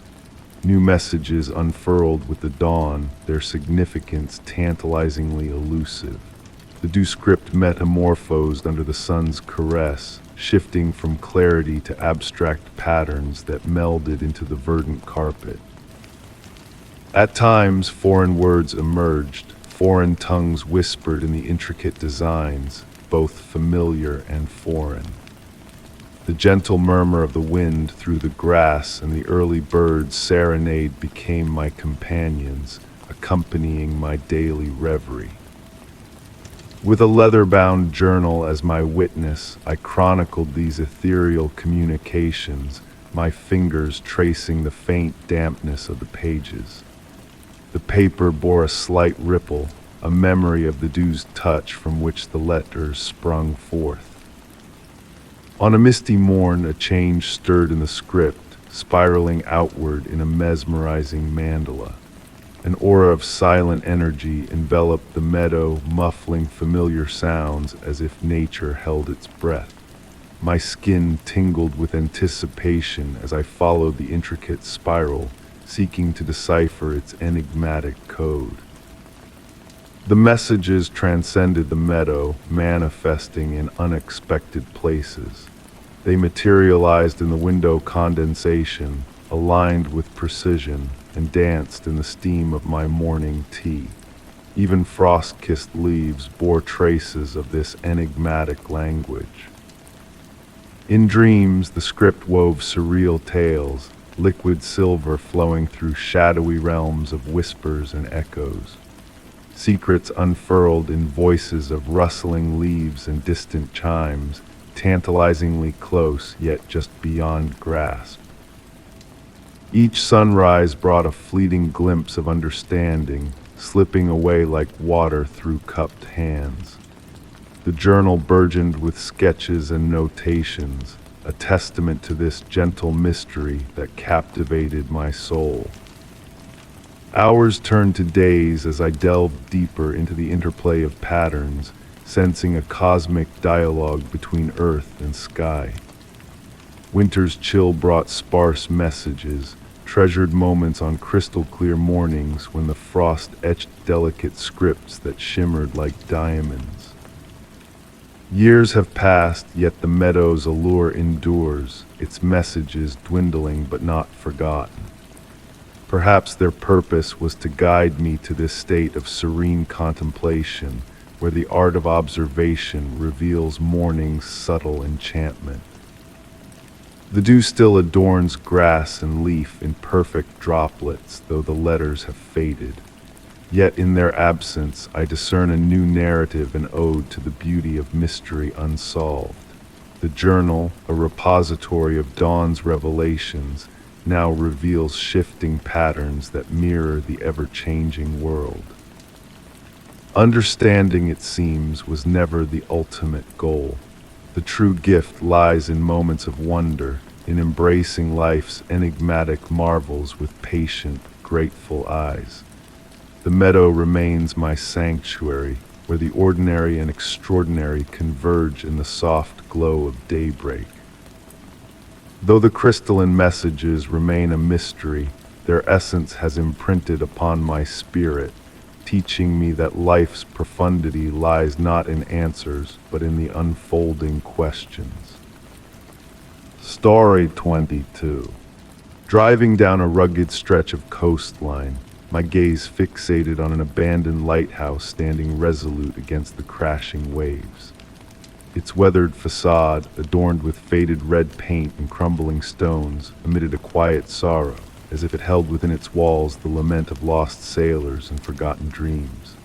Amidst the relentless howling of the wind and the tang of salt in the air, a soft, mournful whisper seemed to float out from the lighthouse, a melancholic melody carried by the embrace of the night. I felt compelled to pull over, my car's headlights casting long, eerie shadows on the worn path leading to the lighthouse. Each footstep I took on the gravel path was deliberate, the soft crunch beneath my feet adding a rhythm to the heavy evening air, laden with both moisture and memories. As dusk settled in, delicate spirals of mist enveloped the tower's base, resembling ghostly fingers reaching upward into the darkening sky. To my surprise, the door was unlocked, swinging open with a gentle groan that harmonized with the mournful whispers that lingered in the air.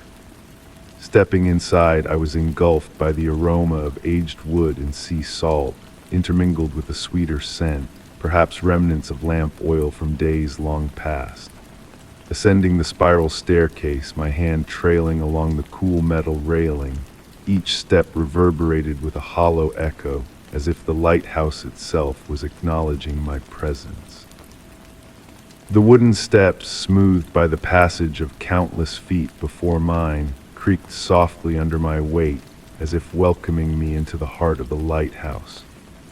Through salt-crusted windows, I caught glimpses of the darkening sky painted in deep purples and blues, pulsating with an otherworldly energy that seemed to infuse the very essence of the lighthouse. The keeper's quarters, situated just below the lantern room, exuded an aura of suspended time. Dust motes danced in the beam of my flashlight, swirling like miniature galaxies suspended in space. An open logbook on a simple wooden desk, its pages tinged yellow with age, bore the last entry from decades past. Yet it was the gentle sway of a rocking chair by the window that drew my attention, its subtle movement defying the stillness of the air. As my eyes wandered, I noticed the numerous photographs adorning the walls, each depicting the lighthouse at different times of day and seasons, always with the same figure gazing out to sea from the gallery rail. A woman in a flowing dress, her gaze fixed on the horizon, her presence a constant in every image, embodying a sense of waiting, watching, and yearning. The whisper grew more pronounced as I ascended to the lantern room, not quite a voice but a lingering memory, carrying undertones of longing and patience. The grand Fresnel lens commanded the circular space, refracting the dwindling twilight into a myriad of rainbow fragments that danced across the room. It struck me as peculiar how something long abandoned could remain so immaculately pristine. Entranced by the rhythmic sweep of distant waves below, I was captivated when the first notes of a haunting melody filled the air. Clear and pure, akin to crystal singing, the music emanated from within the lighthouse, evoking a profound sense of beauty tinged with unyielding sorrow that tugged at my heartstrings. It spoke of nights without end, of ships lost at sea, of a love that persevered even beyond the confines of death. A sudden chill enveloped me, and a presence seemed to materialize beside me, carrying the scents of lavender and sea spray that mingled in the air. In the reflection of the lens, I caught a fleeting glimpse of a woman in a pale dress, her gaze fixed on the distant horizon. Yet when I turned to face her, she vanished, leaving behind only the echo of her song intertwined with the whispering wind. I resisted the urge to flee, feeling a profound reverence for the melancholy that enveloped the lighthouse. Descending slowly, each step measured and deliberate, the photographs on the walls seemed to have transformed, the woman's visage more defined, her expression a blend of hope and resignation. I comprehended then that she was not imprisoned within these walls. She had chosen to remain steadfast in her eternal vigil. Sitting in my car for a prolonged moment, I watched as the first stars emerged above the lighthouse, the whisper now a gentle companion rather than an enigma. It served as a poignant reminder that some bonds transcend time, some duties endure beyond the veil of death. Even now, years later, on tranquil nights when the wind carries a certain cadence, I can almost hear that haunting melody, envisioning her standing resolutely in her lantern room, a beacon of light in the darkness, watching over lost souls. Not all places haunted by the past are meant to evoke fear, I have come to realize. Some exist solely to impart the enduring truth that love, duty, and memory are forces of unparalleled strength, capable of resonating through eternity with the tenderness of a whispered hymn. Story 23. In the quiet confines of my attic, where time itself seemed to slow to a gentle crawl, I stumbled upon a forgotten photograph nestled within the pages of an old, weathered album. The image captured a moment frozen in the embrace of bygone decades, its colors muted by the passage of years. As my gaze lingered upon it, a subtle shift in the scene unfolded before me, as though the figures trapped within the frame were whispering a tale long obscured by the veil of time. A soft fragrance, a delicate dance of old roses and aged parchment, wafted through the air, weaving a tapestry of memories around me. I found myself drawn deeper into the photograph's embrace, the late afternoon sunlight filtering through the dusty window to cast a warm, golden hue upon the wooden floorboards below. Settling into the embrace of an ancient rocking chair, its rhythmic creak a lullaby to my senses, I traced the worn edges of the photograph with reverent fingertips, each imperfection a whisper of the past. The scene captured a garden party from an era of elegance long past, where ladies draped in flowing gowns and gentlemen adorned in finery stood frozen in a moment of shared revelry. Their smiles, gentle and enigmatic, seemed to hold within them untold secrets of days gone by. In the backdrop, a grand Victorian mansion loomed, its windows reflecting the fading light of a distant sunset. Amongst the assembled figures, one in particular beckoned to me with an allure I couldn't quite grasp. A woman clad in a gown as white as pearls stood slightly apart from the gathered throng, her gaze fixed upon the camera with an inscrutable expression. As my eyes traced her features, a chill crept into the attic air, the scent of roses growing ever more potent, a silent symphony of fragrances enveloping me. In a moment of quiet surrender, I closed my eyes, allowing the attic's hushed embrace to envelop me completely. And when I opened them once more, a subtle change had taken hold. The very essence of light within the photograph seemed to shift, pulsing with a newfound radiance that breathed life into the captured moment.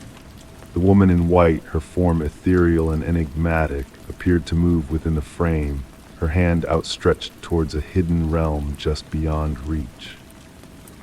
Transfixed by this spectral dance, I found myself submerged in a sensory dreamscape where the boundaries of past and present blurred into a seamless tapestry of existence. The whispers of a bygone gramophone mingled with the creaking of my rocking chair, while the scents of roses, Earl Grey tea, and freshly baked pastries intertwined in a tantalizing ballet of aromas. As the tableau before me continued to unfurl, the figures within the photograph gained a depth and vibrancy previously unseen, their forms breathing with a life all their own. The woman in white, her presence growing ever more pronounced, bore a pendant that shimmered with an otherworldly glow, casting prisms of light that danced upon the attic walls. The temperature within the attic plummeted, a shiver coursing through me as I pulled my sweater tight around my shoulders. Shadows lengthened, stretching like fingers across the floor, yet the photograph's luminescence remained undimmed. Details once obscured now came into focus: a teacup poised delicately on a garden table, a butterfly suspended in flight, its wings quivering in an unseen breeze. Time itself seemed to ebb and flow as I sat transfixed, the woman's gaze locking with mine across the expanse of decades, a silent communion passing between us. The pendant at her throat gleamed once more, a mirror to one long tucked away in my grandmother's jewelry box, a connection forged in the mists of memory. As evening descended outside the attic window, casting the world into shadow, the photograph gradually returned to its dormant state. The figures stilled, the glow faded, and the strains of music faded into the ether, leaving only the lingering scent of roses mingled with the musty air of the attic. With a sense of quiet reverence, I carefully returned the photograph to its rightful place within the album, knowing that its secrets would patiently await my return. Descending the attic stairs, the weight of my grandmother's pendant pressed against my chest, a talisman of stories whispered across generations. In the hushed stillness of the evening, the echo of a distant waltz seemed to linger in the air, a reminder of mysteries half revealed and moments lost to time's relentless tide. Some questions, I realized, are best left to drift as gentle enigmas, suspended in the liminal space between what once was and what may yet be. The woman in the pearl-white dress had shared her secret with me, a fragment of a story woven into the fabric of time itself. And perhaps in the quiet recesses of memory, such tales are meant to be savored like fleeting dreams, emerging from the shadows only when the heart is ready to receive them, before fading once more into the soft twilight of remembrance. Story 24. On a somber afternoon, amidst my daily mail, an unmarked envelope caught my eye. Within its folds, a yellowed paper held handwritten words that stirred unfamiliar memories within me. The air carried hints of ancient ink and soothing lavender, prompting me to question the very essence of my past. As I ran my fingers over the delicate paper, its edges softened by the passage of time, raindrops played a gentle melody on my window, harmonizing with the rhythm of my heart.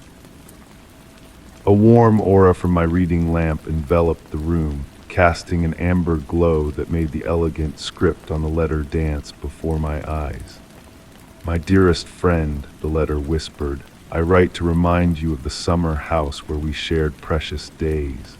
Curiously, I had no recollection of such a place, yet as I delved into the words, sunlight bathed my skin and the distant ocean's song serenaded my ears.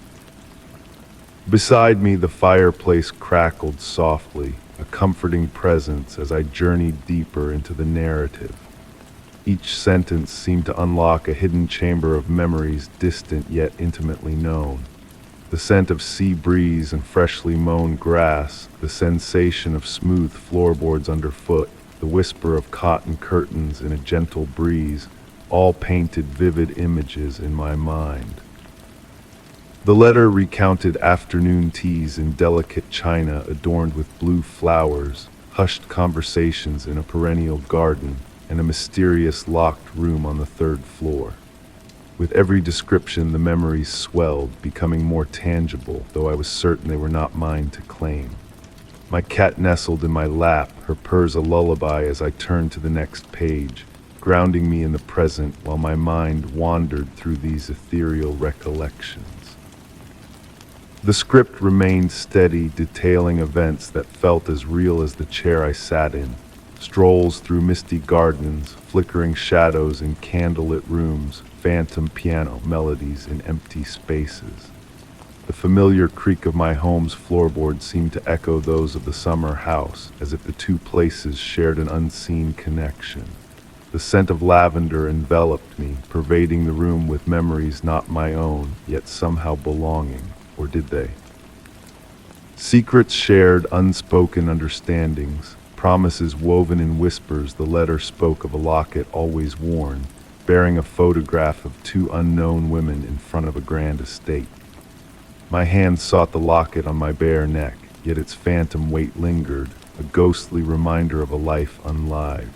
Outside, the rain whispered cryptic messages, blending with the letter's tales of rainy days spent in a library where books' titles shifted surreptitiously. The final page approached, the ink fading as if the words themselves yearned to become memories.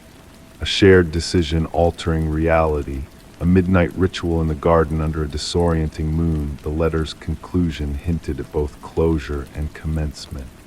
Remember, dear friend, that memories flow more freely than we realize. Our truths are but chosen narratives. This letter may offer a new path or unveil the one you chose to bury. Signed with a cryptic initial that eluded my focus, the letter held a mystique that lingered even as I folded it back into its creases. My reflection in the window seemed to shift momentarily under the lamplight, a face familiar yet foreign gazing back at me. The rain subsided, the scent of lavender waning.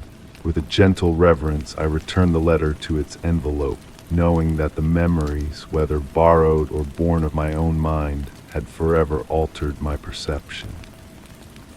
Drifting into slumber in my cherished armchair, the distant melodies of waves and piano caressed me, the phantom weight of a non-existent locket a comforting presence against my skin. Story 25. As I ascended a set of time-worn stone steps nestled in a hidden courtyard, My eyes caught sight of an unfamiliar symbol deeply etched into the weathered surface. Bathed in a faint, ethereal glow under the dappled light filtering through the foliage above, the symbol beckoned to me with a silent allure. The cool, earthy scent of moss and aged stone enveloped me, stirring a sense of wonder within my soul. I stood transfixed, drawn to the enigmatic carving as if it held the key to a long-forgotten secret buried in the annals of time. Its intricate design, a dance of swirling patterns interwoven with sharp angles, seemed to shift and morph with each subtle change in perspective. Kneeling down to examine it closer, the once chilled stone now radiated a gentle warmth under my touch, defying the crispness of the autumn air that surrounded me. A soft breeze rustled through the ancient trees, carrying whispers of sweet floral blooms and the gentle decay of autumn leaves. Night after night, I found myself drawn back to those steps, mesmerized by the way the waning sunlight caressed the weathered surface, causing the symbol to pulse with a soft inner light. The more I delved into its mysteries, the more peculiarities I unearthed within the courtyard. The ivy creeping along the nearby walls shied away from the marked step, leaving behind a perfect circle of exposed stone. On hushed evenings, a faint humming seemed to rise from beneath the surface, a haunting melody that tugged at the edges of my consciousness. One particular visit prompted me to bring along my sketchbook, intent on capturing the symbol's essence on paper. As my hand sketched its contours, it moved with a fluidity that felt almost guided by an unseen hand. The resulting drawing revealed intricate details previously unnoticed, minuscule markings surrounding the main symbol, forming what appeared to be cryptic words in a script unknown to me. Curiously, upon my return the following day, those additional markings had shifted ever so slightly, as if rearranging themselves in a silent, celestial dance. With the days growing shorter and the sun setting earlier, I timed my visits to coincide with the golden hour when shadows stretched long across the courtyard. In that ephemeral light, a revelation awaited me. At the precise angle of the setting sun, the symbol cast a shadow that extended toward a concealed alcove, hidden from casual view. Within this shadowed enclave lay a cluster of similar symbols, each distinct yet intricately linked to the first. As winter crept closer, blanketing the courtyard in frosty stillness, the symbol seemed to resist the icy embrace that enveloped its surroundings. While the other steps glistened with a delicate frost each morning, the marked area remained untouched, as if shielded by an unseen warmth. On frostbit nights, a wispy mist would rise from the symbol, twisting into ephemeral shapes that almost resembled letters before vanishing into the wintry air. Dreams of the symbol haunted my slumber, transforming it into gateways and pathways leading to realms just beyond my grasp, leaving behind a lingering sense of tranquility upon awakening. During my waking hours, an unfamiliar melody hummed at the edge of my consciousness, its soothing cadence echoing the whispers of waves and the rustle of ancient trees in a long-forgotten forest. One twilight, as I sat atop the steps watching daylight fade into dusk, a venerable woman materialized in the courtyard. Silent and graceful, she traced the symbol with a weathered finger, causing the humming to crescendo faintly around us. For a fleeting moment, the air shimmered with a myriad of luminous points, akin to stars plucked from the heavens and scattered at our feet. But when I turned to address her, she had vanished into the shadows, leaving behind only a smooth stone that fit snugly in my hand. Upon closer inspection, the stone bore a miniature version of the symbol etched into its surface, a token of her enigmatic presence. Now I returned daily to the steps, the stone nestled in my pocket like a cherished relic, The mystery of the symbol remains unsolved, yet I've come to accept that some enigmas are meant to be felt rather than deciphered, experienced rather than rationalized. The symbol etched on those ancient steps has transformed into a portal of introspection, a gentle nudge that reminds me of the lingering magic and mystery concealed beneath the facade of the mundane. In the quiet interludes between day and night, I fancy I hear the old woman's voice carried on the evening zephyrs, humming that haunting, beautiful melody. Though the true significance of the symbol eludes me, I've found solace in its presence, a quiet reassurance that not all mysteries require unraveling to be cherished. Story 26. In the quiet solitude of my home, a forgotten corner beckoned me to uncover its secrets. Among the old belongings, an antique desk stood sentinel, its locked drawer a mystery waiting to be unraveled. With a gentle push and a soft click, the drawer yielded to my curiosity, revealing a fragile note nestled within. The paper, aged and yellowed, bore the elegant script of a bygone era, hinting at untold stories of the house's past. A delicate scent of cedar and ink wafted from the unfolded note, as if whispering of hidden truths waiting to be discovered. The evening light filtered through lace curtains, casting ethereal shadows that danced upon the worn desk.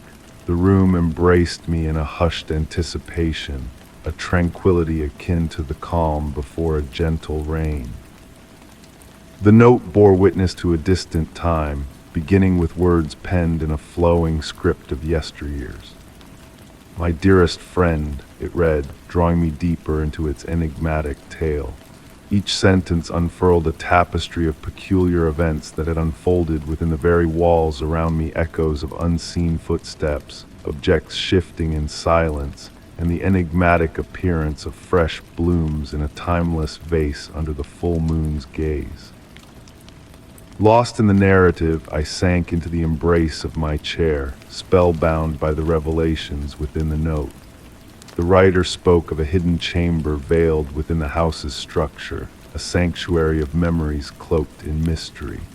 The steady cadence of the grandfather clock's ticking filled the room, its pendulum swinging in a hypnotic rhythm, weaving a thread of continuity through the unfolding story. Within the hidden room, the writer had unearthed an ancient journal, its pages a testament to lives entwined with the house's very essence. These were not mere chronicles, but whispers of dreams shared across generations, conversations that transcended the boundaries of time itself. As dusk descended outside, I ignited an antique brass lamp, bathing the room in a soft, golden glow that illuminated the pages before me. References to cryptic symbols etched into door frames hinted at a hidden path, a map leading to the chamber of memories. Fingertips traced the edges of the note, following the writer's quest to decipher the enigmatic symbols that held the key to unlocking the hidden room. The moon's phases, noted in the writer's musings, played a role in illuminating the path, unveiling a celestial dance mirrored in the shadows cast by swaying branches outside. The house, it seemed, bore witness to the passage of time, cradling memories within its walls like a guardian of forgotten tales. As the note drew to a close, a revelation stirred within its cryptic lines, dreams that transcended mere slumber, visions of a woman in azure robes, her silent smile a harbinger of unspoken truths. In a final enigmatic message, the note spoke of the stroke of midnight and the moon's gentle touch, offering a tantalizing promise of revelation to those attuned to the whispers of the heart. Breath held in rapt attention, I absorbed the words, feeling the timeless weight of the house's history settle around me like a comforting shroud. With a sense of reverence, I carefully folded the note, my gaze drawn to a faint sketch adorning its edge. A familiar pattern tugged at the edges of my memory, a puzzle waiting to be solved. The room dimmed, enveloping me in a cocoon of shadows, save for the warm glow of the lamp that bathed the desk in its gentle radiance. The house stirred around me, alive with the echoes of untold stories, each creak and shift a whispered invitation to delve deeper into its mysteries. Returning the note to its resting place, I left the drawer unlocked, a silent pact with the secrets yet to be unveiled. As darkness descended, a sense of anticipation lingered in the air, a prelude to revelations yet to come. The rhythmic ticking of the grandfather clock persisted, a comforting lullaby in the stillness of the night. In the distance, a church bell tolled, its chimes a gentle reminder of the passing hours.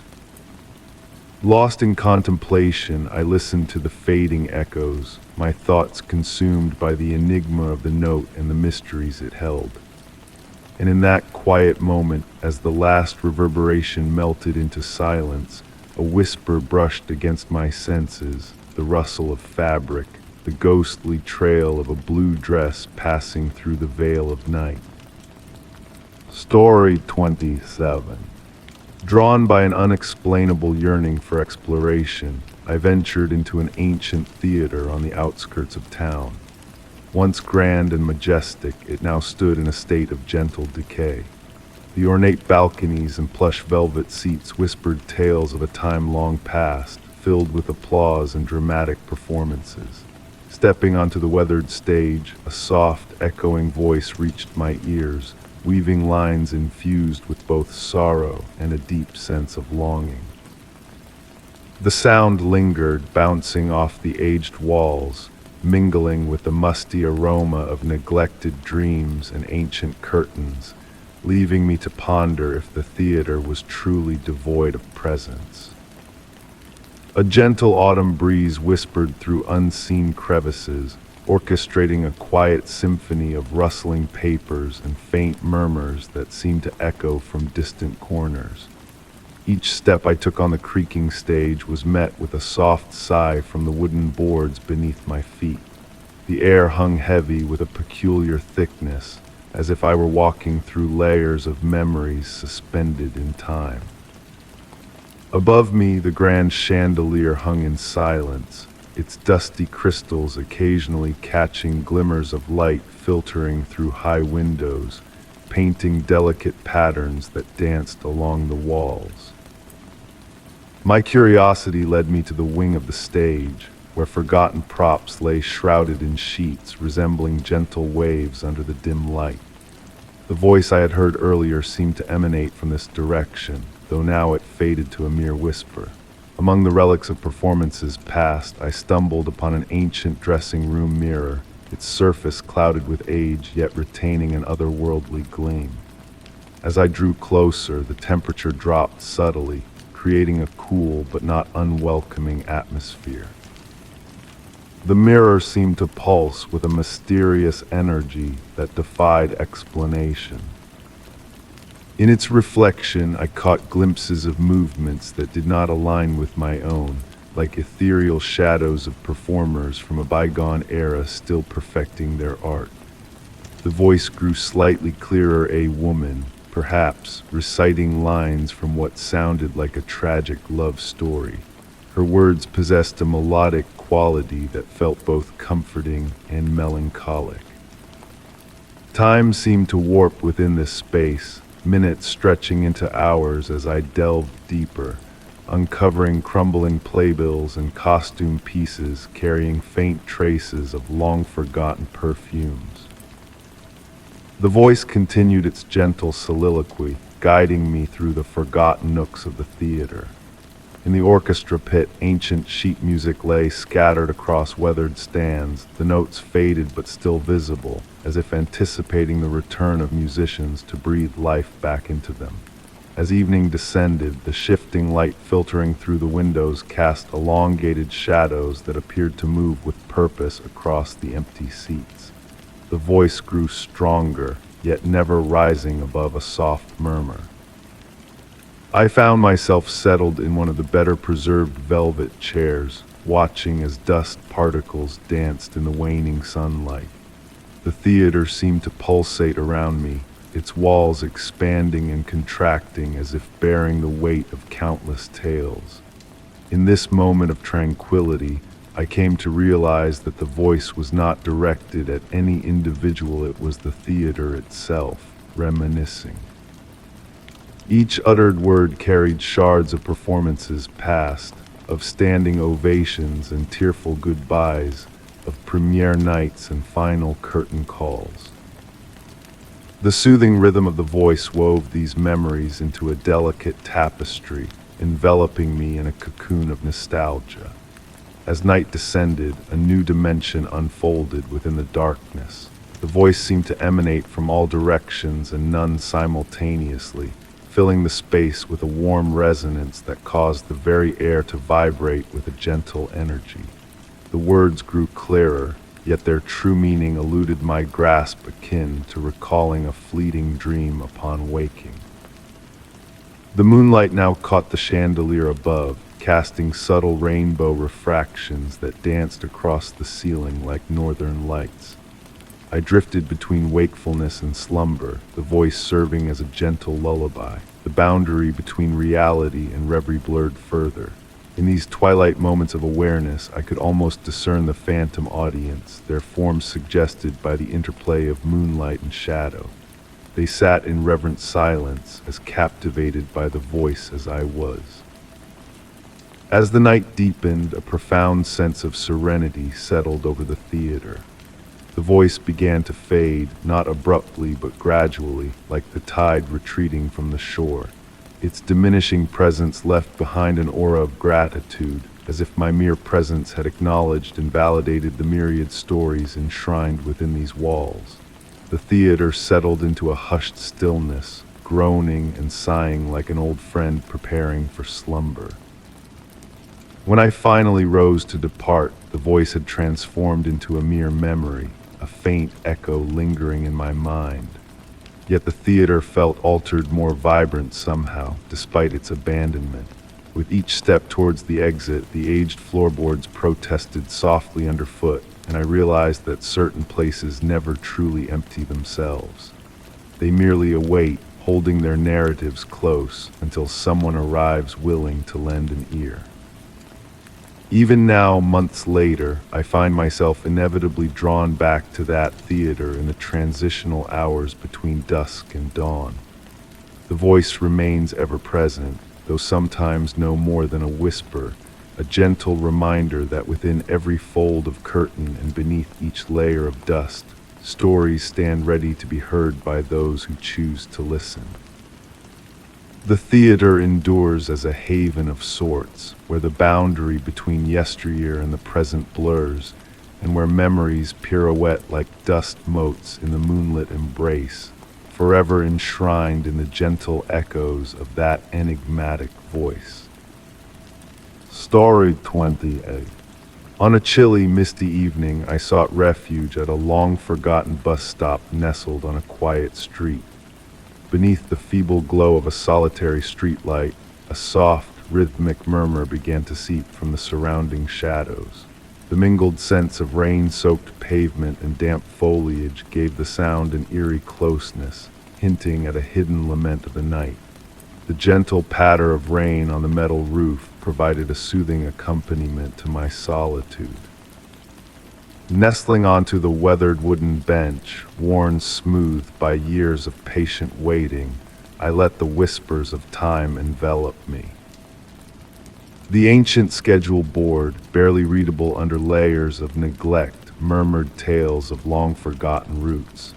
My breath formed delicate clouds in the crisp air as I tuned into the mysterious murmur, growing clearer with each passing moment.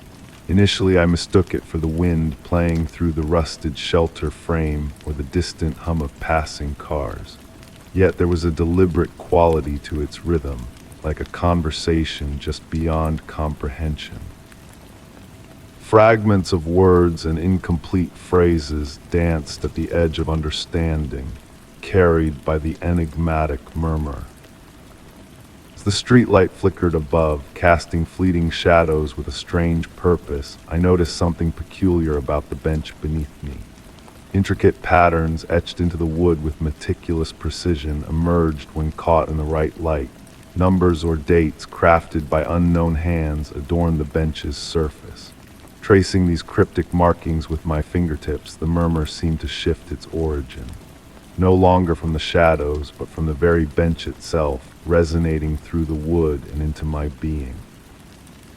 Rather than instilling fear, the sensation was oddly comforting, akin to a lullaby in a foreign tongue. Each number I touched altered the pitch and rhythm of the sound, creating a captivating harmony. The rain continued its gentle symphony, and I found myself swaying imperceptibly to the mysterious blend of water and whispers. The air grew warm with an inexplicable coziness, carrying hints of summer blooms and sun-kissed wood, despite the autumn chill. It felt as though the bus stop existed in its own time capsule, where memories and seasons intertwined in a mystical convergence. My watch, frozen at an impossible angle between numbers, should have unsettled me, yet it felt seamlessly woven into this enigmatic experience. The line between reality and dream began to blur, soft as moth wings brushing against my consciousness. The murmur evolved into a structured yet indecipherable symphony, reminiscent of multiple conversations overlapping in a crowded room. Each voice, though unique, seemed to belong to the same entity speaking across different epochs. Closing my eyes, I let the whispers wash over me like gentle waves, evoking visions in my mind. I glimpsed other passengers, invisible imprints of those who had waited here before me, seeping from the very walls. An elderly woman with compassionate eyes holding a letter close to her heart. A young man in an outdated uniform anxiously consulting his watch. A child in a yellow raincoat tracing patterns on the fogged glass. Each apparition felt as vivid as my own presence, yet as delicate as morning mist. The streetlight's glow took on a liquid quality, pooling around my feet in mesmerizing patterns. The carved numbers on the bench emitted a faint glow, their delicate designs dancing across my skin. Time flowed differently in this realm, like honey cascading from a spoon, slow and sweet. When I opened my eyes, the rain had ceased, though I couldn't pinpoint when. The murmur had softened to a faint hum, lingering like the afterglow of a dream. Though the atmosphere had shifted subtly, I felt transformed, as if I had been initiated into a shared secret of all who had waited here. The mysterious murmur yielded no concrete answers, no explicit message, yet I felt enriched by its presence, touched by something ancient and perpetually new. Departing from the bus stop, I carried a profound yet indefinable sense of having experienced something extraordinary. Though the murmur had faded, its echo lingered, a gentle reminder that some mysteries are meant to be embraced in their beautiful ambiguity, not deciphered. My reflection in the rain-streaked glass briefly overlapped with ghostly images of past passengers, our features blending in the dim light. As I reached out to touch the cool surface, the murmur rose once more, a fleeting farewell embrace. Walking away, I carried with me an unshakable feeling of having touched the intangible, of having glimpsed the unseen. The murmur may have dissipated, but its essence remained, a whisper of the enigmatic beauty that surrounds us, inviting us to savor the mysteries that enrich our lives. Story 29, in a rare moment of exploration, I found myself inside a crumbling, deserted theater, settling into a seat in the dimly lit auditorium. The silence was thick, wrapping around me like a comforting shroud, broken only by a soft, almost imperceptible laughter drifting through the aisles. It was a sound that seemed to carry the essence of a bygone era, intertwining with the musty aroma of velvet curtains and decaying props. The theater, now a mere shell of its former glory, whispered of nights filled with applause and happiness, now reduced to spectral whispers lingering in the air. My presence in this forgotten space was driven by a desire for inspiration in my writing, drawn by the enigmatic aura that surrounded the building. The heavy wooden doors had groaned open at my touch, beckoning me into a realm suspended between past and present.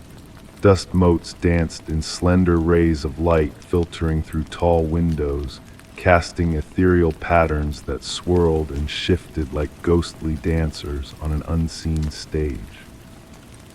The once vibrant red velvet seats, though worn and faded, exuded a lingering elegance that spoke of countless tales woven into their very fabric. Running my hand along the threadbare material, I could almost sense the echoes of past evenings filled with entertainment, romance, and wonder. The air itself held a subtle sweetness beneath its musty exterior, reminiscent of old perfumes and theatrical makeup, like a faint echo of performers long gone but not forgotten. As my eyes adjusted to the dimness, I caught glimpses of fleeting movements at the edge of vision. The heavy stage curtains would sway gently, as if stirred by a phantom breeze. Soft footsteps traversed the stage, their rhythm matching a forgotten dance, accompanied by the hushed rustle of fabric. In the profound stillness, more sounds emerged, the gentle creak of floorboards as if unseen actors were taking their places, and the soft flutter of pages turning like a spectral prompter rehearsing lines. These sounds, far from unsettling, wrapped around me like a familiar embrace, weaving a tapestry of memories. Time seemed to lose its grip within these walls, stretching moments into eternity as I sat transfixed, enveloped in the theater's silent symphony. The shifting afternoon light cast elongated shadows over the vacant seats, their forms seemingly morphing into the silhouettes of a captivated audience in elegant attire, poised for a performance. The earlier laughter returned, now accompanied by the muffled applause that resonated through the empty expanse. It was a distant yet intimate sound, like a whisper from another realm, barely audible yet deeply felt. Closing my eyes, I surrendered to the haunting melodies of the past. Upon opening them, I glimpsed a fleeting movement, a flicker of a gown vanishing behind a column, catching the light before melting into the shadows. As evening descended, the theater stirred with a newfound vitality. The temperature fluctuated unpredictably, warm patches followed by cool wisps as if invisible spirits brushed past. The dormant stage lights seemed to emit a soft, ethereal glow, a spectral remnant of performances long past, barely perceptible yet undeniably present. Drawn to the stage, I ascended the creaking wooden steps, each echo resonating through the empty hall.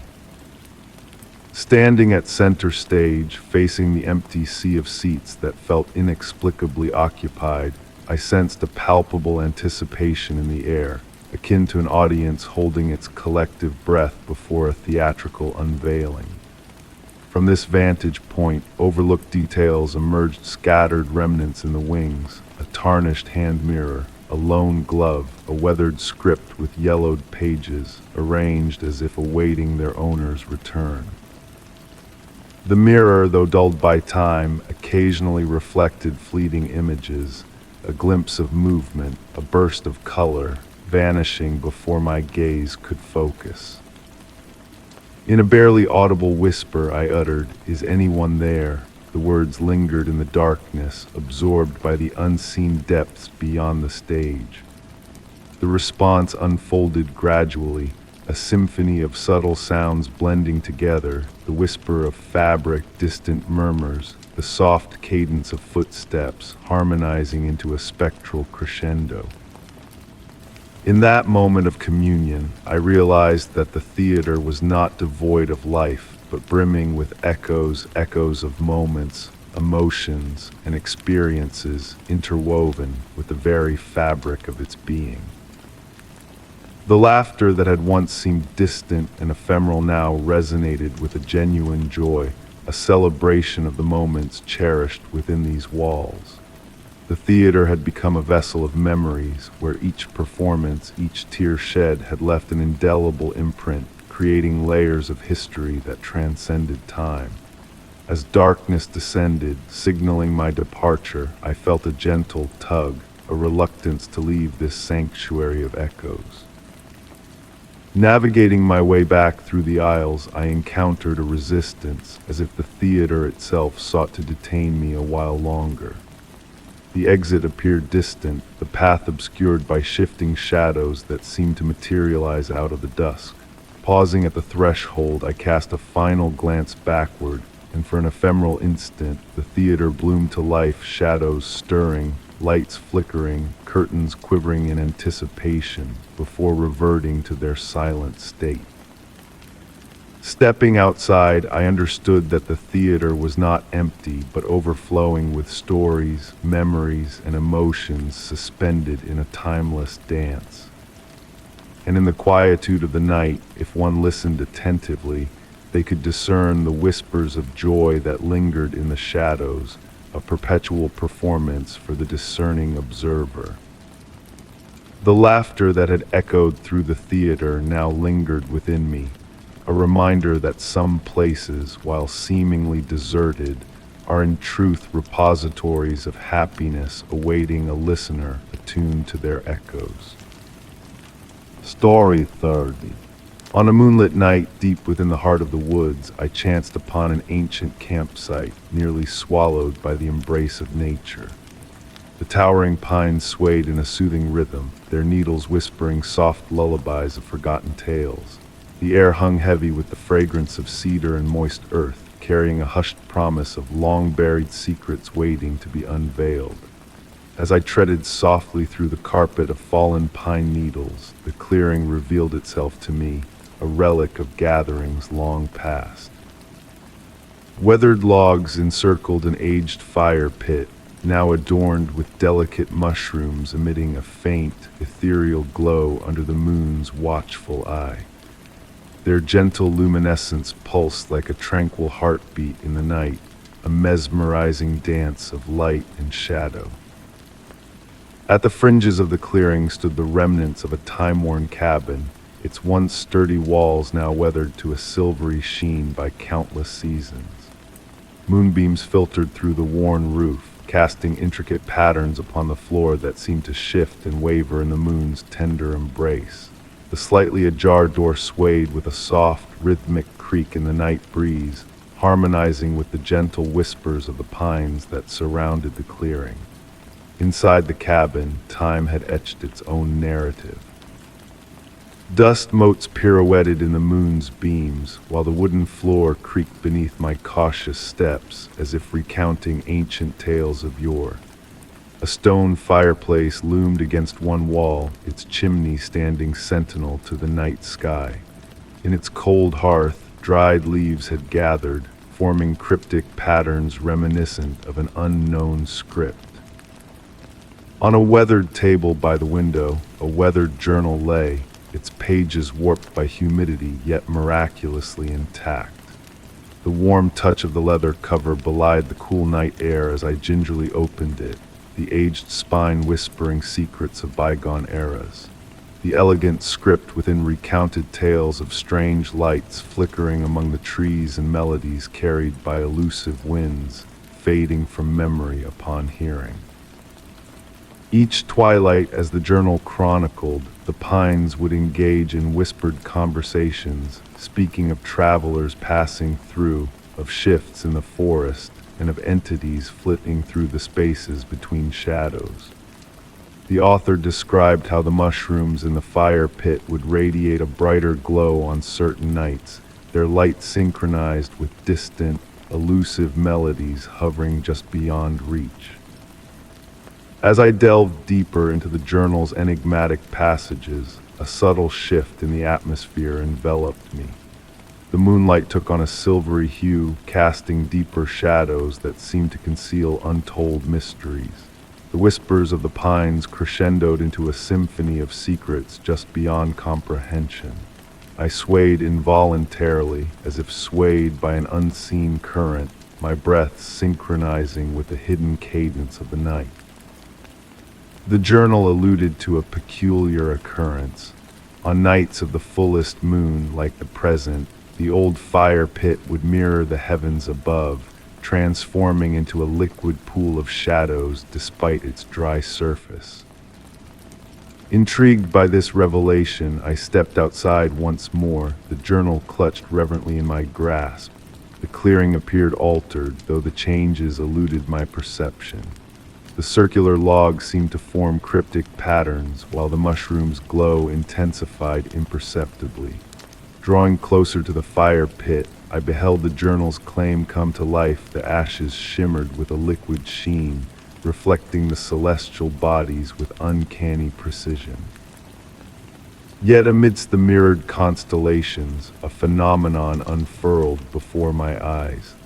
Lights danced with ethereal grace, their movements synchronized to a melody heard solely by the nocturnal denizens.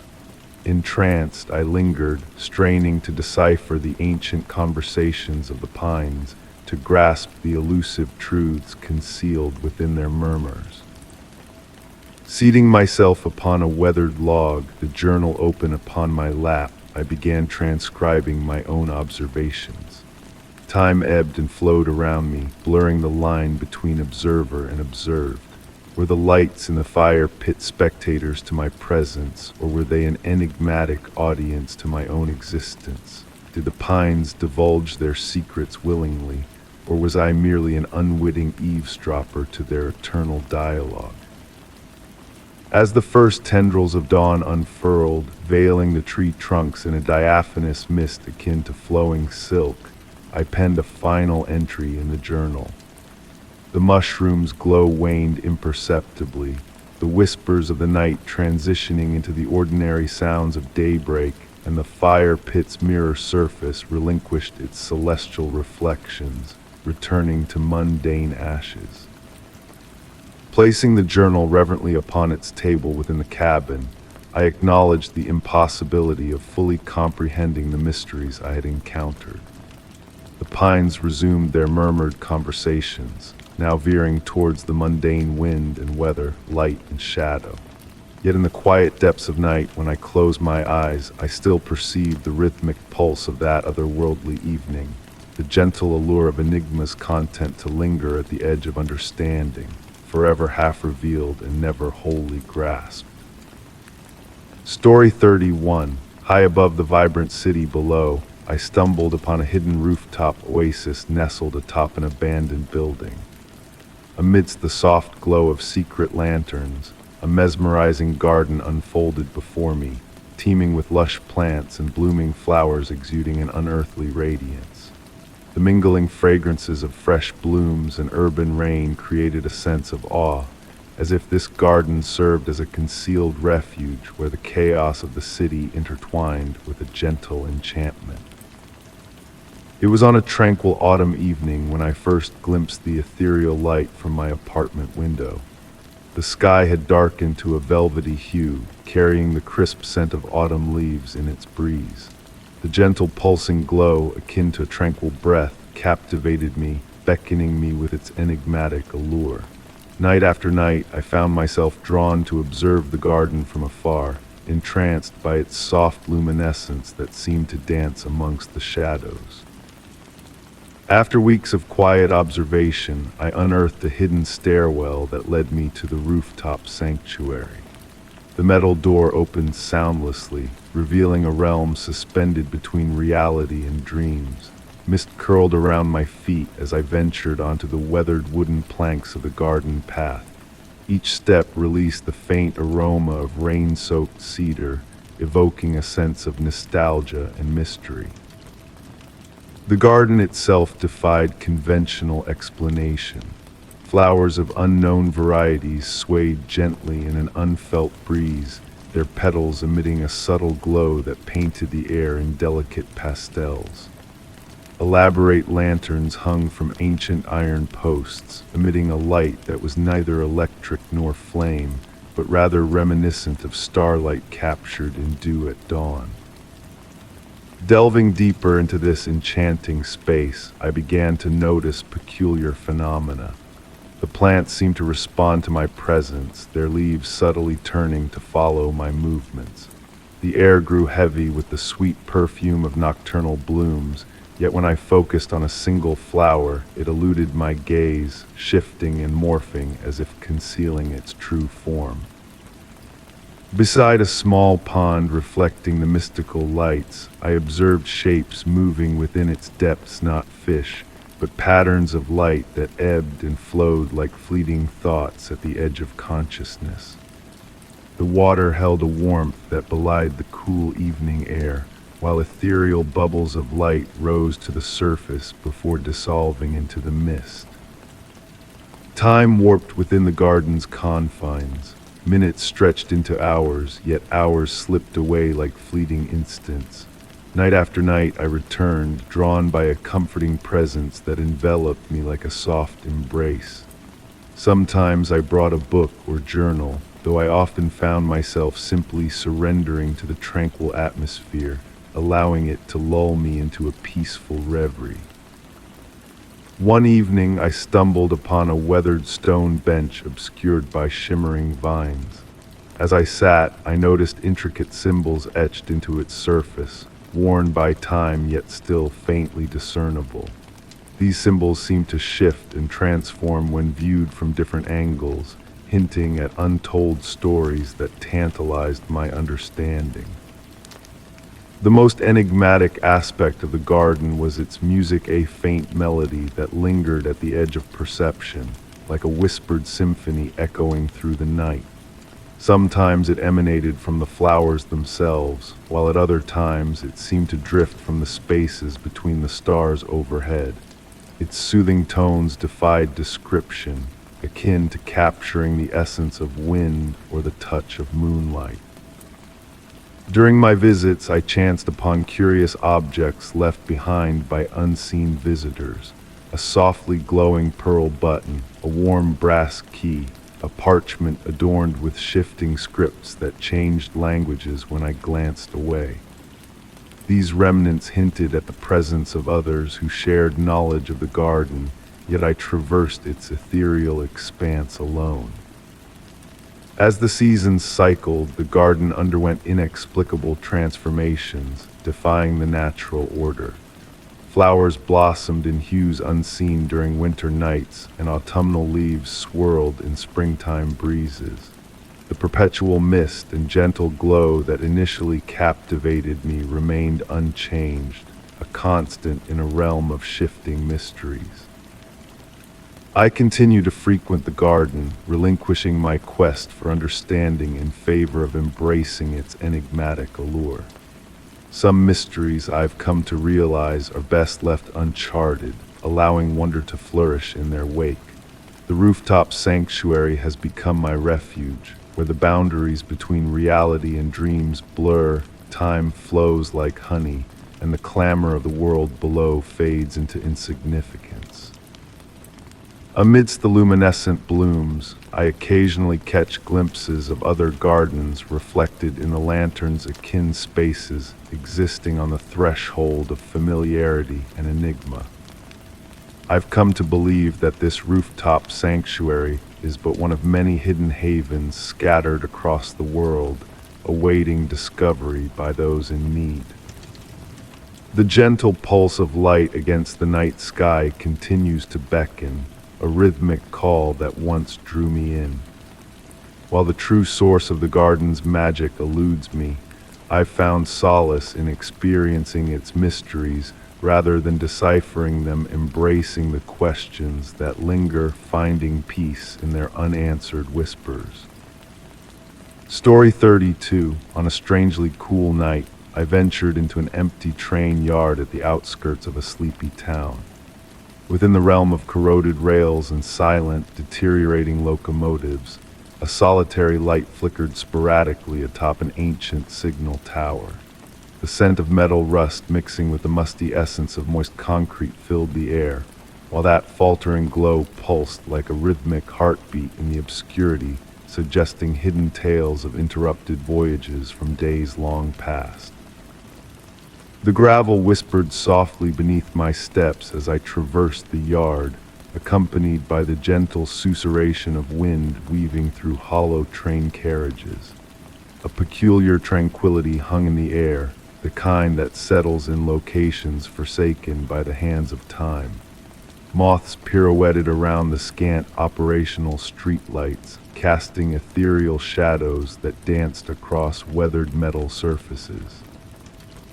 My gaze fixated on that lone blinking light in the tower, its cadence neither constant nor erratic, yet purposeful in its essence. The pattern evoked a distant familiarity, reminiscent of an elusive memory or a partially forgotten reverie. Drawing nearer, I observed the surrounding windows of the tower cloaked in darkness, enhancing the significance of that solitary illumination. The slightly ajar door emitted a mournful, low hum as a gust of wind nudged it open. Stepping inside, the atmosphere shifted dense, charged with an electric anticipation that prickled the hairs on my arms. Each creak of the wooden stairs released the faint aroma of aged timber and decades-old dust. Ascending to the uppermost level, I uncovered an antiquated control room adorned with obsolete equipment. Switches, levers, and dial gauges adorned the walls, their brass and copper components tarnished by neglect over the years. However, my focus honed in on the enigmatic light source, an archaic signal lamp inexplicably aglow, maintaining its hypnotic pulsation. As I observed, a remarkable realization dawned upon me.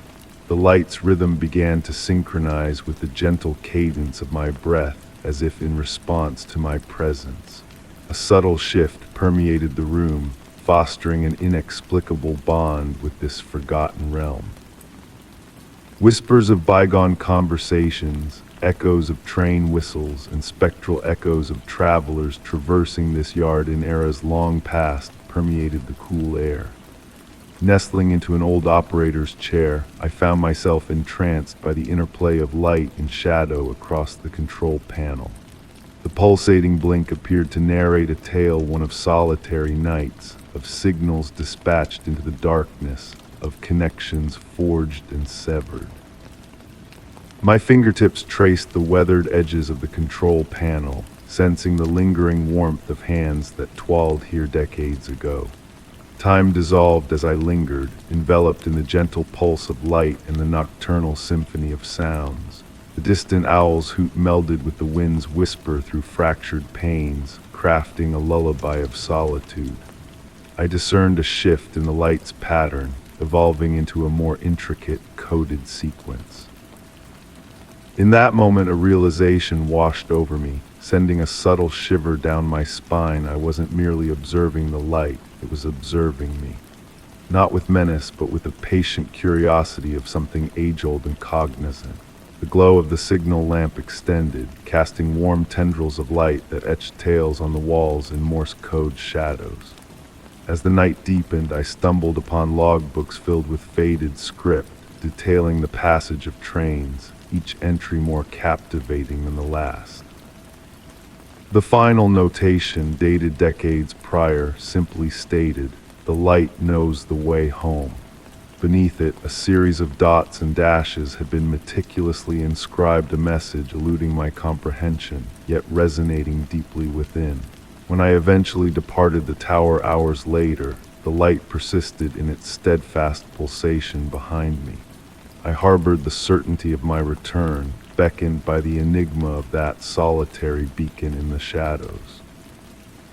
On tranquil evenings, I often find myself synchronizing my breath with the remembered rhythm of that light, pondering if somewhere within that forsaken yard, it continues to blink its age-old missive into the night. The tale of the flickering light lingers unfinished in my mind, akin to a half-recalled dream. Perhaps therein lies its essence. Certain mysteries are meant to be experienced rather than deciphered, their allure residing not in resolution, but in the enigmatic queries they leave lingering in our musings, delicate as moth wings against a window pane. Story 33. On a moonlit journey homeward bound, the sparsely populated subway car felt strangely burdensome. Nestled in the distant corner, a solitary figure sat in silence, their gaze fixed upon me as the train whisked through dim tunnels. The air hung heavy with the mingled sense of perspiration and stagnant air, and an eerie sensation of being observed settled upon me. The gentle sway of the car and the rhythmic clatter of wheels against tracks wove a hypnotic melody that typically would have ushered me into slumber. But this night was different. My focus kept gravitating back to the stranger, whose mere presence seemed to warp the very essence of reality surrounding them. The fluorescent lights overhead sporadically flickered, casting peculiar shadows that danced along the weathered metal walls. I couldn't shake a sense of peculiarity about my fellow traveler. Their silhouette seemed slightly blurred, as if glimpsed through a rain-splattered window. Whenever I blinked or shifted my gaze, their contours momentarily sharpened before softening once more. The effect was subtle enough that I might have attributed it to my weary eyes had it not been for the unfolding events. The stranger extended their hand in what seemed like a gesture of greeting, yet the motion left trailing wisps in the air, akin to the way sparklers etch luminous trails in the night sky. Each movement created ripples in the space surrounding them, distorting the advertisements on the walls behind. A chill crept into the air within the car, causing goosebumps to prickle on my skin. Time seemed to stretch and contract, breathing in sync with each passing moment. The intervals between stations stretched longer, the darkness outside the windows growing deeper and more profound. The usual ambient sounds of the subway, the rush of air, the mechanical creaks, the distant echoes all faded into a velvety silence, leaving only the rhythmic heartbeat of wheels on tracks. I found myself fixating on their attire, a blend of modernity and antiquity. A coat that could have been worn yesterday or a century ago, shoes that seemed to morph between styles when I averted my gaze. Their countenance remained veiled in shadow despite the harsh lighting above, as if darkness itself gravitated towards them. The stranger began to hum, though the sound eluded my ears. Instead, I felt the melody reverberating within my chest, a haunting tune reminiscent of childhood lullabies and forgotten reveries. My eyelids grew heavy, yet I resisted their pull, ensnared between comfort and disquietude. Subtle transformations began to imbue the subway car. Advertisements displayed different images when glanced at askance. The metal poles appeared to bend at impossible angles before snapping back to normalcy upon closer inspection. The windows reflected scenes that defied reality: verdant gardens, ancient libraries, distant constellations. The stranger rose slowly, their movements fluid like water in zero gravity. Advancing towards me, I noted their feet barely brushed the floor. The atmosphere around them shimmered with an opalescent sheen, akin to heat waves rippling from sun-soaked pavement. Their presence exuded a sense of agelessness and infinite patience, filling the car with a profound tranquility. Seated across from me, I caught a fleeting glimpse of their visage, kind and time-worn, familiar yet impossible to fully grasp. When they spoke, their voice whispered like wind through autumn foliage. "You perceive beyond most," they intoned, though their lips remained motionless. It's rare to encounter one still awake in this hour of reality. I yearned to reply, to voice the myriad questions swirling in my mind, yet I found myself enveloped in a profound serenity. The gentle sway of the train became a cradle, the darkness beyond the windows a tender embrace. The stranger's presence no longer bore a hint of menace, but rather the warmth of reuniting with an old acquaintance whose name lingered just beyond memory's reach. As I reopened my eyes, I found myself alone in the subway car. The fluorescent lights buzzed with their usual harshness, and the advertisements showcased their customary wares. The air had resumed its normal temperature, and the symphony of subway sounds resumed its familiar cadence. Yet something had shifted.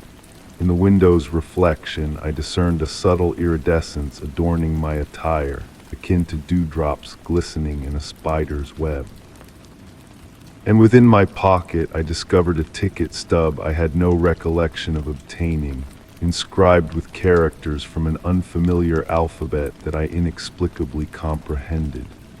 Henceforth, whenever I journey late at night on the subway, I observe my fellow passengers with heightened awareness. Sometimes, in the perfect light, I catch glimpses of blurred outlines and trailing remnants. And on rare occasions, I perceive a distant hum that resonates not in my ears, but in my very core, a reminder that reality flows far more fluidly than we conceive, especially within those twilight realms betwixt here and there, between wakefulness and dreams. Story 34, deep within the dim recesses of a revered library, I stumbled upon a hidden alcove concealed behind towering shelves laden with forgotten manuscripts.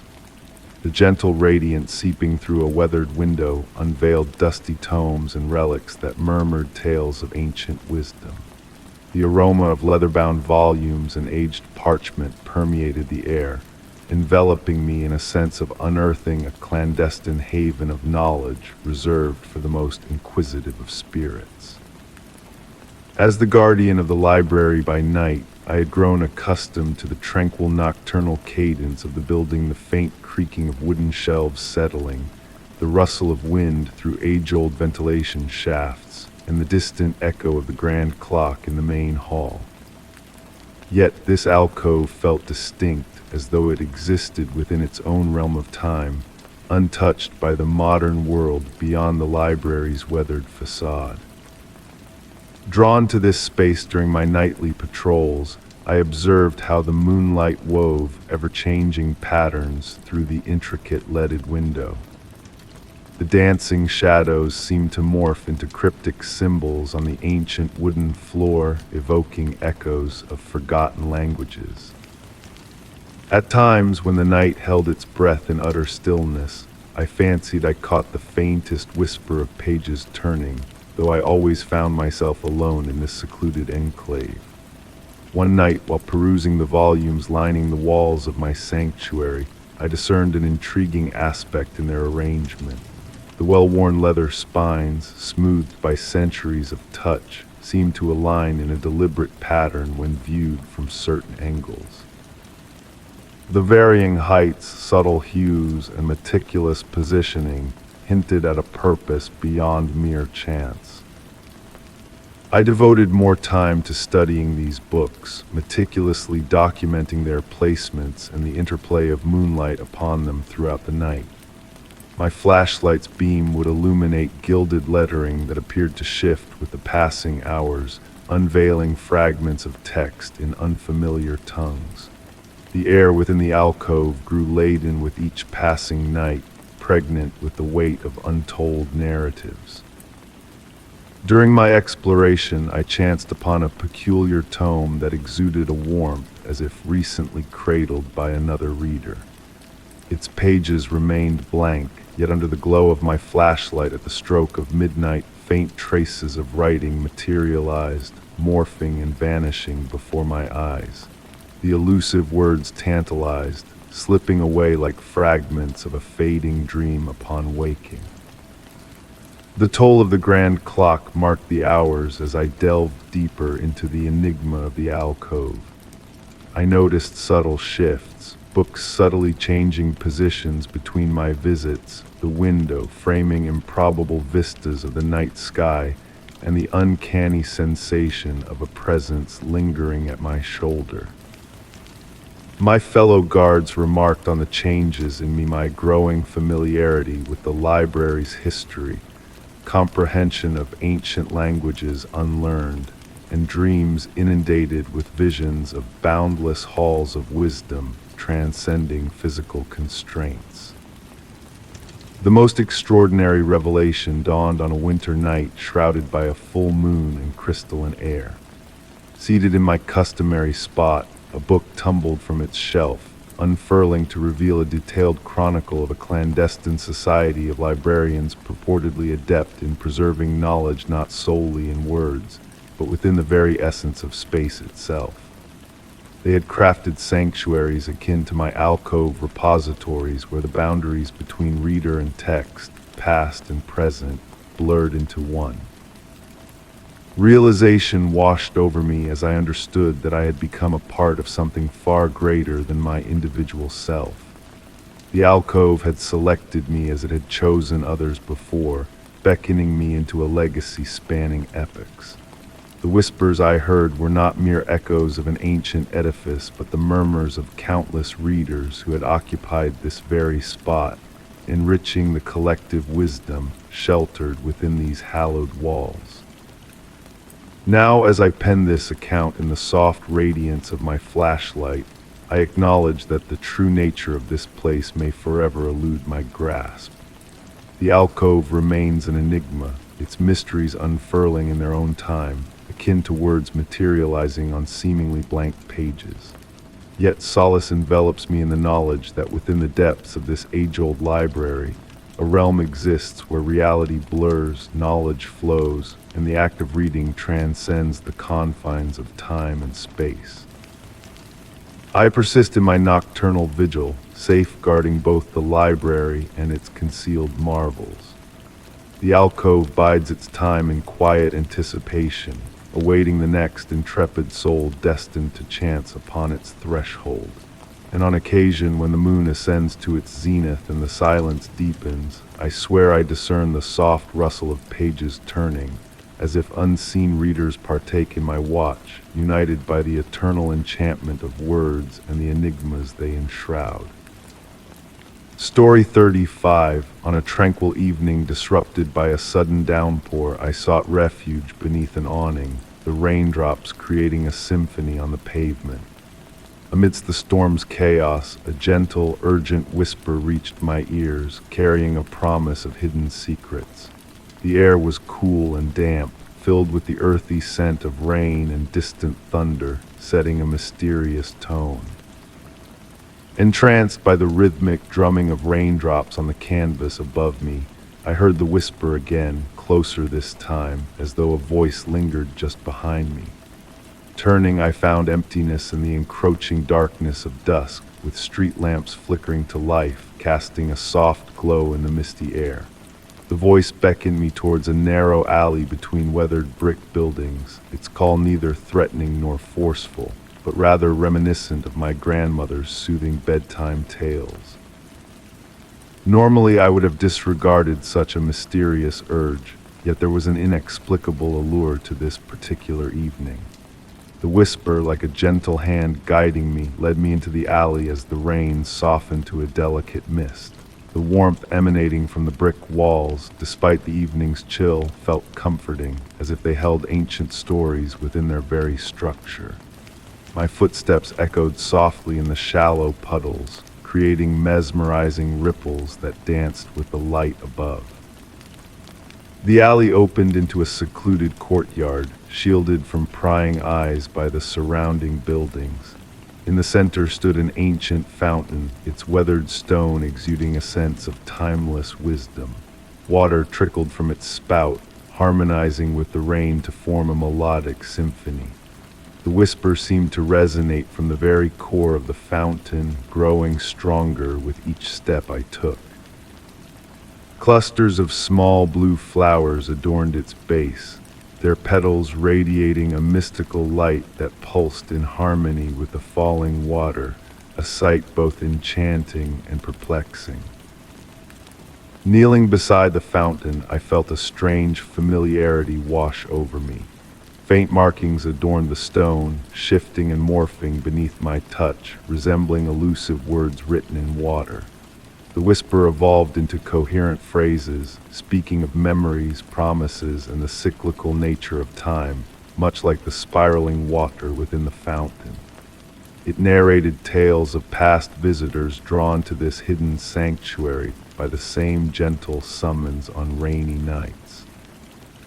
In the fountain's reflective pool, images materialized that defied logic. Glimpses of bygone eras, alternate lives, and fleeting moments intertwined with my own, fading like wisps of smoke upon each ripple. The blue flowers continued their gentle pulsing, casting ethereal shadows that danced along the courtyard walls. Time seemed to bend and stretch in this sacred space, flowing like molasses, serene and unhurried. The whispers enveloped me like a comforting embrace, reminiscent of a half-remembered lullaby from childhood. As I rose to depart, a single blue flower detached itself from the cluster, drifting into my outstretched palm. Its once radiant glow had dimmed to blend with the natural world, yet retained its innate beauty. The whispers waned as I retraced my steps through the alley, yet their presence lingered like a fond memory. Emerging onto the street, the rain had ceased, leaving behind a heavy, moist atmosphere. The familiar glow of street lamps illuminated the wet pavement, signaling a return to ordinary life. However, I knew deep within that I had been forever altered by the enigmatic allure of that hidden courtyard. On rainy evenings since, a faint echo of those whispers carried on the breeze, a gentle reminder of the mysteries that lie just beyond our grasp. The blue flower now rests on my windowsill, appearing unremarkable to casual observers. Yet in the quiet of night, it pulses with a soft light, a silent testament to the promises whispered in the rain and the mysteries waiting to be unveiled by those attuned to the subtle whispers in the storm. Story 36. In the quiet solitude of a sun-drenched afternoon, while tending to the lush greenery of my garden, a curious twist of fate led me to uncover a hidden secret nestled within the old shed. As I went about my usual tasks, my attention was drawn to a loose floorboard, its edges worn with time and neglect. With a sense of intrigue guiding my actions, I knelt down and lifted the board, revealing a passage to a forgotten chamber below. The air that wafted up from the darkness below carried with it a musty aroma of earth and antiquity, wrapping me in a cocoon of ancient whispers and untold tales. Every object within that hidden room seemed to hold its own story, a silent witness to eras long past, beckoning me to unravel the mysteries that lay dormant for so long. The soft, warm sunlight filtering through the shed's grimy window danced lazily across the weathered gardening tools and terracotta pots, casting gentle shadows that seemed to whisper secrets of their own. It was as if time had stood still in that moment of discovery, the world outside fading away as I delved deeper into the enigmatic chamber beckoning me below. Descending the narrow staircase that unfurled before me, each step taken seemed to carry me further away from the familiar world above. The temperature dropped with each descent, the faint echo of dripping water reverberating through the stone walls like a melancholic melody of forgotten echoes. My flashlight illuminated the cavernous space, revealing shelves adorned with relics of a bygone era. Delicate porcelain dolls with knowing eyes gazed back at me, their once vibrant dresses now faded to soft hues of yesteryears. Leather-bound journals penned with elegant script spoke of lives lived in a time long past, their words like fragments of a distant memory. Among the treasures that lined the shelves, a peculiar music box captured my attention. Its intricate design depicted a garden scene that bore a striking resemblance to the one above, and as I lifted the lid, a gentle breeze scented with the fragrance of spring flowers caressed my senses, a surreal experience that defied logic yet felt undeniably real. As I wandered through the chamber, I stumbled upon photographs of unfamiliar faces in familiar settings, each frozen in a moment of quiet revelation. Their expressions mirrored my own sense of wonder and awe, as if they too had been drawn into the embrace of this hidden sanctuary beneath the earth. The journals I unearthed held secrets of their own, detailing botanical wonders and celestial mysteries that defied rational explanation. Drawings of exotic plants and celestial maps adorned their pages, hinting at a world beyond my own understanding, a realm where the laws of nature danced to a different tune. Time seemed to warp and twist within the confines of that underground chamber, hours slipping by like fleeting moments as I lost myself in the quiet contemplation of forgotten treasures. The room itself seemed to breathe, its walls pulsing with a life of their own, a subtle energy that hummed in harmony with the universe. Upon a weathered desk tucked away in a corner, I discovered a key of intricate design, its purpose shrouded in mystery. Despite my efforts to unlock its secrets, the key remained an enigma, a tantalizing reminder that some mysteries are best left unsolved, their magic preserved in the veil of uncertainty. Emerging from the depths of the hidden chamber, I found the world above bathed in the same golden light that had beckoned me below. Time had played its tricks, distorting reality and weaving a tapestry of wonder that now colored my perception of the world around me. As twilight descended upon the garden, I sat in quiet contemplation, the mysteries of the hidden room swirling in my mind like wisps of smoke. The flowers nodded in silent understanding, their petals whispering secrets carried on the evening breeze, a symphony of nature's eternal song. The secret chamber beneath the garden shed had become my sanctuary, a place where time flowed like a languid river, inviting me to explore its depths and uncover its truths. The mysteries I had unearthed had woven themselves into the fabric of my daily life, a gentle reminder that wonder lurks beneath the surface of the ordinary, waiting to be discovered by those willing to peer beyond the veil. And so I continue to tend to my garden with renewed purpose, my heart open to the whispers of the past that echo through the flowers and trees. The secret room remains my silent companion, a testament to the boundless mysteries that lie just beneath the surface of our everyday lives, waiting to be revealed to those with eyes to see and hearts to understand.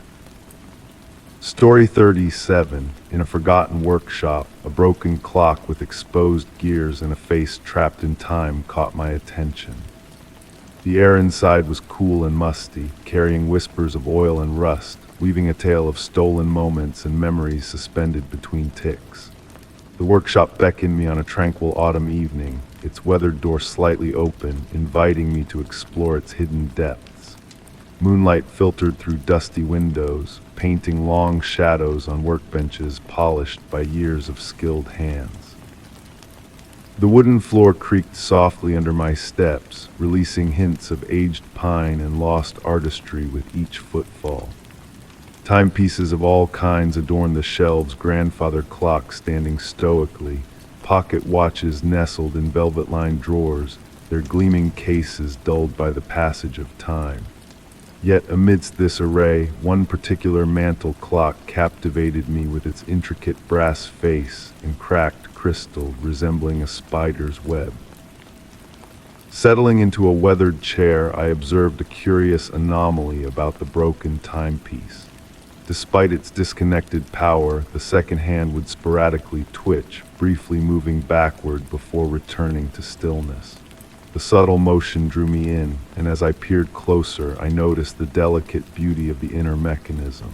The tarnished brass gears shimmered faintly, some etched with mysterious symbols unknown to my seasoned eye. A gentle breeze swept through the workshop, carrying a distant melody of wind chimes that morphed into the soft chiming of clock bells. The atmosphere grew charged with an electric energy, causing a tingling sensation along my skin. Tentatively, I reached out to touch the clock's warm metal face, and a wave of unfamiliar memories washed over me, blending with my own reality. Visions of the workshop's golden age materialized, sunlight flooding through clean windows, the harmonious symphony of clocks, and an aged craftsman meticulously working on the same timepiece. The enigmatic symbols on the gears shifted and danced before me, hinting at untold possibilities and diverging paths of time. Reality wavered, and the workshop seemed to sway gently, casting elongated shadows and revealing ghostly figures moving through overlapping dimensions. My fingers remained connected to the clock, transfixed by a serene fascination rather than fear. The warmth spread through me, imparting a profound understanding beyond words. The broken clock was no ordinary artifact, but a portal into the essence of time itself, crafted by a master of esoteric knowledge. As night descended, a faint ticking resonated from the clock, though its mechanisms lay dormant. The ethereal figures grew more tangible with each tick, including the spectral presence of the old craftsman, his gaze meeting mine across temporal boundaries. A metallic scent permeated the air, and the workshop's temperature fluctuated in gentle undulations. Time lost its grip on me as moments expanded and contracted, blurring the lines between past, present, and future like wisps of fog. When I withdrew my hand, the workshop returned to its silent slumber, yet an ineffable transformation had occurred. The broken clock sat innocently, its pulse reverberating with untold potential, waiting for another soul to unlock its mysteries. I visit the workshop frequently now, its whereabouts a mystery even to myself. I spend hours in contemplation, watching light dance upon the fractured timepiece. Sometimes, in the quietude of the perfect moment, I touch its face and drift into a realm where time dissolves, and infinite possibilities unfurl like a tapestry of dreams. I never attempted to mend the shattered clock, realizing that some things are more enchanting in their fractured state, allowing magic to seep through the crevices into our world. And in the hushed hours of night, enveloped by moonlight and memories, I swear I hear it ticking the rhythm of moments untold, forever existing in the realm where reality and imagination intertwine. Story 38. Venturing into a mansion abandoned for decades, I encountered a profound silence that seemed to possess a life of its own. In the grand foyer, adorned with portraits obscured by layers of dust and drapes worn by time, the quietness resonated with echoes of bygone days. Each groan of the decaying floorboards and every murmur of the wind slipping through shattered windows whispered of untold tales locked away, beckoning me to listen. The fading light of the late afternoon filtered through aged curtains, casting elongated shadows that waltzed across faded wallpaper. My footsteps, hushed, resonated softly as I delved further into the dwelling, the air stirring with each step, carrying motes of dust that settled gently around me. The fragrance of ancient wood and forgotten yesteryears enveloped me with each breath, while the distant rustling of branches against the panes created a subtle cadence in the stillness. My curiosity led me to a grand staircase, its once gleaming banister now dulled by the passage of time.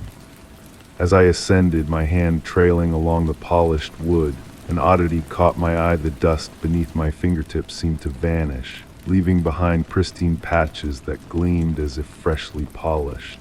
The wood, despite the pervasive chill of the mansion, felt strangely warm to the touch.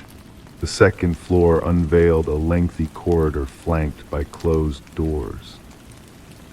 Here the silence shifted, thick and pregnant, akin to the pause between heartbeats. I discerned a subtle change in temperature as I passed each door. Some areas exuded a gentle warmth, while others cradled pockets of cool air, prompting me to draw my jacket tighter. One door stood ajar, offering a glimpse into an antiquated study bathed in the amber hues of the setting sun.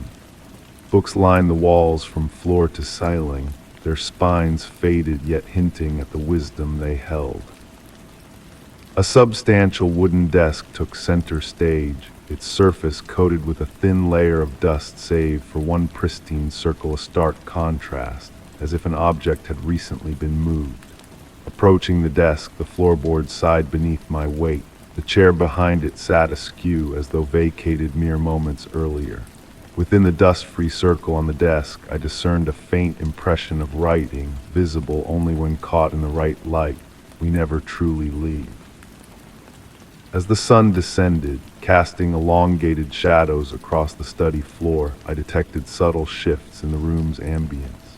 The air seemed to sway in gentle currents, though no windows stood open.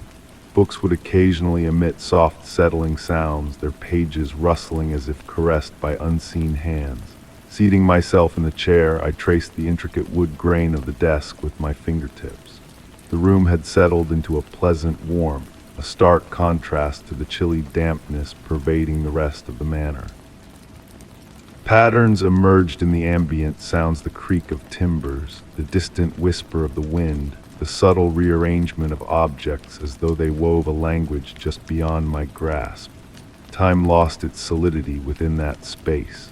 Minutes or hours might have slipped away as I absorbed the room's essence. The encroaching darkness beyond the windows bore no menace. Instead, it enfolded the study like a familiar shroud, rendering the space more intimate. The dust motes dancing in the waning light formed shifting patterns that at times resembled writing, at times faces, always eluding my focus. As night descended in full, a marvel unfolded. The dust-free circle on the desk emitted a faint luminescence, barely perceptible yet undeniably present.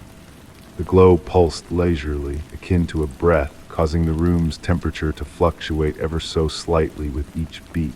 The words "we never truly leave" shimmered in the darkness. Compelled by an unknown force, I extended my hand to rest within that luminous circle, and a profound serenity washed over me. The mansion's silence metamorphosed into a melodic symphony of subtle sounds, always present yet only now truly discernible. Each creak and whisper bore significance, narrating tales of those who had graced this very spot before me. Upon rising to depart, I noticed my watch had halted at some indeterminate point during my vigil. The darkness of the house now felt akin to a presence, rather than a mere absence of light. As I retraced my steps through the corridor and descended the stairs, I realized the mansion's silence had never been void. It brimmed with patient narratives, awaiting a keen listener. The thought of revisiting that mansion often lingers, to recline once more in that study as the night descends. Occasionally, in the hushed moments of my own abode, I catch faint echoes of that musical silence, a reminder that spaces harbor more than memories. They cradle fragments of all souls that have traversed, lingering in the dust and shadows, yearning for someone to acknowledge their residual warmth.